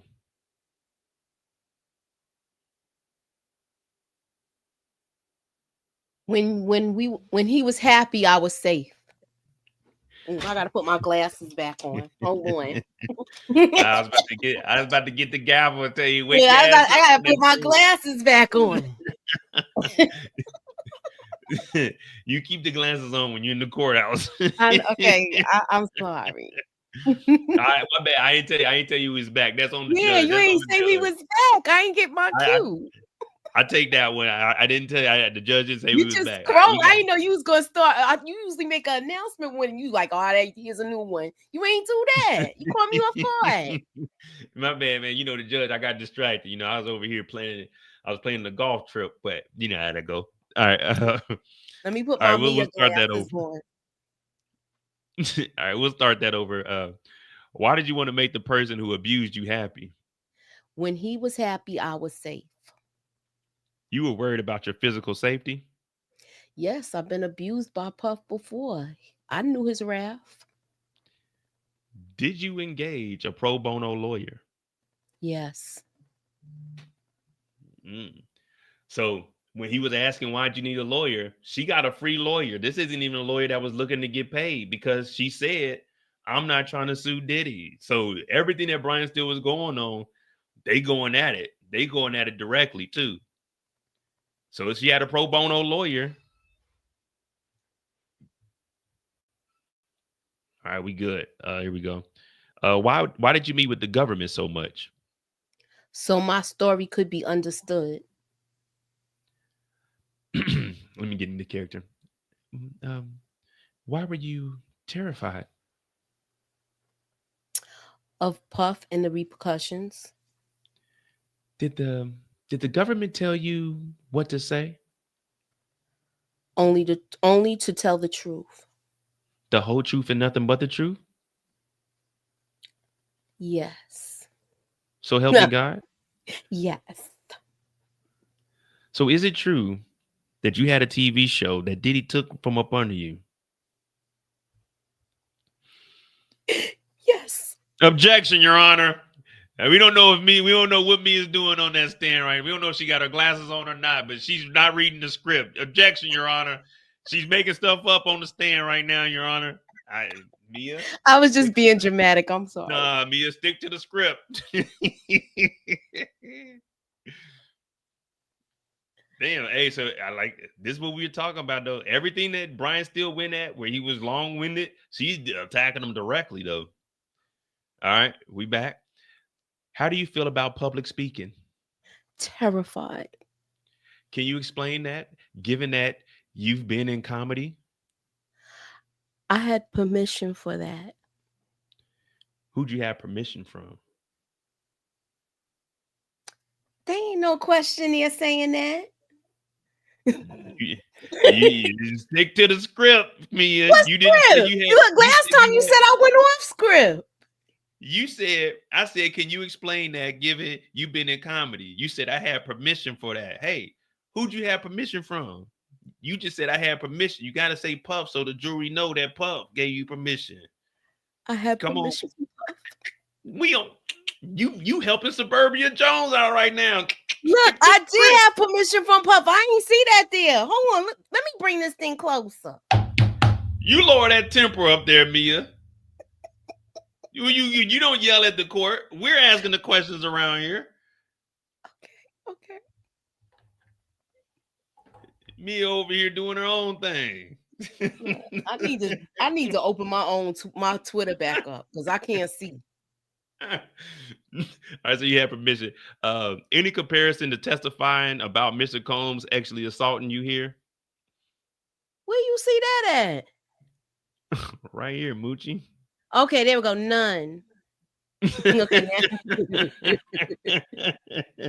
Okay, We'll never. now. Hey, you and I don't need to be on nobody's stand. All right, I'm not gonna have an attitude. I'm not gonna be a hostile witness. She said, "Where? I ain't see that." Where? Okay. Boy, the judge, boy, I don't know. They might have to lock you up overnight, me to cool off. Oh my goodness! All right, let's see if we got anything else. Uh-oh. See, my eyes are starting to water up. All right, this is how we know it's a good Okay, here live. go one, right? Why you that one? Yeah, here we go. Why are you here today? If not, I couldn't look at my goddaughters in the eye. I advised them what to do in this situation. Judge, Mr. Steele, any recross? No, sir. Me or you may go unless you want to stay. What? No. I don't want to stay. Shit. Oh, man. She probably ran off the the state stand. they went through. I guess we're done for the. I don't know. They might try to squeeze another witness into this last 15 minutes. 243. You think somebody else is coming? The way they kept stopping and going this today? I'm sure this judge been having them lined up. I don't know. They didn't. I'm trying to think because they only listed last week the right? 4 people that were. Yeah, I still got it up. What, he gave another update or something? No, that's what because I don't have it. So let me see if anybody else is if they coming out the courthouse now.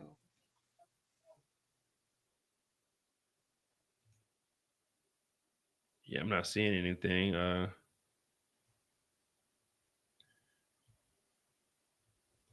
Let me see. We got an update over here. She just knew his power and his wrath. So it says the former assistant says she feared for her physical safety with Diddy. I just knew his power. Oh, well, let me see what this update is. What update?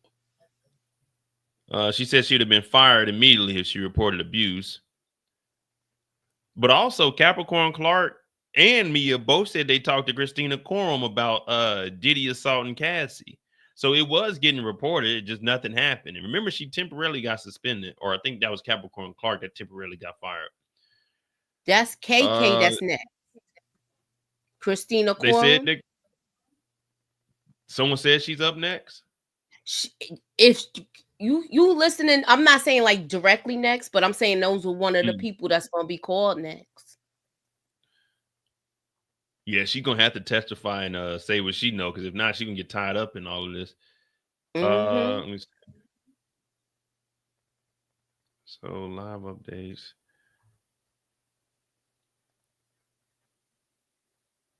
So here it goes.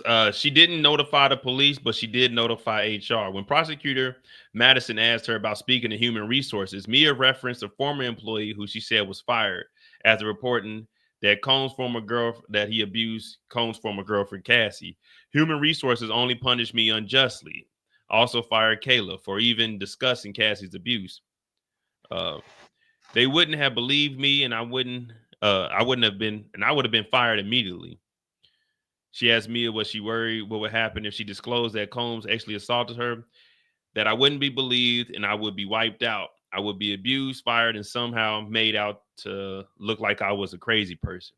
Now, if you remember last week when Capricorn Clark, they tried to get her to testify that Mia attacked her. Mia wraps up testimony. Yeah, so it's not saying that it's over. They might bring somebody up and just I don't think they should, but hey man, it's his courtroom. If they we'll put see. people up and they briefed them already, then they probably are gonna start something off. All right, here we go. Next witness. The government calls Sylvia Oaken. Sylvia Oaken. Oh, so she works at the Beverly Hills Hotel. All right. All right. I'll do her voice. All right. Where do you work? The Beverly Hills Hotel for 17 years. I'm the director of sales and marketing. How do reservations work? A system called Opera.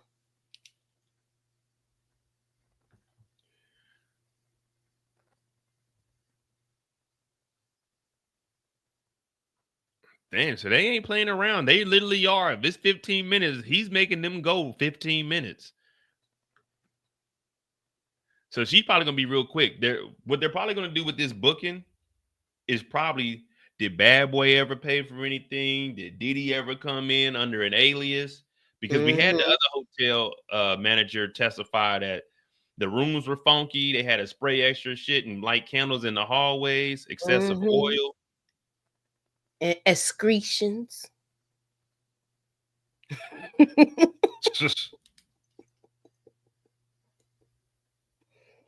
All right, so let's see if she got a LinkedIn. Let's see what she be doing.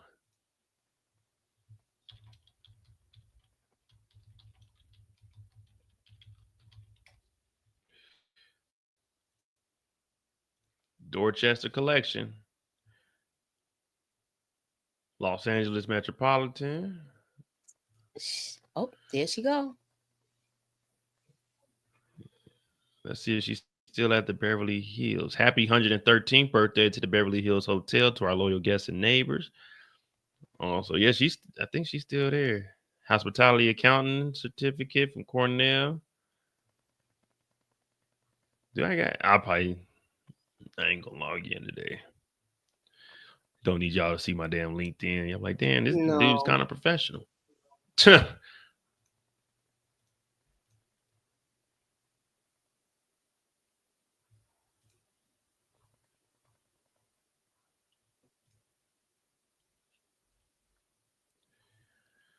All right, so we're waiting to see what Beverly Hills got to say. Did they tear up Beverly Hills Hotel? Probably all Pretty sure they did. Yeah. I don't think they knew what. I don't know if they knew what checking out the hotel on time was. They didn't respect none of that. 17 years. So they probably do got like a file or something on him when he come. Yeah. Because the other hotel they did, I think that was the Intercontinental that they said that they had the oh no, shit, I don't know. They didn't say which hotel I was gone. I went to Rome when the hotel manager was up there. All right, I made my screen small again. So if it comes up, I gotta switch it back to big so I won't have that problem.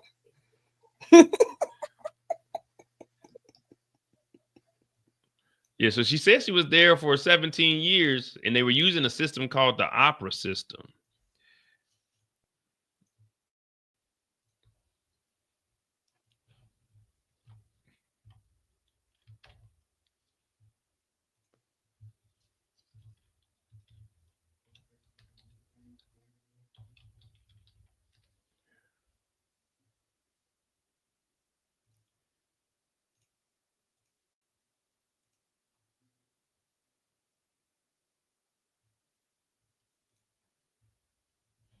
Management solution, hotelers orchestrated many facets of the business.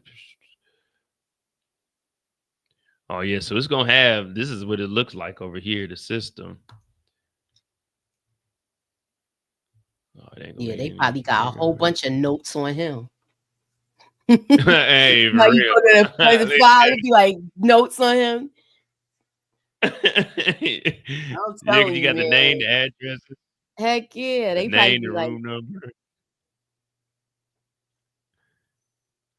Yeah, they got housekeeping. Oh, they got a reports button right here. Search, advanced, clear, reports, housekeeping, quick keys. hold on, let me make it bigger because I can't see nothing. Yeah, it's smaller. I tried to zoom in on it, but it wouldn't. Yeah, this looks like it's just built into the screen, so I can't even. Yeah, nah, you can't make it bigger because it's just like the whole page. But I'm looking. I made my screen bigger.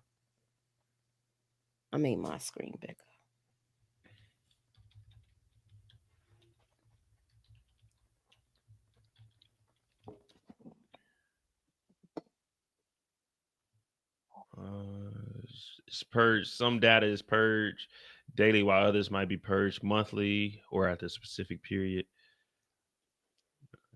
So if they flew her up here, they gotta have some kind of records or something on the something on like a profile.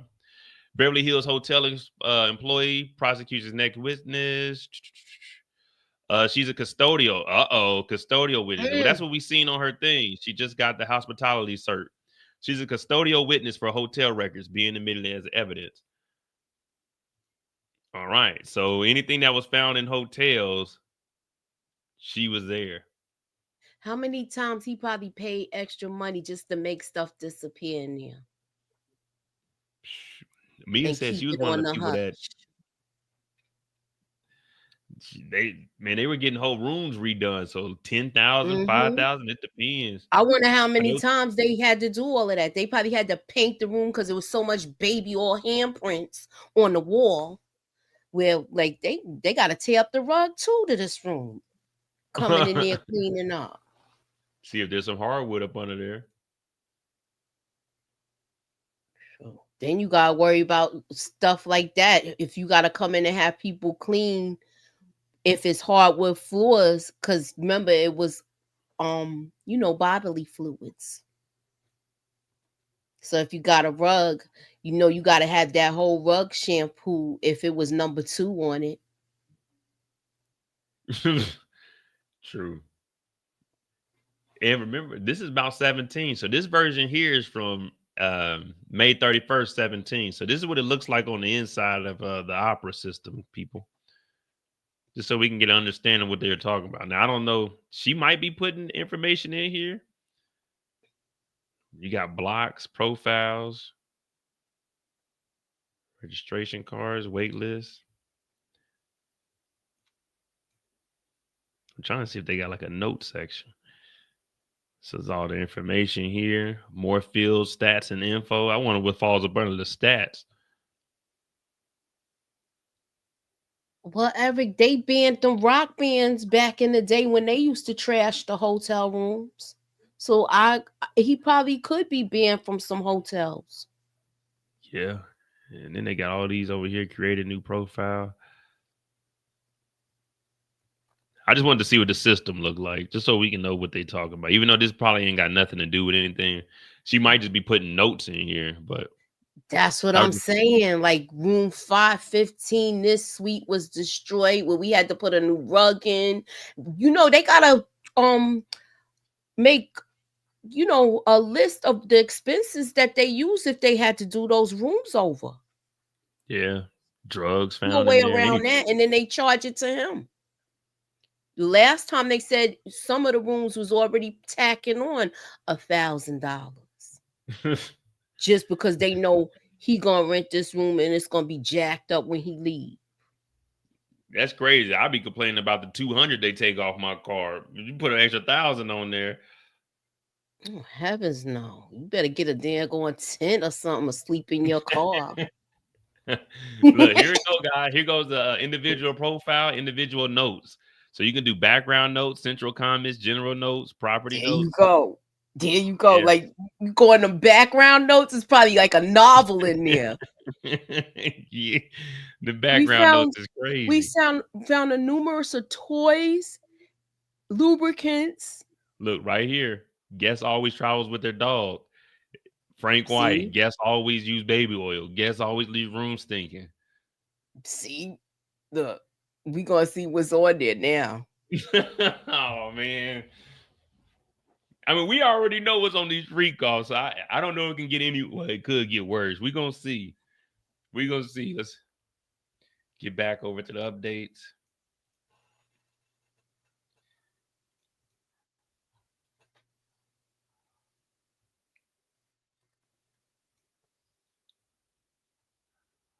And they probably left. Remember when he had the pool in the room?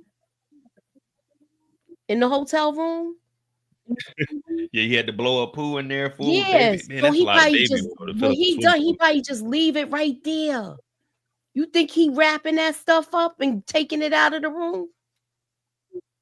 Nah, because Mia and Capricorn Clark both said their job was just to go in there to make sure that they didn't leave anything. But so then I guess if the they note, would be taking that stuff then. so here goes the notes from the first hotel. These are the notes that were put on the on Diddy's hotel profile. The jury just notes associated. I guess the jury gets notes associated with the hotel profile associated with Diddy. This includes please monitor outside his room, down the hall, spray air freshener, always spills candle wax on everything, uses excessive amounts of oil, place the room out of order upon departure for deep cleaning. Please authorize an extra $1,000 when this guest stays to cover any room damages. So that means when they doing them deep cleanings, they sanitizing that room. Man, they sanding They the used. wall. I'm just saying, from when I was a cleaner and when I worked for transit in the subway, that's what we used to call heavy duty cleaning. Where you cleaning up places. Yeah, this is crazy that this is the hotel notes. Now, this is what the manager put on there. We don't know what the cleaning people, what their notes were or what she's about to say. Oh, could you imagine getting that room?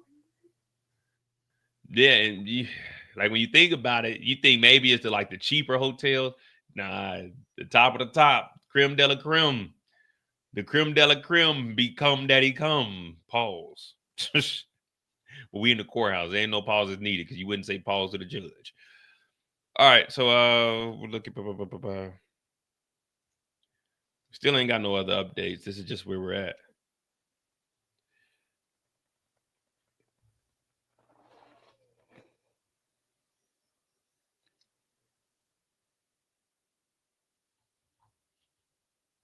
Yeah, this, you know, these hotel rooms are filthy, disgusting.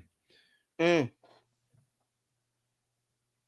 you make the stink face when you see it. Yeah, see, I got respect for it because my mother used to do hospitality. So for me, even when I'm leaving, I try not to leave the room junky. I try to make sure everything's put in the trash can. Even though, you know, I pull the bed and everything back up. Like, well, I pull the stuff down so it'll be towards the end because they got to wash all of it. But yeah, man, don't be leaving these hotel rooms messy, man. Collect your trash, put it together, man. Don't just be leaving stuff all around. And if you are using protection, which you should be, man, throw that stuff away, man. Don't leave that in there for these people, man.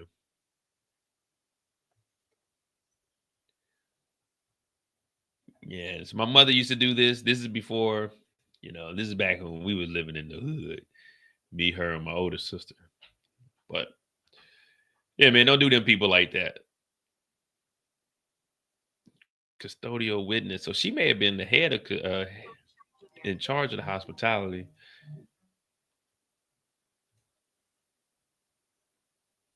Yeah, we're just waiting on updates, guys. This is day 13. No, it's actually day 14. I apologize. Day 14 of the Diddy trial. Again, we're not, well, I'm not. I don't know what Moochie's stance is, but I'm not here defending or against Diddy. All I'm doing is reading this and giving my opinion. Of course, I do got this judge attire on because, you know, I'm trying to be unbiased. And when the prosecution is up, I look at it from their lens and give my opinion. And the defense, you know how I wanted the defense to attack and like actually ask questions to try to defend. I don't want to just hear what music did she make. That's not a defense to me. But who am I?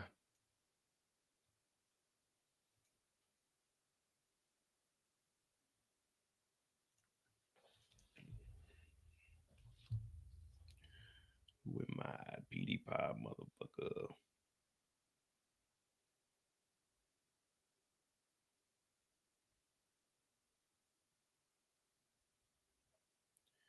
She put that sugar on my tongue.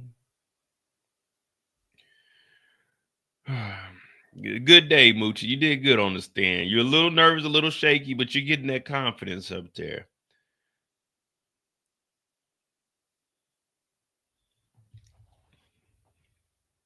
You might have a career up here taking the stand. Let me see. Last update here. Jury sees hotel record. All right. Jury sees hotel record that lists Cassidy as an accompanied guest on Combs' reservation. Uh-oh.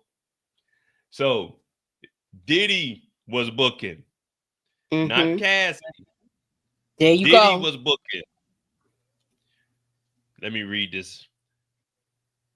Sylvia Oken, the director of sales and marketing at the Beverly Hills Hotel, says she recalls some reservations made for Sean Diddy Combs under the alias of Frank Black. The jury also saw a hotel record that showed Cassie was listed as an accompanying guest on the reservation. She had full access to the reservation and could charge things to the room. So Diddy, aka Bad Boy, was paying for the hotels that Cassie was staying in. She just had full access. So now we're understanding how these freak calls were getting set up. Now, I don't know if they're going to ask anything else from her because this just looks like everything that they've been going through. They've probably been showing the binders to show all the reservations.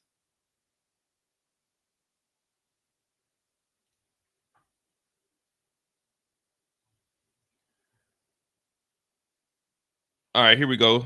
We back, Moochie. Let me make sure. Okay. Putting Yeah, on we my back. glasses now.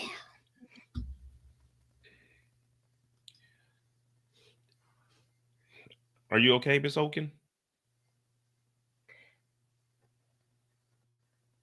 Miss Oken. Wait, where? I'm asking you. Are you ready to go, Miss Oken? Are your Yes, glasses I'm on? okay. I was looking for that line. You can't do that now. When you come to a courthouse, if you wear glasses, have your glasses on. They're on. Look, they're on. All right. How was this paid for? It's to T Fletcher at Bad Boy, paid by Amex of Sean Combs. Now, T Fletcher is the guy, Tony Fletcher. We looked him up last week. So that's who T Fletcher is. So read that again.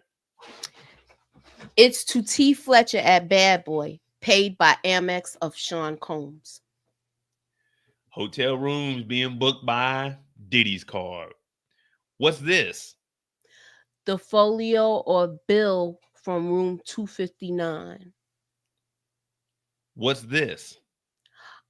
A $500 charge for oil damage. Oil.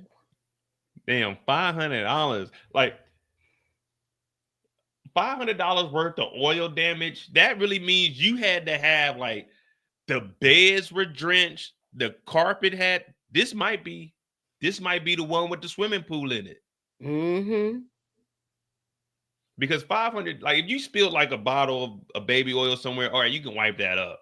But this had to be so much damage for $500. That's a huge ass damage bill.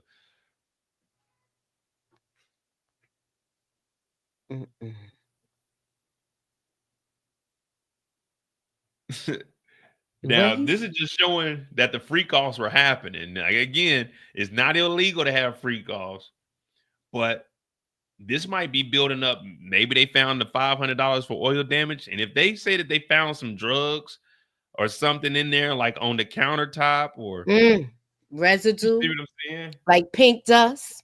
Yeah, like we found the pink powder on the nightstand. 2C. Oh man, I wonder where this is going. But this is Diddy baby oil.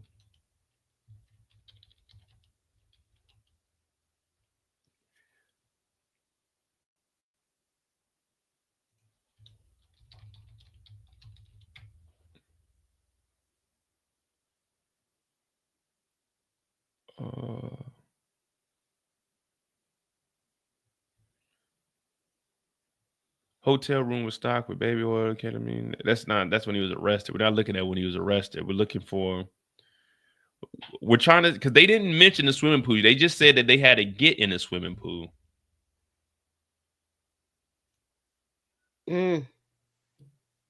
That's probably the hotel room. Yeah, for $500 in damage, that has to be the swimming pool hotel. Incident: she and Combs asked to get in the baby pool and outside the hotel room. Yeah, they never said what hotel it was though.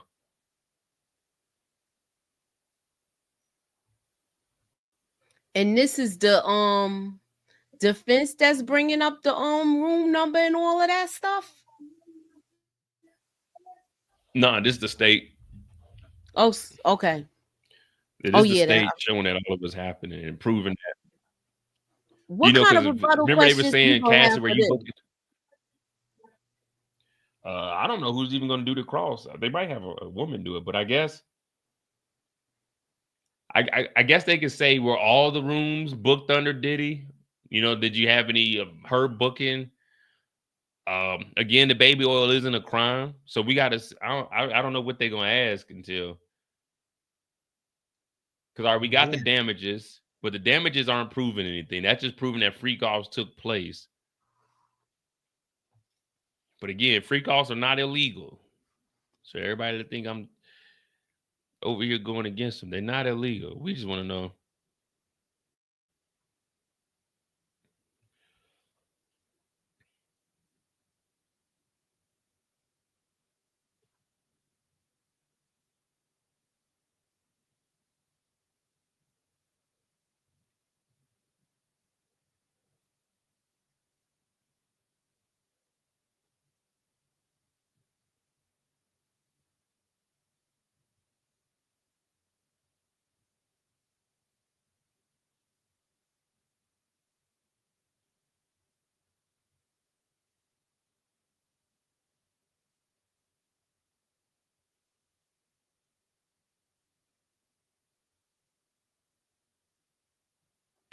All right. So, I mean, what else have we got? Because it's 3:00. Well, they might be going. Let's see.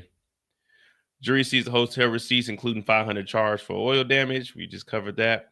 Okay. Oh, wow. Another bill included a $300 charge for cleaning drapes and a fee for going out and picking up 5 candles for Diddy. So this fool had them picking up candles. How the hell did the drapes get a $300 charge?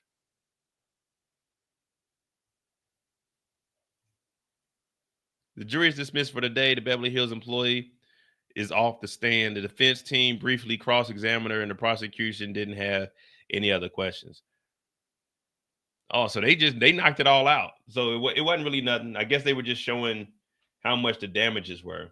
But there's a $300 fee for damages to the drapes, for cleaning the drapes. So that means they were just spraying baby oil. They were popping damn baby oil bottles like champagne in there. How the hell what the heck was they wrapping their body in the curtains or something? Yeah, like you get done, you go hide behind the curtain or something. What the hell? they in there doing the freak off like this.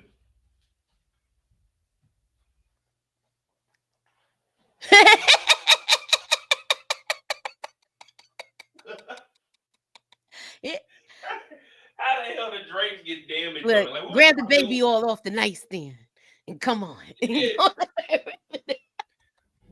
And then they said it was getting so funky in there. They had to go pick up candles for this. They're like, nigga, we're not picking up no candles for you. Man,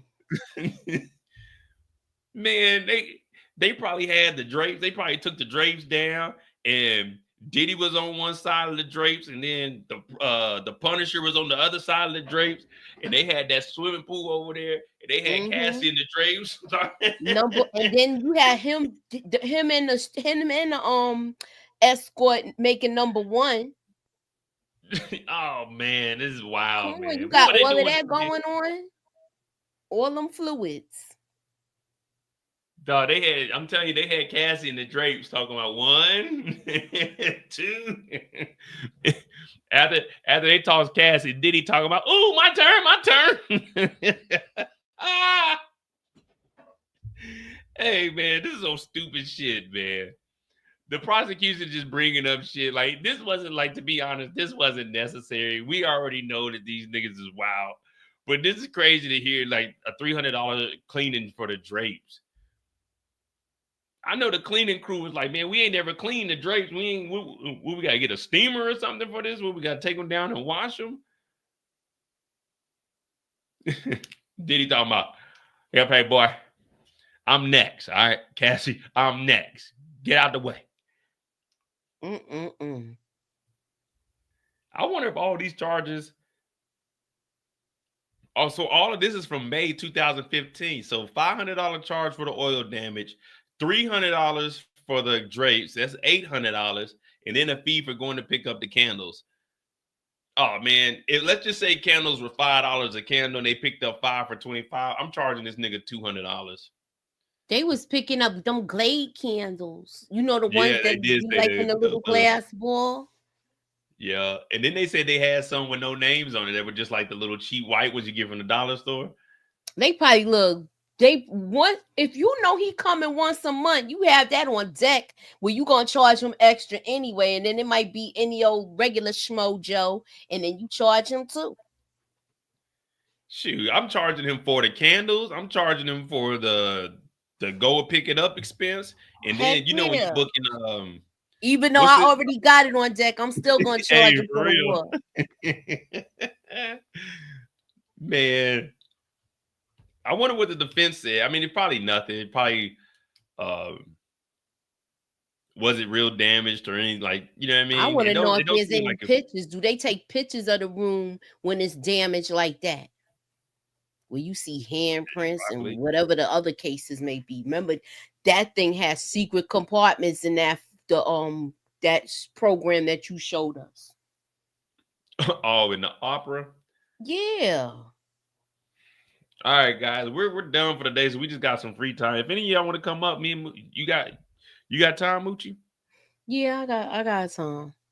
I got like 10 minutes. If anybody want to come up, we're gonna drop the link. You can say what you gotta say. Man, don't come up here like acting a damn fool. Only I can act a fool. But man, yeah, if you want to come up and say what you gotta say, what you think about the case, Moochie and I are here. I got like 10, 15 minutes. I'm not debating this time, guys. Give me a day and we'll do like a debate. But yeah, man, if you want to come up and you just want to say what you got to say, whether it's for or against, I don't care. But hey, man, come on up, hit that link. Me and Moochie are here.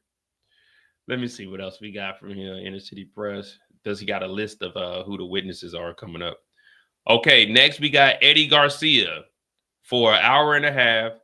Then we think the video expert, Witness Jane. Witness Jane will be testifying. Witness Jane will be having an international flight. So we're trying to get her on the stand before.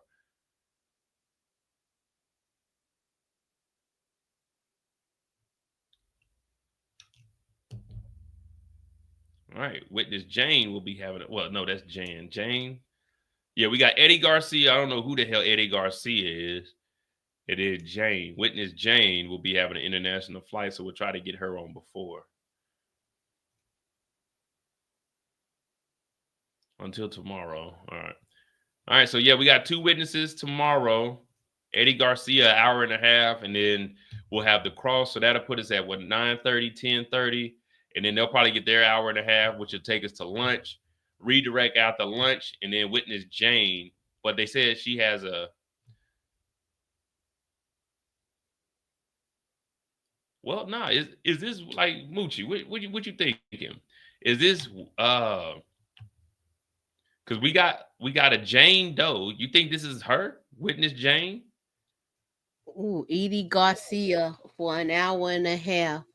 Then we think the video expert Witness Jane will be having an international flight, so we'll try to get her on before. So now you got 2 more people coming.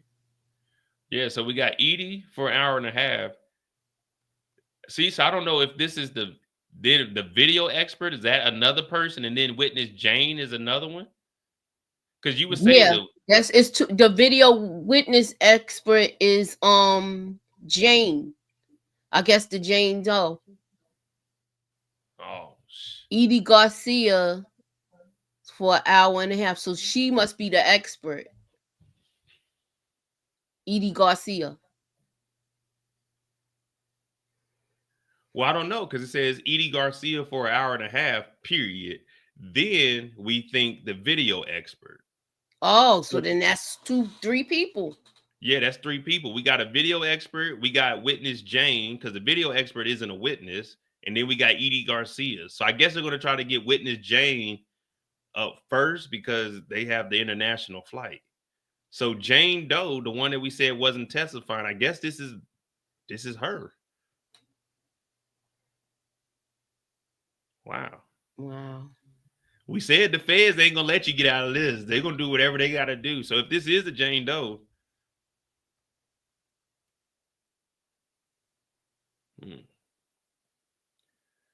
well, it looks like it might get interesting.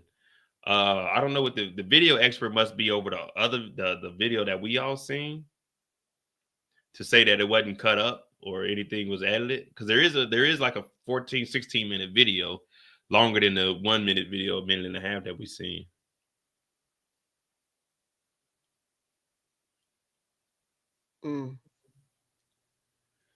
Yeah, it's gonna be interesting. Well, we'll be here tomorrow. I'm gonna try to get on earlier, guys. I was working today. I ain't gonna lie to you. I was working today, came home. It is what it is.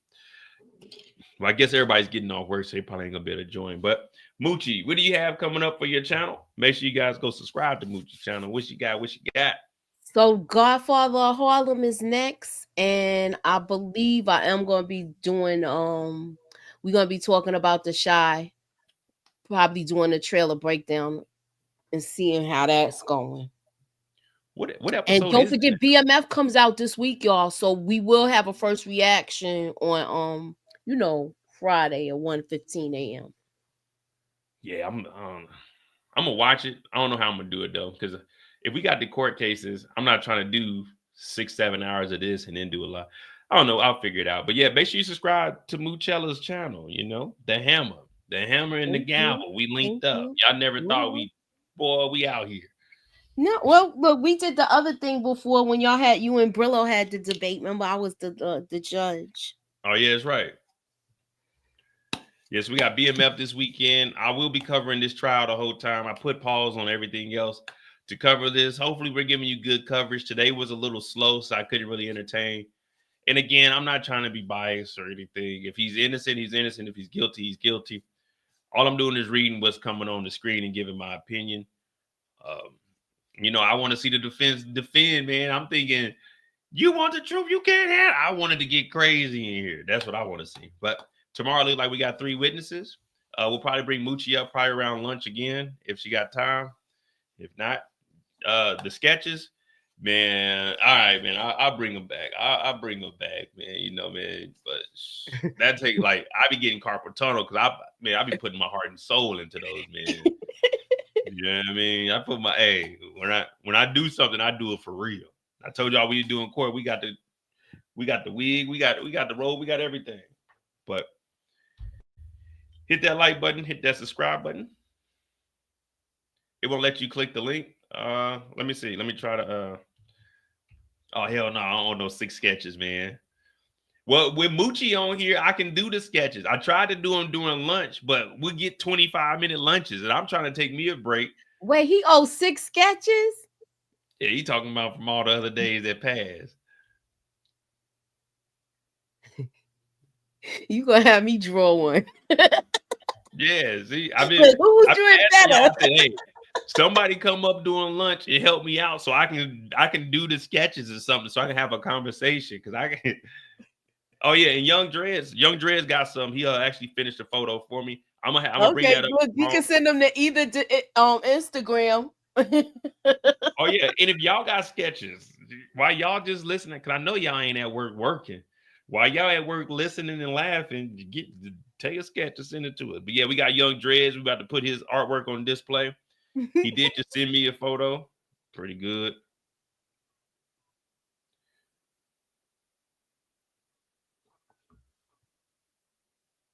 Oh, so before Mia's cross continue, Edie Garcia took the stand to invoke his wait, is Edie Garcia the security guard that became the police officer?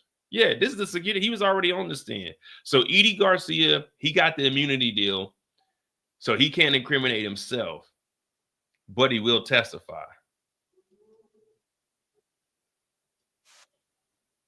So he must have took money from Diddy.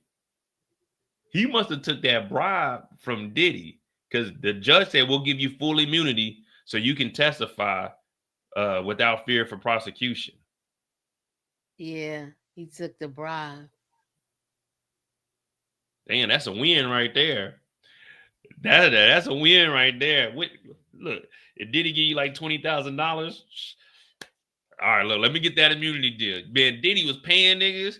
They had freak offs. There was drugs in there. Oh yeah. Damn, that's a win right there. I know people all been messed up. They're like, hey man, that's how the law works, man. That's what immunity is for.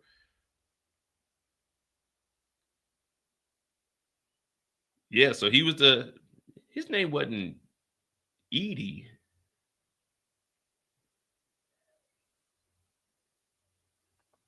His name was Israel.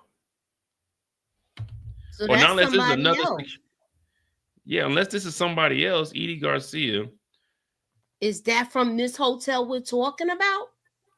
No, Maybe? this is from the actual hotel, the Intercontinental Hotel. That's what I'm saying. Is that the security from that hotel? Oh yeah. So the guy that came upstairs was Israel Garcia. No, what the hell was his name? I think it was Israel. I know it was Israel for sure. Israel.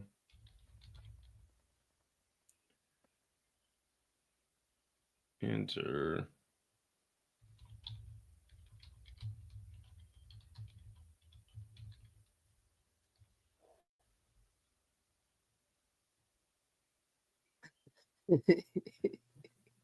Israel Flores. So that's who the security guard that. So what did this security guard see? If Israel Flores was the security guard that came upstairs, what did this security guard do?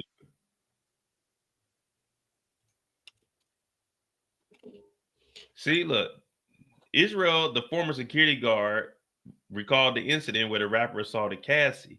But now we got Edie. This guy didn't take. So Israel was the one. Diddy must have paid this guy after. Like after he went up there and broke it up. Mm-hmm. Oh man. So there's he probably deleted the footage. Oh Yeah. man, Diddy probably paid him and he deleted the footage. There you go. That's why he got immunity. Oh man. This is better than, well, this is true crime. Look at that man. He put that white on so he feeling godly, don't he? Mm-hmm. Matter of fact, I need to draw this right here. This is what I need to draw right here. We're gonna call this the Holy Shine. Yeah, I like that name, the Holy Shine.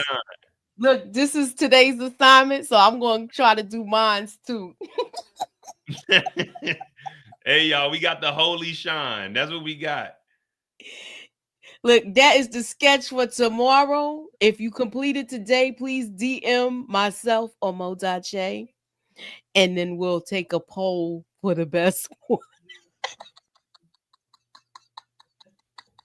All right, we got Presley up here. Hey, Presley, just turn your camera on so I can see who you are, but you don't have to have it on when you come up here. I just need to see that you're a real person. You know, well, maybe if Moochie can vouch for you. Moochie, you know Presley Joe? No, I never heard of that person.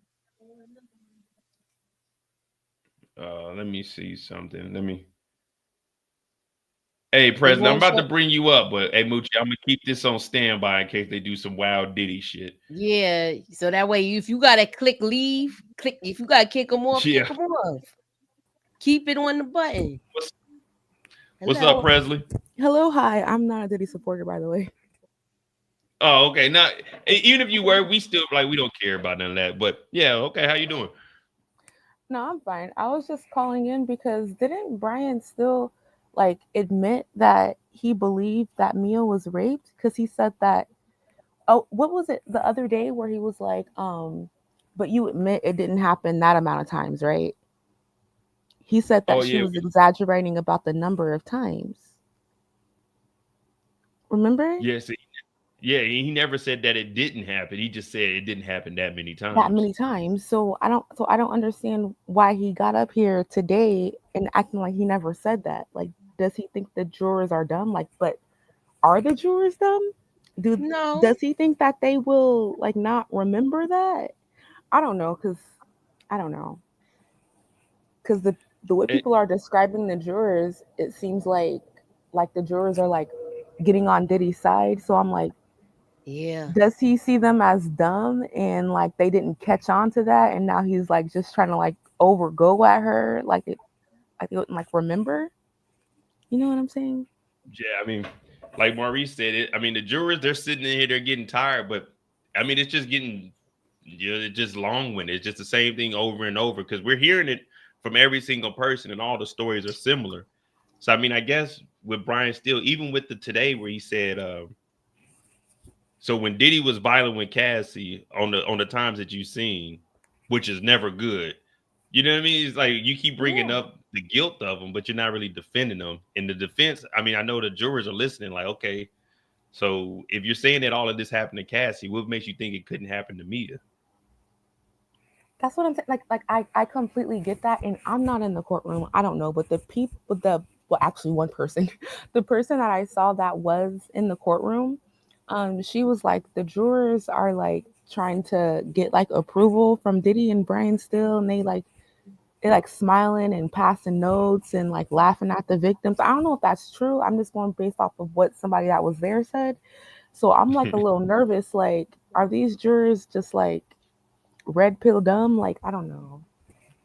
I mean, there is some older people we brought up the list of them. Of course, we don't know who they are exactly. I mean, again, that's why I say this is on the jurors. It's not on us to decide if he's innocent or guilty. For me, it's entertainment. Yeah. I don't care.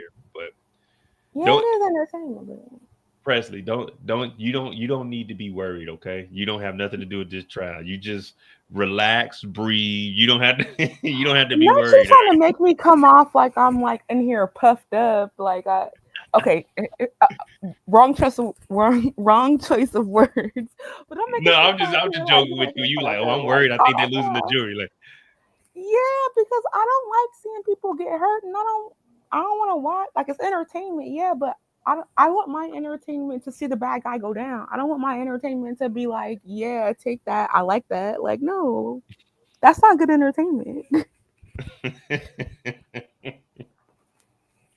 Like, give me 1 second because we do have an update. Let me get this list. It says another one of Diddy's accusers could take the stand as early as Wednesday.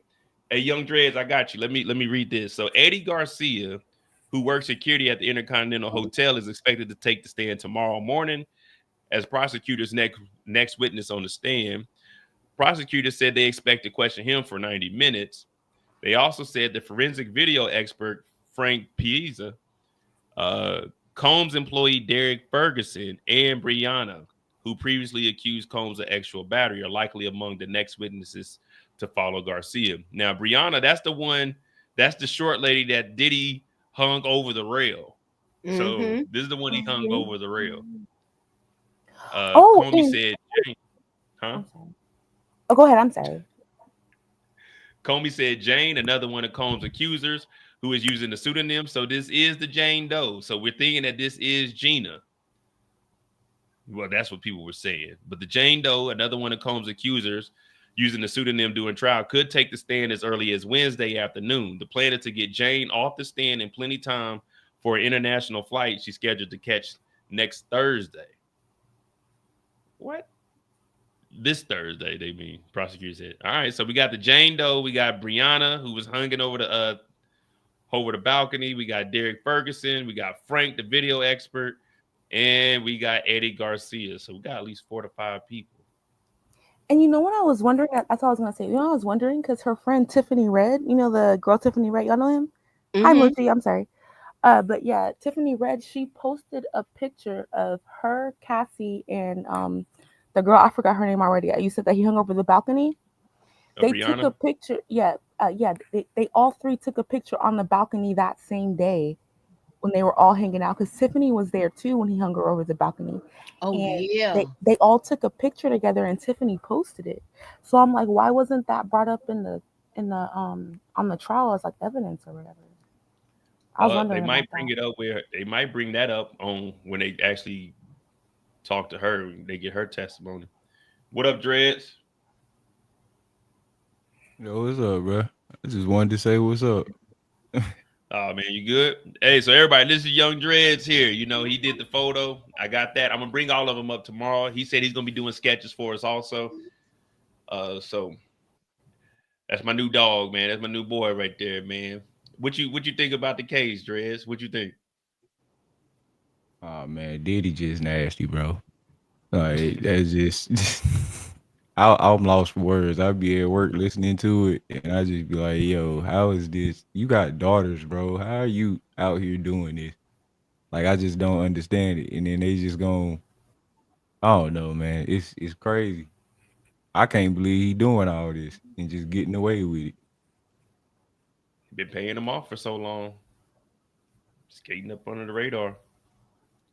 But like I said earlier, Yeah, it's not that it hasn't been documented because we got evidence from 2017 where people were talking about freak offs and actually getting settlements from Diddy from what he was doing. So it's been going on, and we seeing this. Now we got to figure out what this new security guard was. Either he deleted the video or he was helping out with like shit. He may have been helping out bring the escorts in or something. Who knows? Excuse me. And I did my own little investigation work on one of these days when I was like listening to you in the background. I work from home, but I was listening to you one of these days, and I meant to bring it up. I think it was a day that you didn't have like links or whatever, but it was a day that where Cassie was on stand and she said that, or I don't know if it was Cassie or her friend, but she said that she had to wear like these dark eyeglasses and like put on all this makeup to go with him to his signing or whatever. And then when you was like looking up, like, where's that signing? And you was like, I couldn't find it. And I'm like, I found it, but I'm at work, so I can't say nothing. I found the picture. And when I found the picture, not only did she have on like those big glasses to cover up her black eyes, but then when I zoomed in, she had on a necklace that says pop pop. Oh yeah. We seen the pop picture. There's a Necklace? couple You of seen that pop. one? I didn't Yeah, see we that. seen it. We I ended up guess I bringing wasn't that up. paying attention. Oh, okay. I wasn't paying attention because I was like, oh my god, like her necklace says pop pop. Like he beat her up and then made her wear a necklace that said pop pop the next day. And people in here still trying to defend him. Like, oh my god. And then Moochie got the photo you were talking about on the balcony. Hold on, let me see. I switched over. Yeah, that one. Cause she like put up an Instagram post, and that was the day. I guess that was the day that they all were on the balcony because they were all chilling, and then he came and interrupted their girl time. Cause he's an insecure loser. 'Cause I guess Tiffany had posted it on Instagram, and that's what pissed him off to even come up there to like interrupt their girl time. Yeah, I mean that. I, I'm not laughing at the situation, but I want to make jokes. But man, I ain't gonna lie to you, that'd be scary. I hate looking over balconies, just being like standing on a balcony. But to be like they saying Diddy like picked her up and literally had her over the rail of the balcony, man. That's Yeah. that's fucking What ridiculous. jokes are you trying to make? Like as long as I think that your jokes are funny as in making fun of Diddy.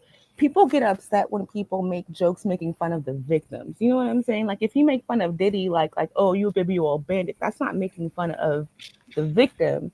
But when you say stuff like oh you stupid or why would you do, then that's making, you know what I'm saying? Like it's a like there's a fine line with the jokes, but I think the joke should be directed at Diddy and not like at his victims, you know? Oh no, I agree. But like when I ain't gonna lie to you though, when she get I'm not making fun of her getting hit over the head with an ice bucket. But Oh my she got god. Yeah, I even she got said hit over the did head with that the ice too. bucket. I had to do the sound effect. I'm I sorry. mean, I know you did the sound effect. You thought of like that sound effect, but when I heard it, I thought of like the ice bucket challenge. When I heard it, I don't know why. I thought of like her like just sitting there like trying to do her job, and he came and like dumped like a bucket of ice over her head, like the ice bucket challenge, and like I don't know, but that's what I thought of. Oh man, yeah. But yeah, I want to try to do this more often where I bring people up so we can like actually have the discussion, especially on days like this when it's going slow, or during the lunch, just have people come up. So I'm gonna start putting the link on here more. Young Dreads, he's gonna be, he's our Young Dreads is the standard guy. So if you ain't on me and Young Dreads level of sketches, just you probably not gonna get voted in. But if you want to submit sketches, you can. Young Dreads, I'm gonna put up his Instagram tomorrow. I'm gonna bring up the photos that he done for me. Presley, I appreciate you listening and tuning in. Moochie, I appreciate you too. We got 5 hours in today. We started a little late. Tomorrow I should be 10 o'clock. I should be starting 10 o'clock Eastern tomorrow. I just got off work till late today. But court is over with. You say what? I was gonna say, you know what? I don't know if he's like in New York, but I'm like sketch because he has like YouTubers like going up there and like getting the deets of what's inside, and I'm just like wondering like because all of the sketches that everybody said like that don't look like that's not Diddy, that's not Cassidy. Like I'm like, why hasn't like a YouTuber sketch artist like gone up to the courtroom and like done their own sketches and like put that up there as like a more realistic like view? You know what I mean? You talking about like these sketches? Danny said these sketches are from like the 70s or something like that. So they're significant to the courthouse and they just kept these. So I guess it's just a traditional way of why the courthouse sketches look like this. Oh no, I get that. I'm just saying like if I was like a sketch artist and I was like anywhere around New York, like I would be lining up to like go in there to like do like more realistic sketches so like you see like how it actually looks and not like these like raggedy pictures. You know what I'm saying? No, I agree. I mean, that would be cool, but shoot, you got to get up there early or pay somebody, and I don't think they really. I don't know. We'll see. I don't know. I'll sell myself. I get up there and holler at Tisa like, "Hey, Tisa, do you want some? Do you want a sketch artist on your team? Hire me." like I don't know. Oh man, what? Hey, it's good to see you. I seen you comment before, but I wasn't for sure if I remember who you were. That's why I was asking for you to turn on the camera. But I'm about to get out of here, guys. It's 10 o'clock? Yeah, 9:35. All right, bad. That's good. Make sure you hit that like button, hit the subscribe button. I appreciate all of y'all. We'll be on here tomorrow at 10 p.m. Eastern. Well, no, not 10. 10 a.m. Eastern tomorrow for day 15 of the Diddy trial. I'm Mo.J. This is The More You Know. Thank y'all for tuning in. And I'm out. Oh, yeah, remember, you can run, but you can't hide. Diddy, that goes to you, man, because we know where you at. We know where you at. We know when you're sleeping, and we know when you're awake. We know when you've been bad or good for be good for hotel's sake. Uh-oh. Keep your glasses on the courthouse. You